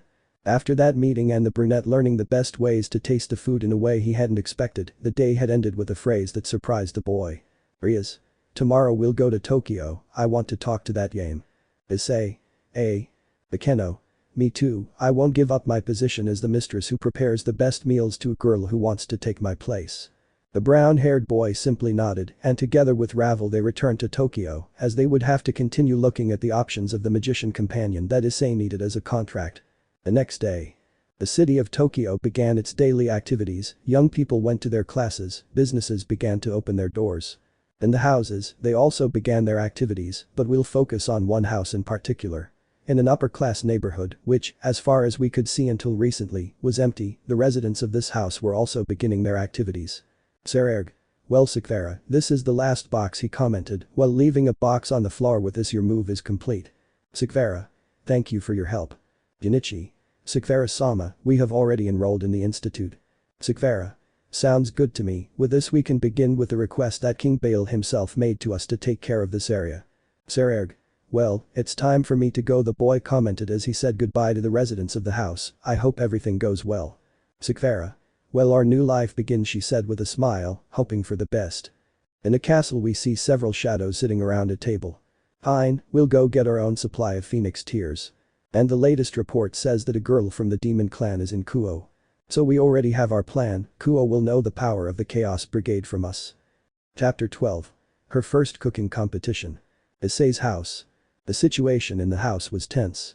On one side, we saw Rias and Akeno sitting on a two-seater couch with serious looks. On the other side, Yame Yukana sat on the single couch with her legs crossed and an equally serious look on her face. In the middle of them, we saw our brunette with a look of fear, seeing that both girls had no intention of backing down. Yame. So how do we solve this? Rias. It's the same thing I'm asking myself, she said seriously. I won't leave my post just like that. Akeno. Ara, I won't be left behind either, I'll take advantage of this created gap, Yufufu. The others in the room looked on as if lightning were coming out of the eyes of the girls present, to which Laisha surreptitiously hit the man with a chestnut, who did not know what was happening. Issei. This pew. Rias. Yame. You shut up. Issei. Nobody respects me, he said in chibi mode while lying on Ravel's legs. Ravel. Calm down, Issei-sama, if I see that this is getting heavy, then I will interfere. You might be wondering, what are two supernatural girls and a gal, both with looks that could kill the person who did something wrong to the brunette, doing face to face? Well, to know how we got to this scene, we must go back to the morning of this day. In the morning. We see the brunette very sleepy because the night before, in addition to the punishment he received from Akeno, Rias and Asia, he had already arrived very late to rest. So 4 hours of rest for the boy don't work well for his day to start off on the best possible foot. Issei. Girls really have no mercy when it comes to marking their territory, he said while looking at himself in the mirror. Ravel. Issei-sama, can I come in? Asked the girl while knocking on the door of the brown-haired boy's room. Issei. Go ahead, he said while covering the bite marks on his neck with a scarf. Ravel. I really should learn more magic to hide the marks, said the girl as she removed the scarf and placed her hand on the boy's neck, so he began to have his normal appearance done. It's done. Issei. Thank you, said the boy while looking at his neck with this. Yame won't notice this. Ravel. By the way, would you tell her that Rias-sama wants to see her today? Issei. I have no choice, Rias and Akeno want to talk to her about the relationship we started having. Ravel. Let's just hope this doesn't turn into chaos. Issei. I know, well it's time to go to school, the boy yawned as he finished saying this. I hope I don't fall asleep in class or I'll have a bad time. The boys left the house heading to school, as was already routine. Yame caught up with them and took the brunette's arm, who despite being sleepy, gave her a smile for the action, all seen by a girl who only gritted her teeth from afar. Of course, the tiredness was stronger than the chestnut and he kept yawning the whole way. Yame. Are you okay? I asked, worried about the boy. Issei. If you don't worry, he answered while yawning again. Branko. Oh, brother, did you have a bad night? She asked flirtatiously while putting her arm around his neck. Issei. Well, not as such, he said with a blush. This obviously surprised the others. His new friends just looked jealous of Issei's fate. Ranko's face was one of utter surprise, but Yame, the girl who'd already been told everything about the brunette, guessed something. Issei. By the way, Yame-san. Yame? Yes. Issei. I need you to go to my house today, the boy commented a little seriously, to which she was impressed. Without further ado, classes began and the boys and Yame's worst fears became apparent. Teacher. Mr. Hyoudou, go out to the hallway, see if he falls asleep there, commented an older man, while throwing a piece of chalk at the brunette's head, who was lying on his desk. Issei. I'm going. Without further ado, the chestnut tree was observed by his friends, who only accepted that the chestnut tree was not in the correct condition. Hashi. Why is he sleepy? Didn't my dog sleep well? The girl thought, before putting on a superior face. Well, I can score points with him if I help him. The girl raised her hand, getting the teacher's attention. Teacher. What's up? Hashi. Sorry, professor, but classmate Hyoudou told me this morning that he wasn't feeling well, but he still asked to come to class. The other boys were surprised that the class president told such a lie. Professor. I see, in that case please take him to the infirmary and let him rest. It's important that the students come in good health so that he can come to this temple of knowledge and… Student 1. He has already started with his monologue about the temple of knowledge. Student 2. Well done, President, now will be the most boring hour. For some reason she felt the gaze of the others behind her, their aura was angry because she had caused misfortune to others. Hashi. I'm retiring, Professor. Teacher. Yes, go and take Mr. Hyoudou, then he turns to look at his students. Now let's remember the words of Socrates and understand that. Without further ado, the girl left the room and went to the brunette, who was leaning against the wall. Hashi. Come on, Hyoudou-san, the girl commented as she took the boy's wrist. Issei. What's wrong? I'm supposed to be grounded. Hashi. Don't worry, I talked to the professor and he said it was best if you went to the infirmary to get a good rest. Issei. Did he say that? The girl nods. Well, he usually punishes us for not being attentive in the tempo of knowledge and all that. Hashi. It seems like something happened to him, but well, it's better if you go to the infirmary, you look tired. The boy readily accepted his friend's suggestion. Upon arriving, they noticed the nurse wasn't there and without any problem, he took the first free bed to rest for a while. Issei. Thank you for joining me, the boy commented sleepily. Without further ado, he quickly fell asleep in bed, leaving the girl as a mere spectator. Hashi. Sleep my little pet, he said softly while stroking her hair. Later. It was lunchtime and the chestnut tree was returning to his living room. Issei. Boy, did I sleep well, he said as he stretched his arms. Upon arriving, he noticed that his friends were waiting for him for lunch. Yame had a bento in her hands for him. Yame. Good morning sleepyhead, she commented while handing over the dish and giving him a kiss on the cheek. I hope you like it, today I made you rice. The boy opened the container and looked at a white rice with an egg on top and it had a heart. Issei. It looks delicious, he replied with little stars in his eyes, which quickly disappeared when he felt enormous death glares heading towards him. Sakamoto. I'm so jealous, I also want a girlfriend who makes me lunch, he said crying while quickly eating his food. Ishida. I still haven't lost hope, he also comments with his gaze lowered. Leisha. Your time will come, boys, the heiress commented while she ate elegantly. Yame. And why don't you grant Issei's wish? She said to her boyfriend in a low voice so that they wouldn't hear. Issei. I wouldn't like to reveal my identity to my friends, as they might be at risk. Yame. Really? Issei. Yes, he nodded his head in confirmation. In fact, Ravel's familiar has been watching your house, with this I make sure that nothing happens to you. Yame. What a good boyfriend I have, she said with a smile as she leaned on her back and squeezed her breasts, causing a silly smile. Student 1. Damn Hyoudou, he's only been here a short time and he's already taken the best girl in the class. Student 2. Besides, she's even more beautiful, how I envy her. On the other hand, Kashi watched this interaction between the two boys, causing a pout of annoyance. Kashi. That dog, he should have thanked me for worrying about him. Thus, the school day passed quickly, with the chestnut-haired boy already back in class. In the afternoon, his teacher called him in to give him a lecture about the importance of coming with the best possible disposition to the temple of education that was school. I'll just say that the boy woke up again, sound asleep from the ordeal he'd received. Issei's house. It was already 7 in the evening, the time when the brown-haired man asked Yame to come to his house because someone wanted to talk to her. Issei. Do you think everything will go well? He asked a person who was helping him clean the room. Ravel. I don't know, Issei-sama, we don't know what could happen and we're talking about a human speaking directly and clearly with a demon. Anything could happen. Issei. I just hope they don't fight over my relationship with them. Ravel. Look, knowing Rias-sama, she will accept Yame sent to be in her harem. Issei. That's not what worries me. Ravel. So what would it be? Current time. We arrive at the present, where the issue was not that she was not accepted by Rias as another girlfriend, but that she wanted to be the main girlfriend, at least in the city of Tokyo. Rias. I'm not going to leave my position as my Ice's main girlfriend, it took me so long for him to realize my feelings for someone to want my place. Issei. He says it as if he were absent-minded. Greg. Hahaha, Chestnut being distracted, hahaha. Issei. You're still in that mood. Yame. I'm not taking you away as his main girlfriend, I just want me to be known as his girlfriend here in Tokyo. Rias. Sometimes I come with him to spend the weekend, I would like to go out as his girlfriend and I couldn't because you would be here. Bakeno. Ara, I don't care, as long as I'm Issei-kun's lover, she said with a smile, then changing to a serious look, but I won't let someone take my position as the one who makes my Issei's lunches. Ravel. I have an idea, said the girl while pampering the brunette. If they have a cooking contest and the winner decides all this. Hearing this, the chestnut tree was scared, not because of how they cook, but because he would be the judge, and that meant one thing. Issei. I'll be like a meatball when all this is over. Rias. I don't think it's a bad idea, she said as she stood up from the chair.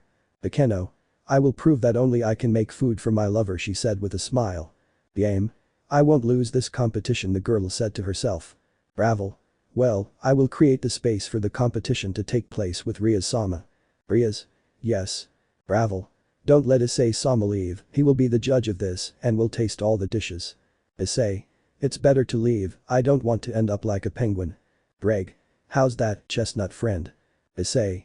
Chubby and cute. Rias. No problem with that. At that moment the girl raised her hand to his chest and activated a seal. Issei. I forgot the slavery seal, he commented as he fell to the ground. Bravo. Well, the competition to see who would make the best decision will take place, he explained, while creating a professional kitchen where there were 3 spaces so that an expert chef could cook even the most exquisite dish. The chestnut tree was sitting and tied up. In front of it there was a table with candles and a juice to enjoy the food. Rias, Akeno and Yame were more than ready to cook. They all had an apron with the phrase, "Kiss the cook." Bravo. Ready, start.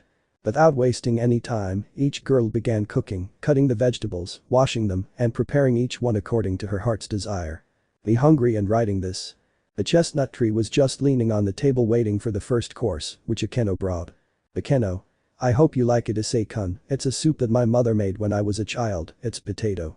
The chestnut tree appreciated the gesture and began to enjoy the dish with great tranquility. Issei. This is delicious, he said to himself with a smile. Rias. My ice, today I will give you the soup that my mother made for me when I was sick when I was a girl, she commented while placing some vegetable soup. The boy thanked her and began to try the dish. Yame. In my case, this is a chicken noodle soup. I hope you like it. The chestnut tree nodded and tried the soup. After a few minutes he had finished the first round of tasting. Bravo. Well, Issei-sama, what did you think? Issei. All 3 soups were delicious, I can't decide. Bravo. Okay, let's get to the main course, get started. The girls nodded and began with the second cooking. The brunette was only attentive to what each of them was preparing. The smell that invaded the place captivated the boy a lot. Rias. For you, some fried shrimp bathed in butter, my ice, accompanied by fried vegetables, said the retard as she placed her plate on the table. Akeno. Nothing more traditional than a chicken and sauce yakitori, she commented while placing her plate. Bravo. Why do I feel offended? I commented when I saw Akeno placing some vegetables as if they were drills. Yame.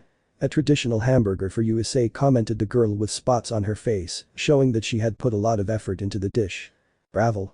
Okay, go prepare the dessert while Issei-sama enjoys his dishes. The chestnut tree was surprised by the quantity and quality of the food he had been served. Without hesitation, the chestnut tree thanked everyone for the food and then gave each of the dishes a diet. Issei. Everything is delicious, I don't think I can choose the best one. After a few minutes, you could see that the boy's stomach was like a ball from all the food he had acquired. Yame. For you, a chocolate cake, she showed him the plate with a 3-tiered dessert. Akeno. I hope you like pudding, she also showed a 500 milliliters glass. Rias. That's nothing compared to this strawberry pie, the retard replied with a freshly baked pie. The chestnut tree had a blank stare as there was still more to eat. Greg. Brown friend is about to evacuate. Bravo. Calm down, Issei-sama, I think it was too much food, she commented while rubbing the back of a brown-haired boy who looked like he was vomiting a rainbow. Rias. It's clear that one of you fed I something that didn't agree with him. Yame. I cook for my family and they've never gotten sick, so it was you. Akeno. Ara, it is from one of you that my beloved is suffering. Issei. Calm down, girls, said the brown-haired boy while wiping his mouth, it was just the excess food they gave me. Rias. But tell us, who won? The brunette closed his eyes and placed his hand on his chin, so he was thinking. The girls were waiting for his decision. Issei. It's just that the 3 of you cook so well that I could take any of your lunch, so.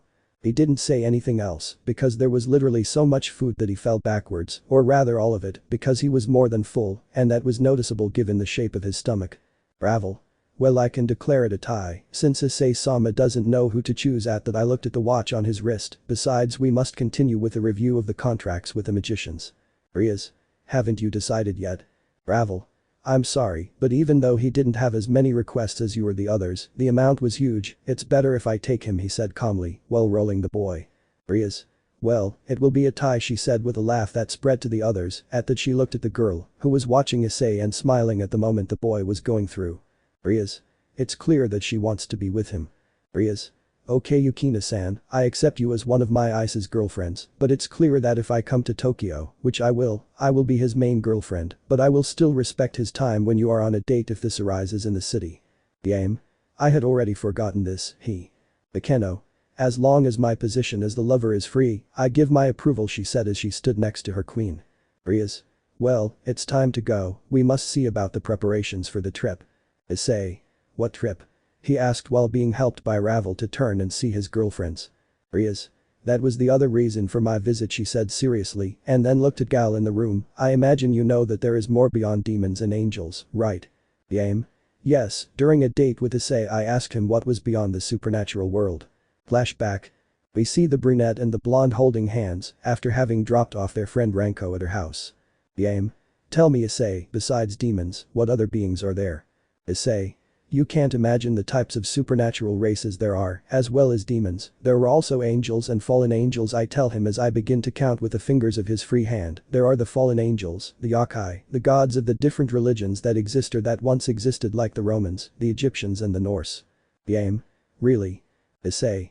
That's right, in fact, one of Ria's pieces is a former Valkyrie of Old Aden. There are also wizards and witches. The aim. Wow, that's something else, she commented with a sparkle in her eyes, but are there also monsters like those in the movies? Issei. Well, let's not give them that, but yes, there are vampires, werewolves and that kind. In fact, another piece of Rias. The brown-haired boy remained silent for a moment, which caught the girl's attention. The aim. What's up? Issei. I'm sorry, it's just that one of them was the one who treated me badly in Kuoh. Well, he is a damper. The aim. What is that? Issei. He is a hybrid between a vampire and a human. The aim. And what are those? Issei. Unlike a vampire, they tolerate sunlight more, but most of them are discriminated against by their families for not having pure blood. The aim. Walk, there's a lot to know about the supernatural world. I hope to meet one of those. End of flashback. Rias. Well, remember that the Teeps family faction has requested that Gasper go to Transylvania. Issei. That's true, I imagine you'll go with him as his master, the boy commented seriously. Rias. Me and Kiba will go with him, Azazel will also accompany us at my brother's request. Issei. I understand. The brown-haired boy approached and kissed her calmly, which the girl enjoyed. Please be very careful. Rias. Don't worry about that, she commented with a blush. I hope to return as soon as possible, and well, you know. Akeno. Ara, then I could take advantage and play with my lover to do NTR to the official wife. Rias. Akeno, don't even think about it, she said with jealousy in her voice. The aim. What are you talking about? Ravel. Well, they. The girl, all red in the face, began to stutter while making signs with her hands. The aim understood the message. The aim. Issei, you guys. Issei. Well, they're one of the disadvantages of being a dragon, our libido grows like you have no idea, and. The aim. Perverted dragon, she said with a blush. The aim. Damn, they got there before me. Rias. Anyway, I wasn't going to let you be the first, the Redhead commented, as if she had read the gal's mind. As the official girlfriend we were going to take our first time from each other. The aim. TSK. Rias. Well, it's best we go. I must get everything ready for the trip. Ravel, if you need anything, contact Akeno. Ravel. Of course, Rias-sama. Akeno. I'll see you later, Issei-kun. The girl hugged the boy by the neck and gave him a kiss loaded with a bit of lust, then stood close to his ear. I'll come see you soon, and without further ado, she gave him a hickey on the neck. Rias. Akeno, that's not fair. The Redhead also kissed her in the same way and on the other side, gave her another hickey. After that, they both left through a magic circle, leaving the brunette with the gal girl in the living room. Issei. Well. The aim. I won't be left behind, she said with a blush as she grabbed the boy's neck and also left a mark on his neck, but on the front. When she finished, the girl was more than red and pointed at the brown-haired woman with a huge blush, one that could be compared to Ria's hair. The aim. I won't be left behind in that either. Issei. In what? The aim. You know. The brunette also blushed as he imagined being intimate with a girl, she in a very provocative position. Issei. He laughed like an idiot with a perverted laugh. The aim. Moo, you are a perverted dragon, she said with a pout, but still showing affection to the boy. It's better if I go, tomorrow there is school and you should rest. Issei. Yes, ma'am. The aim. I won't let her save you again. Issei. Ella. The aim. Forget it, I was saying something to myself. Without further ado, the girl gave her one last kiss, since her app taxi had already arrived for her. Next week. It was a new day in the city of Tokyo. The children were already in the classroom, waiting for the head teacher to arrive to give the day's announcements. The aim. Are you feeling better about your stomach now? Issei. Yes, yesterday Ravel gave me a phoenix tear, and with that I recovered quickly. Teacher. Good morning, young people, I commented as I entered the classroom. Hashi. Everyone, greet as he gave the orders for the greeting to his teacher in charge every day. Professor. Well, before I make the announcements, I would first like to introduce two new students who are joining us today. Please come in. At that moment, two boys were entering the classroom, but Issei's friend stopped abruptly. Teacher. What's up, Sakamoto-san? Sakamoto. How is that possible? Ishida. You're supposed to. Issei. What's wrong? The aim. I don't know, do they know him? Teacher. Young man, do you know them? Student. No, professor, he replied calmly. Teacher. Then please introduce yourself to your classmates. Student. Yes, nice to meet you, my name is. While in Ravel's classroom a new student was also being introduced. Teacher.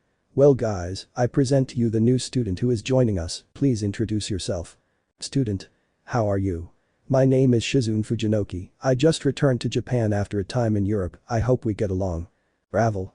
That girl gives off a Ravel. Demonic energy. Student. My name is Yunichi Hashiba, I hope we get along. Seekvaira's 2 new pieces had arrived at the boys' school, so another demonic entourage was in the city of Tokyo. Kuoh. Kuoh Academy was in complete chaos, with students running in terror due to attacks on the premises. The occult club, along with the student council, managed to control the situation as best they could. But on the outskirts of the city several magic circles were formed. What do you mean they didn't find her? She was supposed to be at this academy. Sorry sir, but our sources told us she's here. What do we do? We must find her at all costs or else we will have problems with our leader. Things have gotten complicated for the group that dared to attack the academy. Chapter 13. Their first demonic meeting. Tokyo Academy. We met up with the brown-haired boy and his new group of friends who were on their lunch break. The boys were still in shock because at the beginning of school, a new student had arrived, but for them, he was an old acquaintance. Issei. Do you really know him guys? Sakamoto. I have no doubt about it. He was with us last year, but halfway through the school year, he just stopped coming. Ishida. According to rumors, Junichi had died in some kind of gang attack as they had seen his body with a huge wound. Minoru. They were just rumors, since his body was never found, that's what they said. The brunette and blonde from the Asteroid house looked at each other, thinking that it was possible that he was attacked by a renegade demon. Junichi. Excuse me, Issei turned to see the newcomer, who was next to a girl with pink hair. My older sister would like to talk to you. Issei. Older sister. Junichi. And not just with you. I turned to look at the demonic Agares, he also wants to talk to you. Yame. Hello. Said the girl who jumped on the brown-haired boy's back and rested her breasts on his back. He didn't hide it and put on a face of enjoying that touch. I'm here, Issei-kun. Issei. Hello Yame-san, he said with a silly smile while giving her a kiss on the cheek. Yame. Oh, you must be the new one, she said simply as she leaned closer to his chest. Junichi. A pleasure, he replied dryly. Please, it is urgent that you accompany me. Ravel. Issei-sama, I've arrived with the food, commented the brown-haired manager as she brought the lunches for everyone who lived with him. Issei. I think it will be for later, it seems someone wants to see us, the brown-haired boy commented a little seriously. Junichi, who was staring at Ravel and then at Issei, spoke up. Junichi. Actually, she should be coming too. Without further ado, this walk towards the main building of the school by his former classmates, his behavior was too strange. Sakamoto. I've never seen him act like that. Issei. How is that? Ishida. The few months we took class, that boy was more open, he had, how to say, a different aura. For Leisha and Issei it was more than clear, something had happened to that boy and it was related to demons or something supernatural. Academia de Kuoh. Things on this side were very different.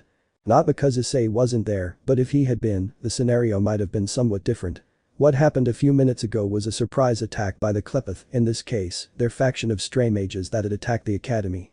Thanks to the guidance of the council president and with the support of Akeno, they managed to stop the attack, or well that's what it seemed, since from one moment to the next the magicians simply left the place. The occult club and the student council, as best they could, gathered all the students and teachers of the academy and with Roswis's help, managed to erase everyone's memories there. Roswis?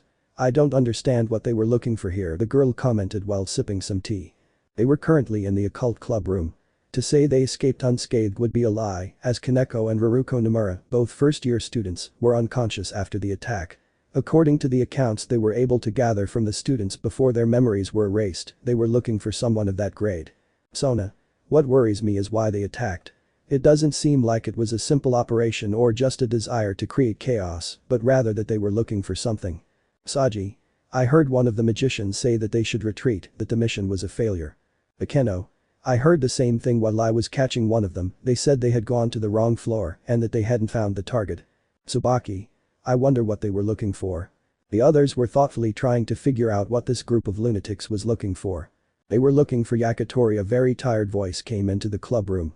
Everyone turned to look at the entrance door and from there Kaneko with signs of exhaustion appeared. Asia. Kaneko-san, said the girl worriedly as she went to where the albino could barely lean against the doorframe, should be resting. Kaneko. We should tell senpai, they're probably looking for the Akatori he's with. Sona. But what do they want it for? Kaneko. I only understood something about the special liquid she would have, she said while being supported by Kiba and Gasper and taking her to the couch so she could rest. Zenobia. Special liquid? What would that mean? Irina. Could they be Phoenix tears? The others, upon hearing this, understood everything. They were looking for the girl and it was for her special liquid and it was none other than the healing liquid that the clan possessed. Roswis. That must be it, since, as she belongs to that clan, they are looking for that from her. Tsubaki. It's more than clear, a demon of the Phoenix clan outside the underworld is a valuable element to obtain Phoenix tears without having to attack the clan. Asper. We must notify senpai. Akeno. I'll call him. He should be finishing his lunch by now, so I'll have no problem getting in touch with him. Moment before with Issei. We see the brown-haired girl and her group of friends going after the new kid who had arrived at school. After a few minutes they arrived at the third-year students' floor. Issei. What are we doing here? Genichi. I came for the person who called you. The boy raised his hand in a signal for them to stop. Please wait here.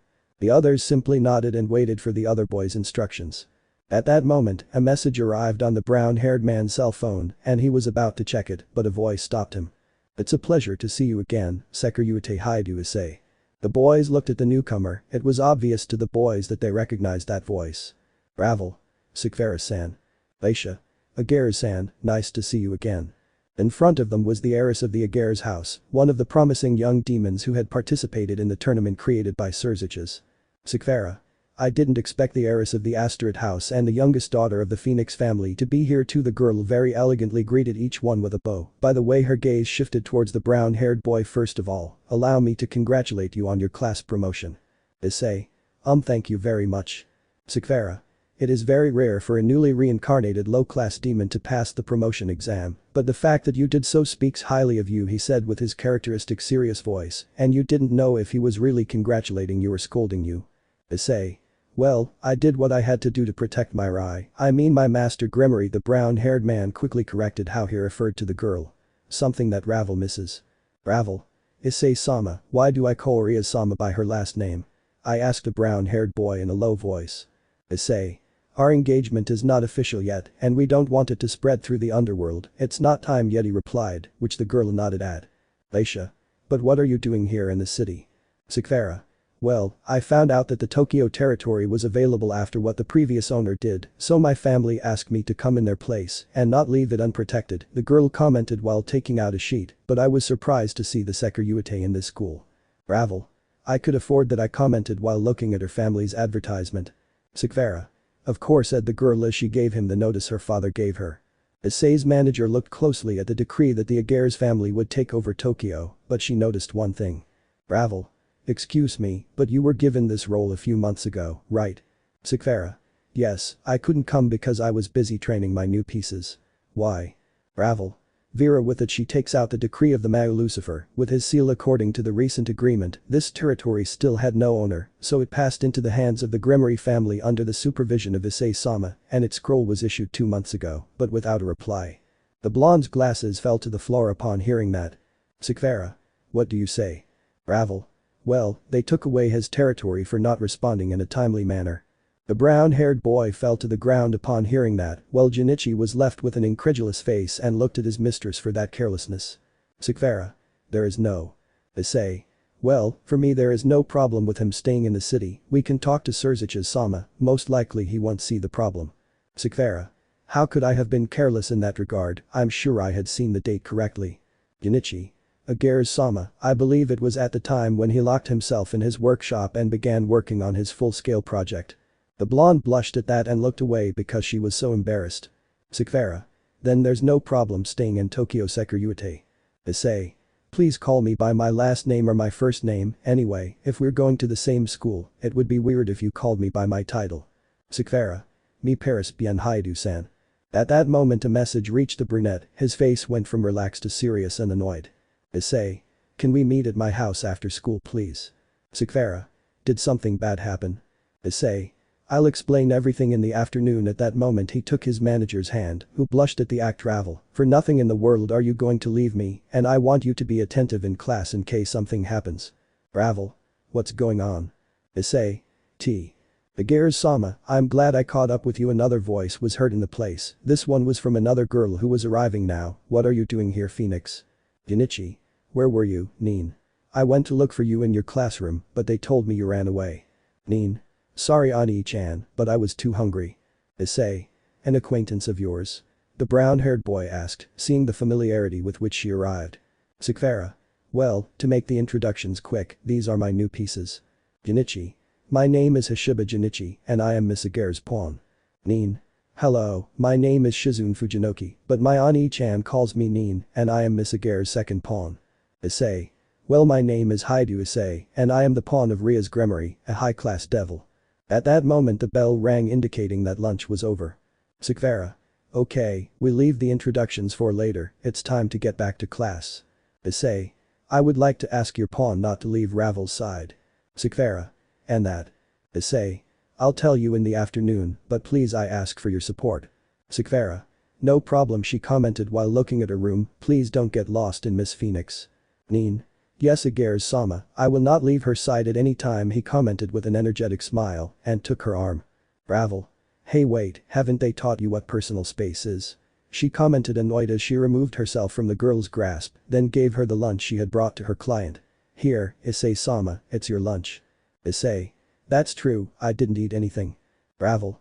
Go eat it on the way, the girl commented as she was pushed away by Nin, who began to drag her weight. I can walk on my own. The others watched that scene with a drop of sweat. Issei. Bueno passam tu contacto telefonico para mandate la dirección de mi casa. Seekvaira. Okay, she said as she took out her cell phone and entered her contact information. I'll wait for your message in the afternoon. Issei and Leisha said goodbye, leaving Junichi with his mistress, who asked him to stay with him for a few minutes. Leisha. Did something bad happen? Issei. That's what I'm going to find out, said the boy seriously as he dialed Akeno, who was the one who sent him the message. Issei. Akeno-san, what happened? Akeno. Issei-kun, we were attacked in Kuoh. Issei. Explain to me what happens next. The brunette and his girlfriend were talking on the phone while they went to her salon, since he wanted to know what had happened. Then. Classes had ended, but the brunette's face never changed after talking to his girlfriend. His expression was serious and a little angry. Yame noticed this, worried about how the guy she was in a relationship with was acting. Yame. Issei-kun, vamos a. Hashi. Hyoudou-kun, the girl commented with an air of humility, something that Gal didn't like. I need your help. Do you think you can move some things? The truth is, they're very heavy. Issei. No problem, the brown-haired boy commented with the seriousness he had at that moment. Just give me a minute. The boy went to his girlfriend, who didn't say anything, but she was annoyed by how the class president arrived. Issei. Go with Leisha to the house, he said seriously, it's important. The girl for some reason understood that something was not right, so without hesitation she accepted. Yame. Just don't take too long, she commented while giving him a kiss on the cheek, causing everyone in the room to be annoyed, but especially Kashi's. Sakamoto. This makes me so angry. Ishida. How come he's so lucky? The brown-haired boy simply picked up the heavy box the girl had at her side and went with her to the teacher's lounge. Kashi. Sorry Hyoudou-kun, but I notice you're a little upset. Issei. It's nothing, don't worry, the brown-haired boy commented as he walked beside him. Kashi. My mom used to say that a good sweet can help cheer someone up, she said with a smile. I know, so by helping me with this, I'll bring you something sweet tomorrow. Issei. I will gladly accept it, he responded with the same seriousness he had, but trying not to let this bother the girl. I'm sorry I don't spend more time helping you, but I really have to talk about some things with my kohai, see you later. Kashi. Sure, see you tomorrow, said the girl as she said goodbye to him. TSK, this guy is harder to conquer, she said to herself with an annoyed voice, but it changed to a challenging smile, which makes me like him even more. Issei's house. As quickly as he could, the brown-haired boy arrived home, where the girls who lived with him, his girlfriend from Tokyo and now the heiress of the Agares house, along with their new pieces, were waiting for them. Issei. Sorry for the delay, but I'm here now, so. Seekvaira. Wait a minute Hyoudou-san, I invited someone else for this. The boy was surprised by this comment, seeing your face I thought something bad had happened, that's why I called someone else. Issei. Who could it be? It's a pleasure to see you again Hyoudou-san. The boys heard a voice appearing in the living room of the house, where a young man with great muscles was appearing. Issei. Sirzechs-san. Seekvaira. I apologize for arriving at your house uninvited like this, but Seekvaira told me that the subject could be somewhat delicate and involve my cousin. Issei. Don't worry, I'd like to say things are okay, but that's not the fact. Seekvaira. Are you still fighting with her? Issei. No, not that, she and I already fixed things between us. Ravel. And in what way, she said with a pout of jealousy, causing the brunette to blush at that comment. Issei. The fact is that Akeno-san just reported something terrible to me. Seekvaira. What is it? Seekvaira. First of all, and I don't want to sound rude, but it's good to talk about this topic with more people here present, he commented while referring to Yame. Issei. Don't worry, she knows about the subject, he said calmly. Seekvaira. I understand, he replied while giving his characteristic smile. Now tell us, what happened? Issei. Recently, Kuoh Academy was attacked by Clippeth. Those present were shocked by that news. Seekvaira. How was that possible? Issei. From what I heard, those bastards were looking for something or rather someone. Leisha. Who will it be? Issei. That's why I asked Agares-sama to support me in taking care of Ravel in her classroom. Ravel. Issei-sama, were they after me? Issei. Yes, Taojo-san commented that among the fight with the stray magicians, one said that the girl from the Phoenix family was nowhere to be seen. Leisha. But you managed to stop them, right? Issei. From what Akeno told me, Sona and her peers supported Rias' group in stopping all of this. Seekvaira. And where was my cousin? Issei. She is not in the city at the moment, since she was summoned by the Carmelia family. There is a matter with the vampires that they must talk about. The boy understood the situation. Everyone in the room couldn't believe that that organization would decide to act in that way, especially attacking people who had nothing to do with the supernatural world. Ravel. But why were you looking for me? It's because of our tears, Ravel commented, a voice that was appearing in the room. Remember that we have that healing factor in Phoenix's tears. Issei. Wow, you're taking a long time to arrive, Yakitori, I commented with a challenging voice. Razor. Sekiryuutei, as soon as you said my sister was in danger, I didn't hesitate for 2 seconds to come to the human world, he commented seriously, but with a neutral face, showing no challenge or displeasure. By the way, thank you for leaving and taking care of my sister. Yame. Wow, how many demons are left to appear? The blonde boy blushed when he saw the girl, which the brunette noticed and put her behind his back. Issei. Oh no, Yakitori, get yours. Razor. Damn, another girl you have under your charms. Yame. Issei-kun, who is he? Issei. He is the Yakitori, his name is Razor Phoenix, Ravel's brother and Ria's ex-fiancé. Yame. Ex-fiancé? Issei. I'll tell you the story later. The brown-haired boy simply gave a smile to the girl, who gladly accepted. Now the important thing is to prevent an attack on the Tokyo Academy. Most likely they can detect magical energy and manage to locate us to this area. Seekvaira. It's most likely. The bad thing is that we can't move as freely as they do at Kuoh Academy. Yame. How did you do at that academy? Issei. Well, in our case, we did it through the occult club. Yame. What if they make a club like that or something similar at school? Ravel. We hadn't thought of that, the girl commented while giving the brown-haired boy a cupcake. Issei. But for that, who should we talk to? Yame. Well, I've seen that the class president gets along well with you, she can help with that. Issei. Sounds good to me, said the brown-haired boy as he stood up from his place. I'll go talk to her tomorrow. Seekvaira. And who will be part of that club? Issei. Well, the 4 of us. The boy looked at the blonde with big breasts. You too, Yame, right? Yame.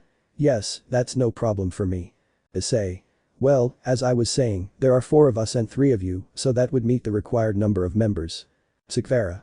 Sounds good to me. Issei. Well, it's better to go rest, and tomorrow I'll go talk to the president about the creation of the club. I just hope she accepts. The others nodded and slowly left the chestnut tree's house. Seekvaira. Please, if you need our support, don't hesitate to call us. Razor. I entrust my sister Sekiryuutei to you. Issei.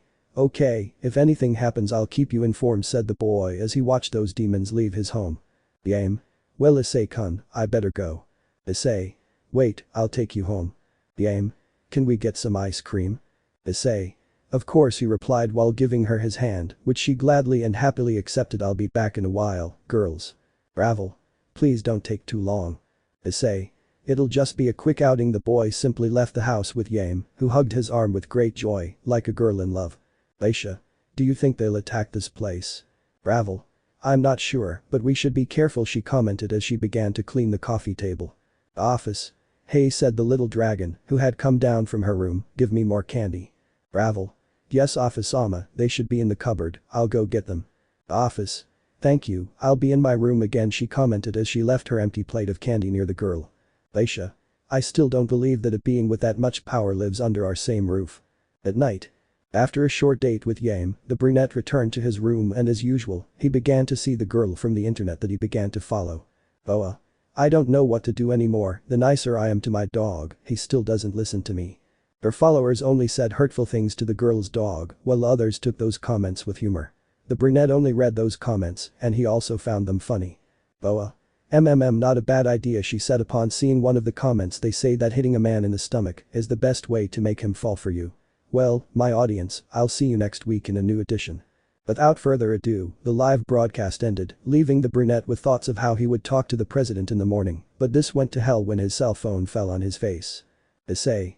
Damn, this hurts. Greg. Hahaha, the brown friend hit himself. Issei. Silly baby dragon. We found ourselves in one of the most neglected parts of the underworld where there was a huge, somewhat neglected castle. Did you find anything? Yes sir, we have found a demonic signature on the grounds of Tokyo. Wasn't that place supposed to be guarded by that idiot Diodora? With his death, Tokyo would be a city without the protection of the Alliance. Apparently, the Sekiryuutei separated from his master and now lives in that place. So the red dragon, well, we know he's an idiot, so it'll be easy to avoid him at that. His silhouette was reflected on the wall, forming so that he seemed to be wearing an ancient style robe. It's time for you to go to Tokyo and look for the phoenix that came out of the protection of the underworld. It'll be easier to obtain his tears. Yes my lord. Behind that silhouette there were several shadows with a distinguished hat who disappeared without saying anything else. This will be easier than I thought. That group was ready to attack, not knowing that in that place they were already waiting for them. Chapter 14. Arrival, Return, and the First Rejection. Issei's house. We see the brunette resting in his room next to Yame, who had already worked up some courage to stay at least until the evening with the boy. Of course, when it was time to go to sleep, he accompanied her home on his bicycle. Yame. What do you see? Issei. It's a link the guys shared with me. It was none other than that gal from the internet that he started seeing when he arrived in Tokyo. Yame. Moo, how come you see other girls already having more than one girlfriend? Perverted dragon, she said with some jealousy, who quickly grabbed Issei's cheeks. Well, I'm with you, you should only look at me. She grabbed his cheeks and kissed him, causing him to put his cell phone aside.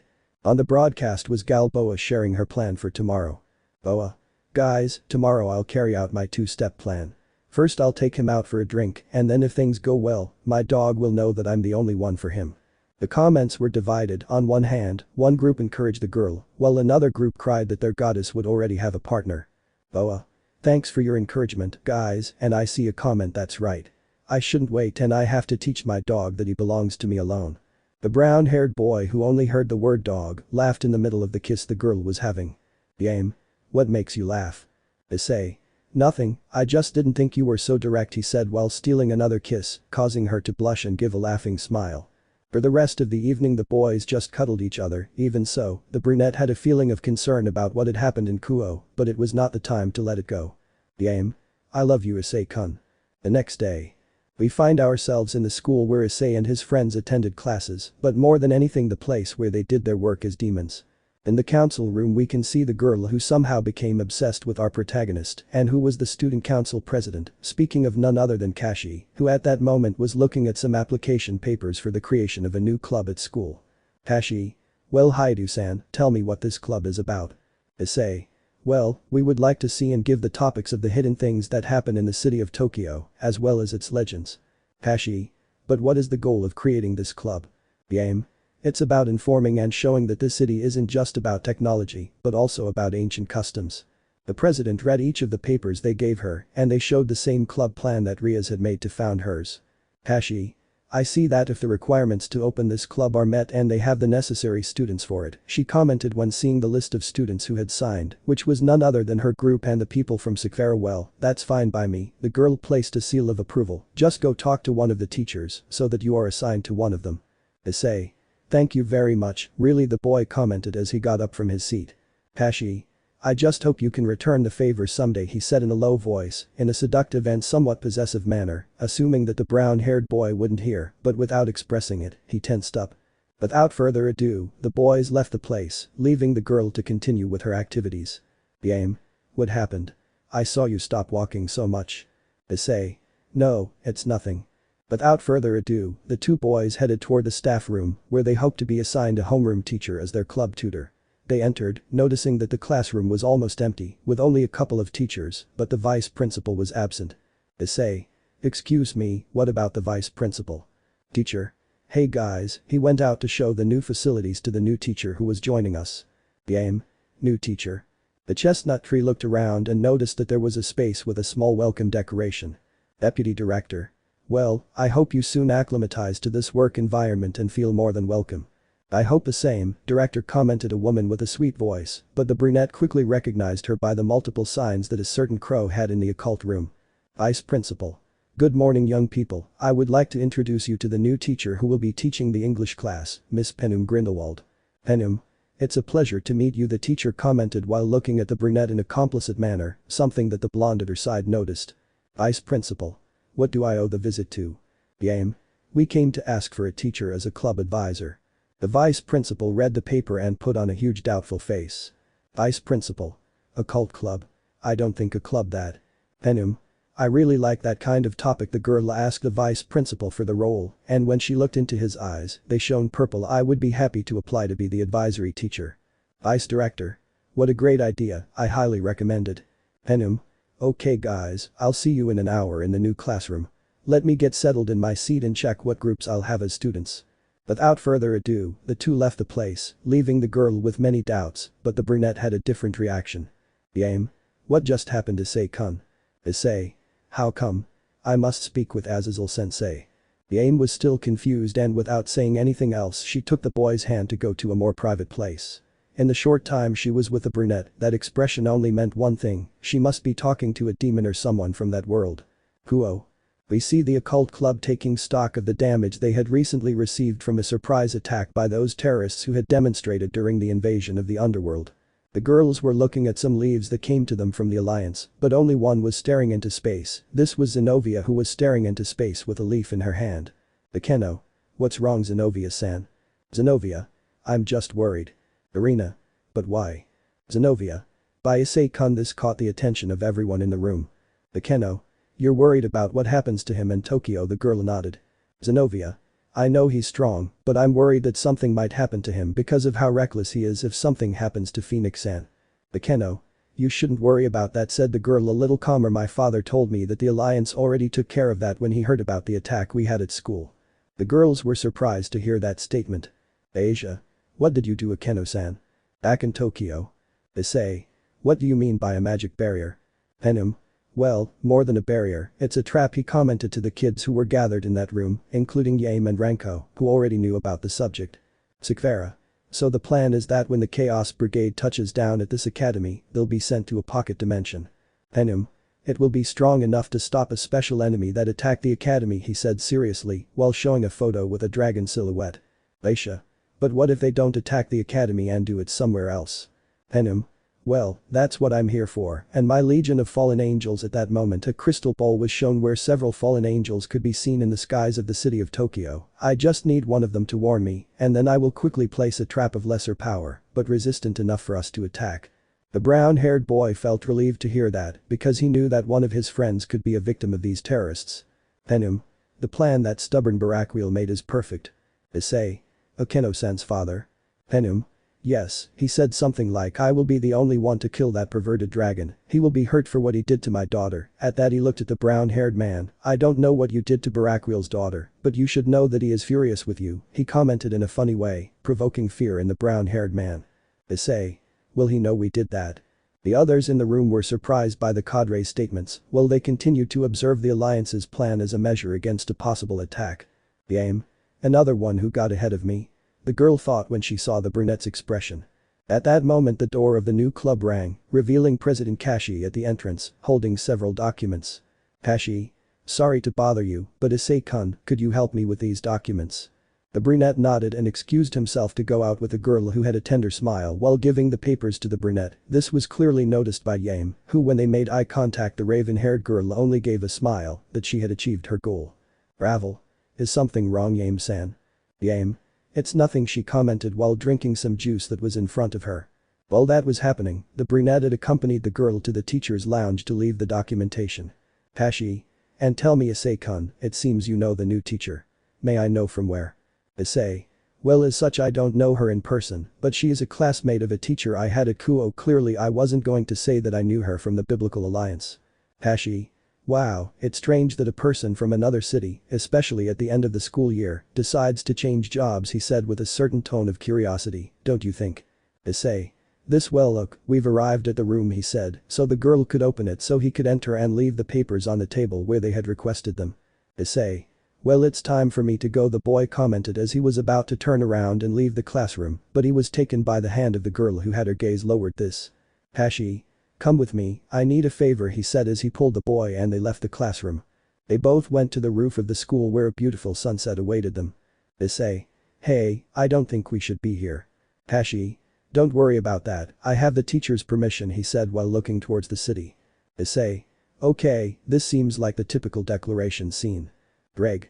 Another girl who will have the brown friend, hahaha. The brunette just rolled his eyes at his baby-minded friend's comment. Issei. Well, tell me, what is that favor? Hashi. You know, I can't do this alone said the girl, while putting her hand on her chest. All of this is your fault. Issei. Hashi. When I think of you, I can't stand it. The girl started walking closer to the boy. When you have lunch with others, or when you do things for the teacher even now. The girl touched the chest of the brunette who was red with embarrassment of what was happening. Issei. Wait, so fast he likes it. Greg. It's all because of dragons and the sense we have. I comment with some fear. I don't want any more breasts. Issei. But this can't happen so fast, but this kind of situation, this attitude, does he really like it? Hashi.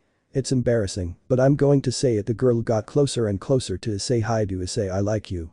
Issei was shocked at that moment when he heard those words. He wasn't going to deny that the girl wasn't beautiful, and he felt lucky that another girl outside the club told him that she liked her.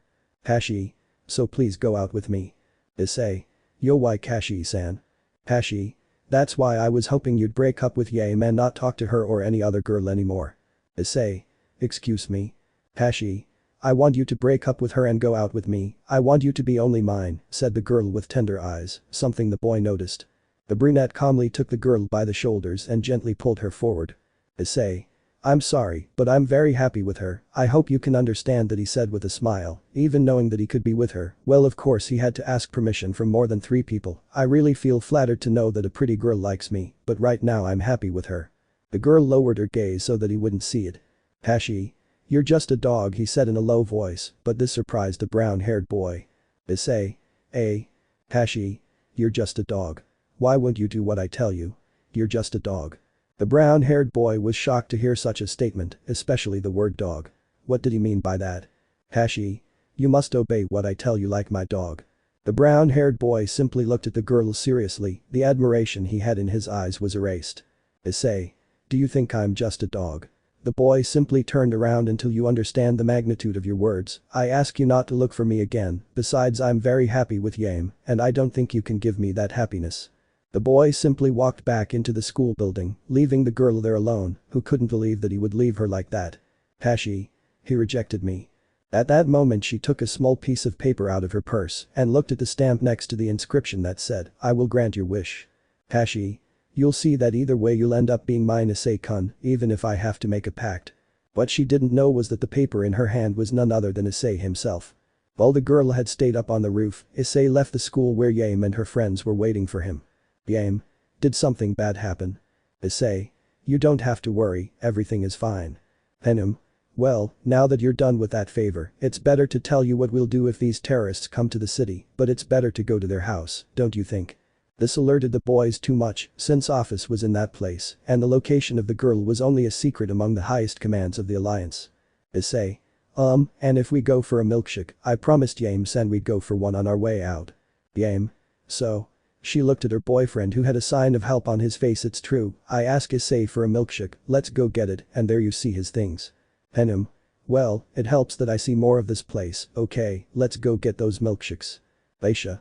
I won't be able to accompany you, I have to send a message from home, so I'll go ahead. The girl bowed in farewell and walked in the direction of the home she shared with Issei.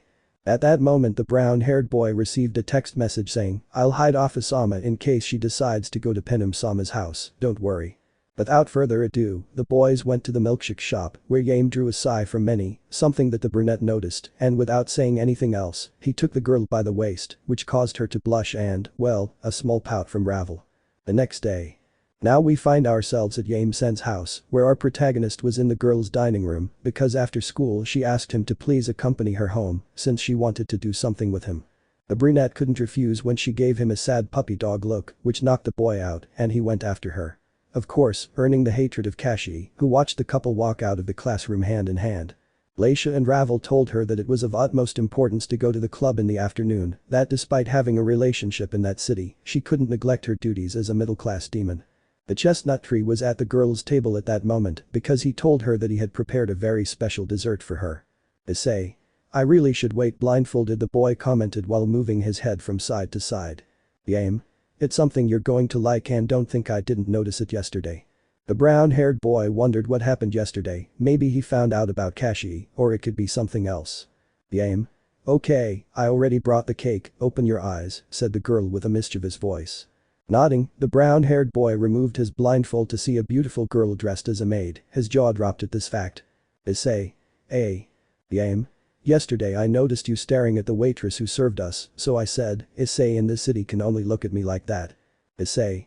I'm sorry, it wasn't my intention, said the boy sadly, but that changed when he stood in front of him and served him a bit of the cake, causing the girl's breasts to be seen when he bent down. Yame. Do you like it? Unconsciously the brown-haired man nodded with a lost look. What they didn't expect was that the doorbell of the girl's house rang. Issei. Are you waiting for someone? Yame. No, how strange. Who could it be? They both went out to see who the person outside was. Issei's surprise was enormous when he saw his rival in front of his girlfriend's house. Issei. Vali, what are you doing here? Vali. I finally found you, Hyoudou Issei. I came to help you with the problem that Office told me about. Behind him came out the small dragon goddess with an expressionless look. Yame. Problem? Office. It's better to go inside. The girl nodded with some hesitation.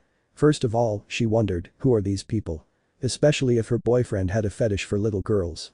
Issei. I would like to introduce you to Vali Lucifer, this boy who does not want to leave destiny aside is my rival. Yame. Rival. Do you want to kill my boyfriend? Vali. Who is this girl, Hyoudou? Yame. I'm Issei-kun's girlfriend here in Tokyo, she commented seriously as she stood behind him and put her breasts on his head. Vali. Well, who you are, that's none of your business, anyway, that's something we'll figure out later. Office. Vali, what we came for. At that moment the little dragon and Vali brought their hands closer to Issei's, who was surprised to see his sacred gear outside. Yame. What is that? Issei. It's my glove as the Red Emperor, said the boy in shock upon seeing that it had come out without being summoned by him, but what does this mean? Office. You'll see, she said simply. At that moment the jewel on the glove began to shine brightly, causing people to cover their eyes because of the light. Greg. What? What happened? Where am I? Issei. Dragon. Is that you? Greg. Mate, where are we? This isn't the underworld. The brown-haired boy couldn't help but start crying with joy at having his fighting partner back. Vali. Okay, with that I'm leaving. Albion. It's good to see you red again, don't lock yourself like that again. Greg. What the hell are you saying? Issei. Never mind buddy, it's good to have you back. Without saying anything else the albino simply left through a magic circle, leaving Office at Yame's house. Office. The fool left me here. Issei. Don't worry, I'll He hadn't finished speaking when a message arrived on his phone. When he saw who it was, his expression changed to a serious one. Yame. Who is it? Issei. It's Benham-sensei, something must have happened. The boy read the message, and without saying anything else he stood up suddenly, surprising the two in the house. Office, please, I ask you to take care of Yame-san, then I'll come for you. Yame. What's up? Issei. There's trouble at school and I have to go help. The girl understood and without saying anything else gave the boy a kiss on the cheek as a sign of support. Yame. Please come back to me. The brown-haired boy nodded and without saying anything else, left Yame's house to go to school where Penham was already waiting for him. Office. So they've already started moving, she said to herself, then turned to look at the girl. Hey, can I have some of that cake? The blonde nodded and served him some of the cake she had made for the brunette. When she tried it, Office was impressed by the flavor and then looked at the girl. Office. You will make a great wife for the Sekiryuutei. She just blushed and began to imagine what her married life with Issei would be like, causing her to throw everything in her path in joy. Tokyo Academy. We see the chestnut tree that had arrived at the school, where Leisha was waiting for him at the school door. Issei. Where are they? Leisha. Inside the barrier, the battle has already begun and it is as we feared, they are coming for Ravel-san. Issei. Where is she? Leisha. She and Penum are together, Seekvaira, Razor, Seekvaira, and their new pieces are inside the barrier fighting against the rogue mages that appeared. Issei. Well, it's time for us to get back to action, right partner? Issei's glove immediately appeared. Greg. That's right, the Red Emperor Dragon has returned with greater strength, you won't see what I hit those magicians with. Without saying anything else, the girl transported Issei inside the barrier where the others were waiting for his support for that fight. But what they hadn't noticed is that 3 people saw that scene. Sakamoto. Did he disappear? Ishida. But what surprised me was that glove appeared. Minoru. What's all this? Chapter 15. Fight at Tokyo Academy, we're going to Tokyo Academy. To be more precise, we found ourselves in the trap that the Biblical Alliance had set in case the terrorists who attacked the Kuoh Academy a few days ago. Issei had been informed that the academy was already under attack, but fortunately the others had arrived at the right time to send them to the alternate dimension. Issei. Well partner, it's time to let the world know that the Red Dragon Emperor has returned. Greg. I like the sound of that, he said excitedly as the full armor appeared on the brunette's body and flew out into the schoolyard. But the boys. Genichi and his master began with a combined attack, where Seekvaira served as support in long-range attacks, while the boy attacked with his sword each magician who appeared before him, leaving them either knocked out or severely injured. Razor and some of his peers were also supporting, since it was his sister who was in danger. Razor. Ubaluna, how are things over there? He asked his queen who was in charge of taking care of Ravel along with her other half of Parody. Ubaluna. Everything is quiet on this side, Razor-sama. Razor. We must not allow them to find my sister, we do not really know if they only want her phoenix tears, said the boy seriously, how much longer will it take Hyoudou to arrive? Seekvaira. The message I received from Leisha is that they would expect someone to help them with the problem of the Red Emperor, so let's not leave him alone to take care of all this and help in any way we can, he commented while dodging another attack and returning the act with a blow. Wizard 1. We must finish them off and get out of here, it is essential to find the girl and get out of this place, or our entire plan will be a failure, he said to his other companions who were slowly falling. At that moment an energy appeared in the pocket space, Seekvaira and Razor smiled, while the others did not understand who was responsible for that power. Out of nowhere a crimson ray crossed the skies above the school, its direction, where most of the enemies were present. Razor. I see you're back, commented the fried chicken as he attacked one of the wizards. Magician 2. It's the Sekiryuutei. The magician shouted, upset to see the hero of the underworld arrive. Leader. Well, it's time for him to appear, he said confidently as a summoning circle formed on the floor. While this was happening, the demons were slowly beginning to gain ground on the battlefield. Wizard 3. Sir, we haven't found the girl, said the mango tiredly as he appeared next to the person who seemed to be in charge of this entire operation. Leader. We must take advantage of his arrival and search for the girl everywhere, it is crucial for our lord's plans to come true. The mages nodded and attacked the alliance again, who withstood the attacks thanks to the planning they had done in advance. Issei. Okay, time to get them out of here and… He didn't finish speaking because with a blow he was sent flying, the others couldn't see what had happened until out of nowhere a green tail appeared on the battlefield. It's finally my turn to participate in this fight, said a dark-scaled dragon. Seekvaira. Who is that? Leader. Okay, it's time to counterattack and capture the girl to get Phoenix's tears, she said more seriously and believing that now everything was in her favor to win this fight. Issei. Damn, that hurt me, he commented as he got out of the rubble. Greg. We must be careful, my friend, for some reason that dragon seems very familiar to me, the Red Emperor commented, but I don't remember where I've seen it. Issei. Whatever, we have to stop this guy, said the boy seriously as he flew to where the dragon made its appearance. So the Sekiryuutei made their appearance on the battlefield, he said sarcastically, it's not a pleasure to see you again, Greg. Greg. I don't remember exactly who you are, but my partner and I will stop you. I like that. A fight to the death against the Red Emperor. He shouted with great joy and at the same time madness in his voice, it's good that I came back to life. Leisha. He said, come back to life. Penum. So that dragon has returned, he said seriously, I thought it had been eliminated a long time ago. Genichi. Well, he said he came back to life. Leisha. What does that mean? Who is that dragon? Penum. I don't know, we should investigate what's going on, said the girl as she returned an attack that was headed straight for her, but I can tell you the name of that guy, his name is… While this was happening in the schoolyard, the chestnut-haired boy and the dragon began to fight fiercely. A massive beam shot out of Issei's cannons, while the dragon defended itself with its body and scales. Leader. Wow, I never thought I'd see that what they said about him was true. Wizard. What do you mean? Leader. Well, my little subordinate, he said calmly, what you see in front of you is not just a dragon, but an evil dragon that had been dead for quite some time. Magician. But who is that man? Leader. Pin him. His name is Grendel, an evil dragon. The chestnut on the other hand, his fight became increasingly fierce, the dragon's enormous attacks were increasingly faster and larger, causing the chestnut to lose ground on the battlefield. Issei. I'm still not used to this new armor, he commented while wearing the queen true. Greg. We must resist, my friend. I already remembered this guy. Every time he fights, his excitement and monstrosity increases. We can't let our guard down. I commented while the brunette managed to connect a blow to the jaw, causing him to take a step back. Grendel. Yes, it's been a while since I had fun like this, he said with a crazy smile.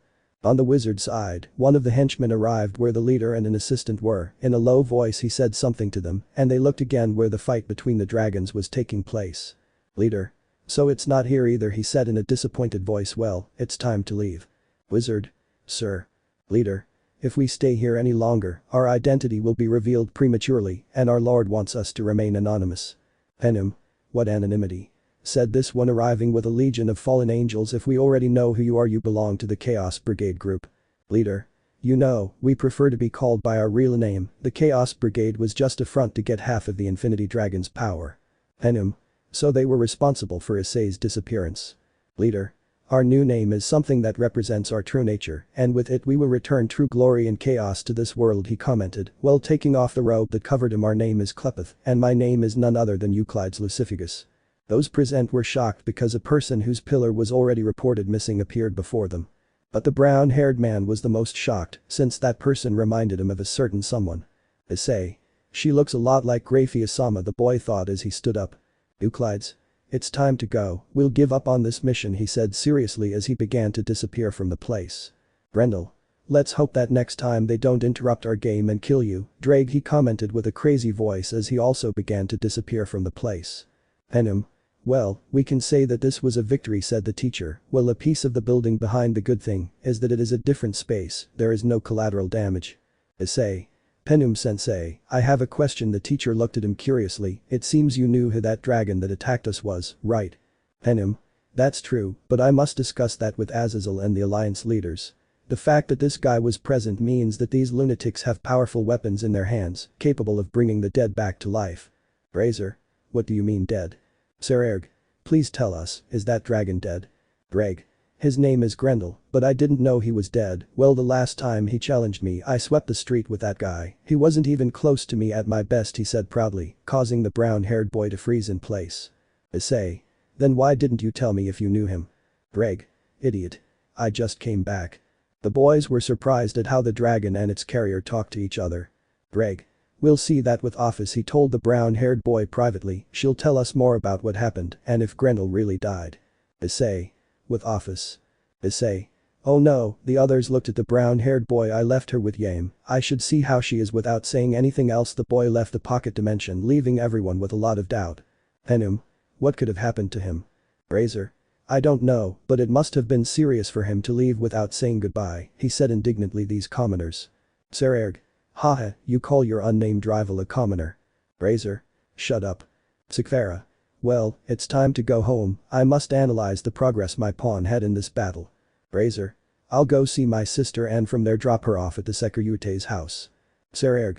I must also leave. My mother is still weak after the help we received from the Sekiryuutei, he said, while remembering the day the brown-haired boy and his cousin went to see his mother, and at a request, they used the ability to read the minds of breasts. Of course he was not going to tell this to his cousin. Without further ado, everyone left Penim alone and with a huge mess in that dimension. Penim. I have to contact Azazel. I just hope that wherever he is he can answer the message or the call. At Yame's house. The chestnut tree along with Laisha, who was carried like a rag doll, arrived at the house of the chestnut tree's girlfriend, where Yame had stayed with Office in the living room. Issei. I hope nothing happened, the boy commented worriedly as he entered her house. Hiya.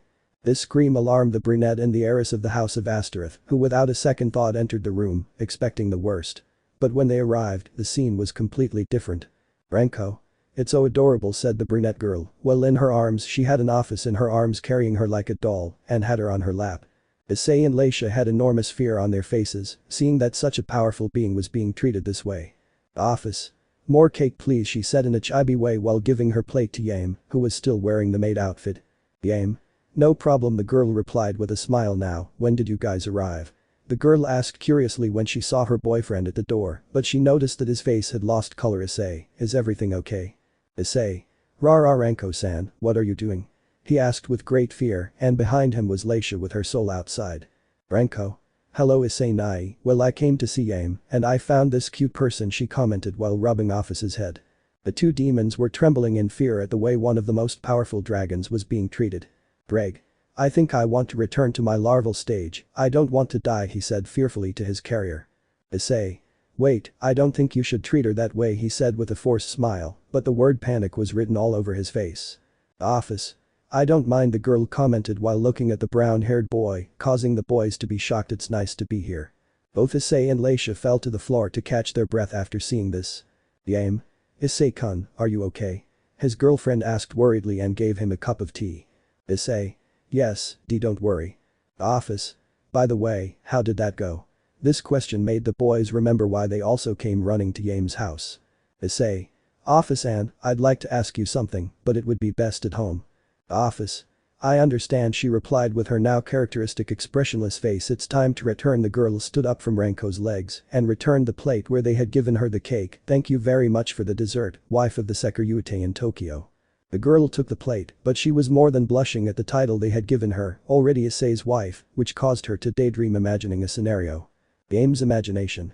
We see the blonde looking out the window of her house, where she overlooked the patio, and there an older brunette with a beard chasing something that could not be distinguished by height. Issei. I'll catch you guys, he said with a smile on his face. In front of him was a boy and a girl of the same age. Child. Nuo, dad will catch us and make us eat those horrible peppers, run sister. Girl. Let's go brother, mom will be our salvation. Yame happily went out into the yard while her swollen belly was seen, showing that she was expecting another child. Yame. Come on kids, I'll protect you from your father, she commented with a smile as they were hugged by the little ones. We love you, now you'll eat your peppers. Kids. No. The brown-haired man just laughed and went to his wife to give her a kiss on the lips while caressing her belly. Kids. That's disgusting, don't do that in front of us. Yame. I'll see you with your respective partners when you're older, I commented with a mischievous smile. Issei. Never. My princess will never have a boyfriend, he replied while carrying the girl and holding her against his cheek. The family atmosphere was beautiful in that scene. End of scene. The brunette looked at his girlfriend, who had a silly smile while repeating your princess. Issei. I think we've already lost her, the brown-haired boy commented as he passed a hand in front of the girl and she didn't react. Leisha. It's better if we go, we should talk to the others about this matter, at least find out how Ravel-san is. Issei. That's true, with it I take the blonde and steal a kiss, which she reciprocated. We'll see each other later. The boys left the house with Office, leaving Renko and Yame in the house alone. Renko. Yame, hey answer, said the brunette who also didn't make her react. This girl, well, what is she thinking? Yame. Your princess, how beautiful she is, he said in a low voice while covering his face. Hyoudou Mansion. At the Hyoudou Mansion, we see the boys except for Rias who were talking with Issei's parents. They hadn't been present because Ria's parents had given them a 3-month trip around Europe. They said it was the best vacation ever, as they stayed in the best hotels in each country, all of which belonged to Ria's father's company, using the excuse of their children's engagement. Nikki. I see, said this mother calmly, so now my son is in Tokyo. The Keno. Yes, who would have thought that he would win that scholarship to go study in Tokyo? Of course this was a lie, they wouldn't tell him the real reason, since that would expose the boy. Boru. I knew my son would go this far, said the man proudly as tears flowed from his eyes. Asia. That's why he asked us to take care of the house while you returned, said the girl a little nervously, lying wasn't her thing. Nikki. You've done an extraordinary job, girls, but who went with my son? The Keno. He was accompanied by Ravel-san, the exchange girl that he and Rias had taken in. Since she hadn't started classes yet, it was very easy for them to make her transfer. Nikki. I see, well as long as my son is not alone everything is fine, the lady replied. Well, it's time to go make dinner, and then dear, she turned to look at her husband, we should start planning to go to Tokyo and see our son. She said this last thing with a voice from beyond the grave, not saying goodbye to his mother has consequences. The resigned brown-haired man nodded and headed towards the elevator to his room. Asia. I think Issei-sen is in trouble because of us. Ikeno. Ara, my cute Kohai will suffer his mother's wrath. Roswis. We must notify Issei-kun. The girls nodded and went to Roswis's room to be able to talk more calmly, but a message from the brunette to Ikeno's phone caused the girls to run, alerting Irina and Zenobia, who were training. Issei's house. The boys were with Ravel, who was serving tea to those present in the room. Those who were there were Penum, Razor, Issei and company, since both Seekvaira and Seekvaira had returned to their respective homes. Issei. Let's wait for Ikeno-san and the others to contact us and see what situation they experienced. Penum. What worries me is how they managed to bring back to life a being that had already died a long time ago. On the table where they were, there were 3 communication stamps. Sirzechs. Hello everyone, nice to meet you, commented the Mau, who made his appearance in one of the seals on the table. Azazel. I don't have much time, said the supervisor of the fallen angels. We are being watched, and the truth is things are tense here with the Teeps faction. This alarmed those present at the meeting, especially the brown-haired man, who knew that his girlfriend from Kuoh was in that place. Roswis. Sorry for the delay. The girl was shown and behind her the other pieces and allies of Rias. Penum. Okay, we want to know, girls, what was the attack you suffered at the academy a few days ago? The 2 leaders watched as Roswis showed a serious face as she recalled that attack. Roswis. That day they attacked us unexpectedly, and not only us, but they also attacked the school students as a distraction. Sirzechs. What were you looking for? Roswis. As I told Issei and the others, their target was Ravel Phoenix. This was confirmed by Kaneko when they attacked her class. Penum. So our plan did work. Azazel. What plan? Penum. Today we also suffered an attack by the rogue magicians who appeared at Kuoh Academy. This alerted everyone who was in the seal, but thanks to the warning from Ria's group, we made a contingency plan and thus prevented Ravel from being captured, since they themselves admitted that she was their target. Sirzechs. What did they do? Penum. Thanks to the help of the youths of the Bale clan, the Agares clan and Phoenix's brother, we made a seal around the school, so that when a magical aura that was not ours was detected, it would be sent to a pocket dimension trap. The leaders appreciated the ingenuity of that plan. Penum. But this caught the attention of the leaders. There were 2 things that really concern me. Azazel. What happened? Penum. The first thing is that an evil dragon made its appearance. Sirzechs. Which one? Penum. Grendel, said the girl seriously. Azazel. How is that possible? That dragon is supposed to have been dead for quite some time, and I know that from my research. Penum. Another thing that worries me is a boy who called himself Lucifer. Now Sirzechs was more than serious upon hearing that clan said that he would return with his leader, the ideal of the demons, to this world. Sirzechs. I don't like this. Azazel. And Grendel, it might be related to what's happening here. Sirzechs. What's going on? Azazel. We still don't know for sure, but indeed, the leader of the Teeps faction is a girl named Valerie, she commented while looking from one side to the other. It seems that I no longer have time to talk. At that moment she began to walk, or that is what could be seen in the movement of her body. Issei. I need you and the others to come to Romania as soon as possible and support us with this matter. I will send you the transportation stamps, just let us know when you come. The brown-haired girl and the others nodded and just watched as Azazel disappeared. Penum. This is getting more and more complicated. Sirzechs. Okay Issei-kun, I need you to help with all of this. Issei. Don't worry Sirzechs-sama, we will help Rai, he said to the president, in whatever way we can. Sirzechs. You shouldn't worry, I already know that you and my sister are in a relationship. The blushing brown-haired boy nodded. So when will you call me brother-in-law? The Mau asked happily, but out of nowhere he disappeared and then his mate appeared. Grayfia. I'm sorry, but I'm afraid the Mau-sama is no longer available. It was only observed that his hand was on the ground and it seemed to be dragged. I hope for your support with this. Without further ado, the 2 leaders disappeared from the meeting, leaving Roswis and the Tokyo boys. Issei. I'll just finish my work here and go to Romania with Ravel. Roswis. The same goes for us. We will ask for Sona's support with this matter. Without further communication, the brunette ended, leaving the brunette very worried. Issei. Leisha, I know it's a lot to ask, but could you help me with any contracts that may appear? Leisha. Don't worry, I'll take care of it, said the girl with a calm smile. Issei. It's a relief that nothing happened to you, Ravel, he said to his manager, who took his hands, causing the girl to blush. Ravel. Thank you for worrying about my Issei-sama. Before her stood her knight in shining armor, saving her once again. Razor. Hey, I'm here too, and I helped with half of my parody in taking care of you. Ravel. Nai-sama, you're ruining the moment, she said with a pout while glaring at her brother, causing a comical moment in the midst of the chaos that was beginning to break out. At that moment a new contract arrived at Issei's house. Leisha. Okay, I'll go see what they're requesting, please take this seriously and come back carefully. Issei. We will. Without saying anything else, the girl took the contract and disappeared from the place, leaving the others in the room. Venom.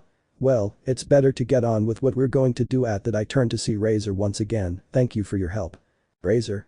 It's better to go home and please Hyoudou Issei. The brown-haired boy turned to look at the boy. I entrust my sister to you, I trust that she will be safe under your mantle. Issei. You don't have to worry, I'll take care of her. Without further ado, everyone who didn't live in the house went their own way, leaving Ravel and Issei alone, or well, that's what they thought. The office. Sekiryuutei, I want more sweets please, she said while giving him her empty plate. With Laisha's. The girl had appeared at an apartment complex where she was summoned to carry out the contract. Laisha. Well, it's here, I wonder what he wants. At that moment the door opened, causing Laisha to go into shock. Pashi. Arya-san. The girl was shocked to see that her classmate was the demon she summoned with the pamphlet they gave her. Laisha. This is going to get ugly. Let me know in the comments below if you guys want the next part. Also check out my other video that has been shown and left. Thank you for watching, if you enjoyed this video please like and share this video. And have a fantastic day, bye.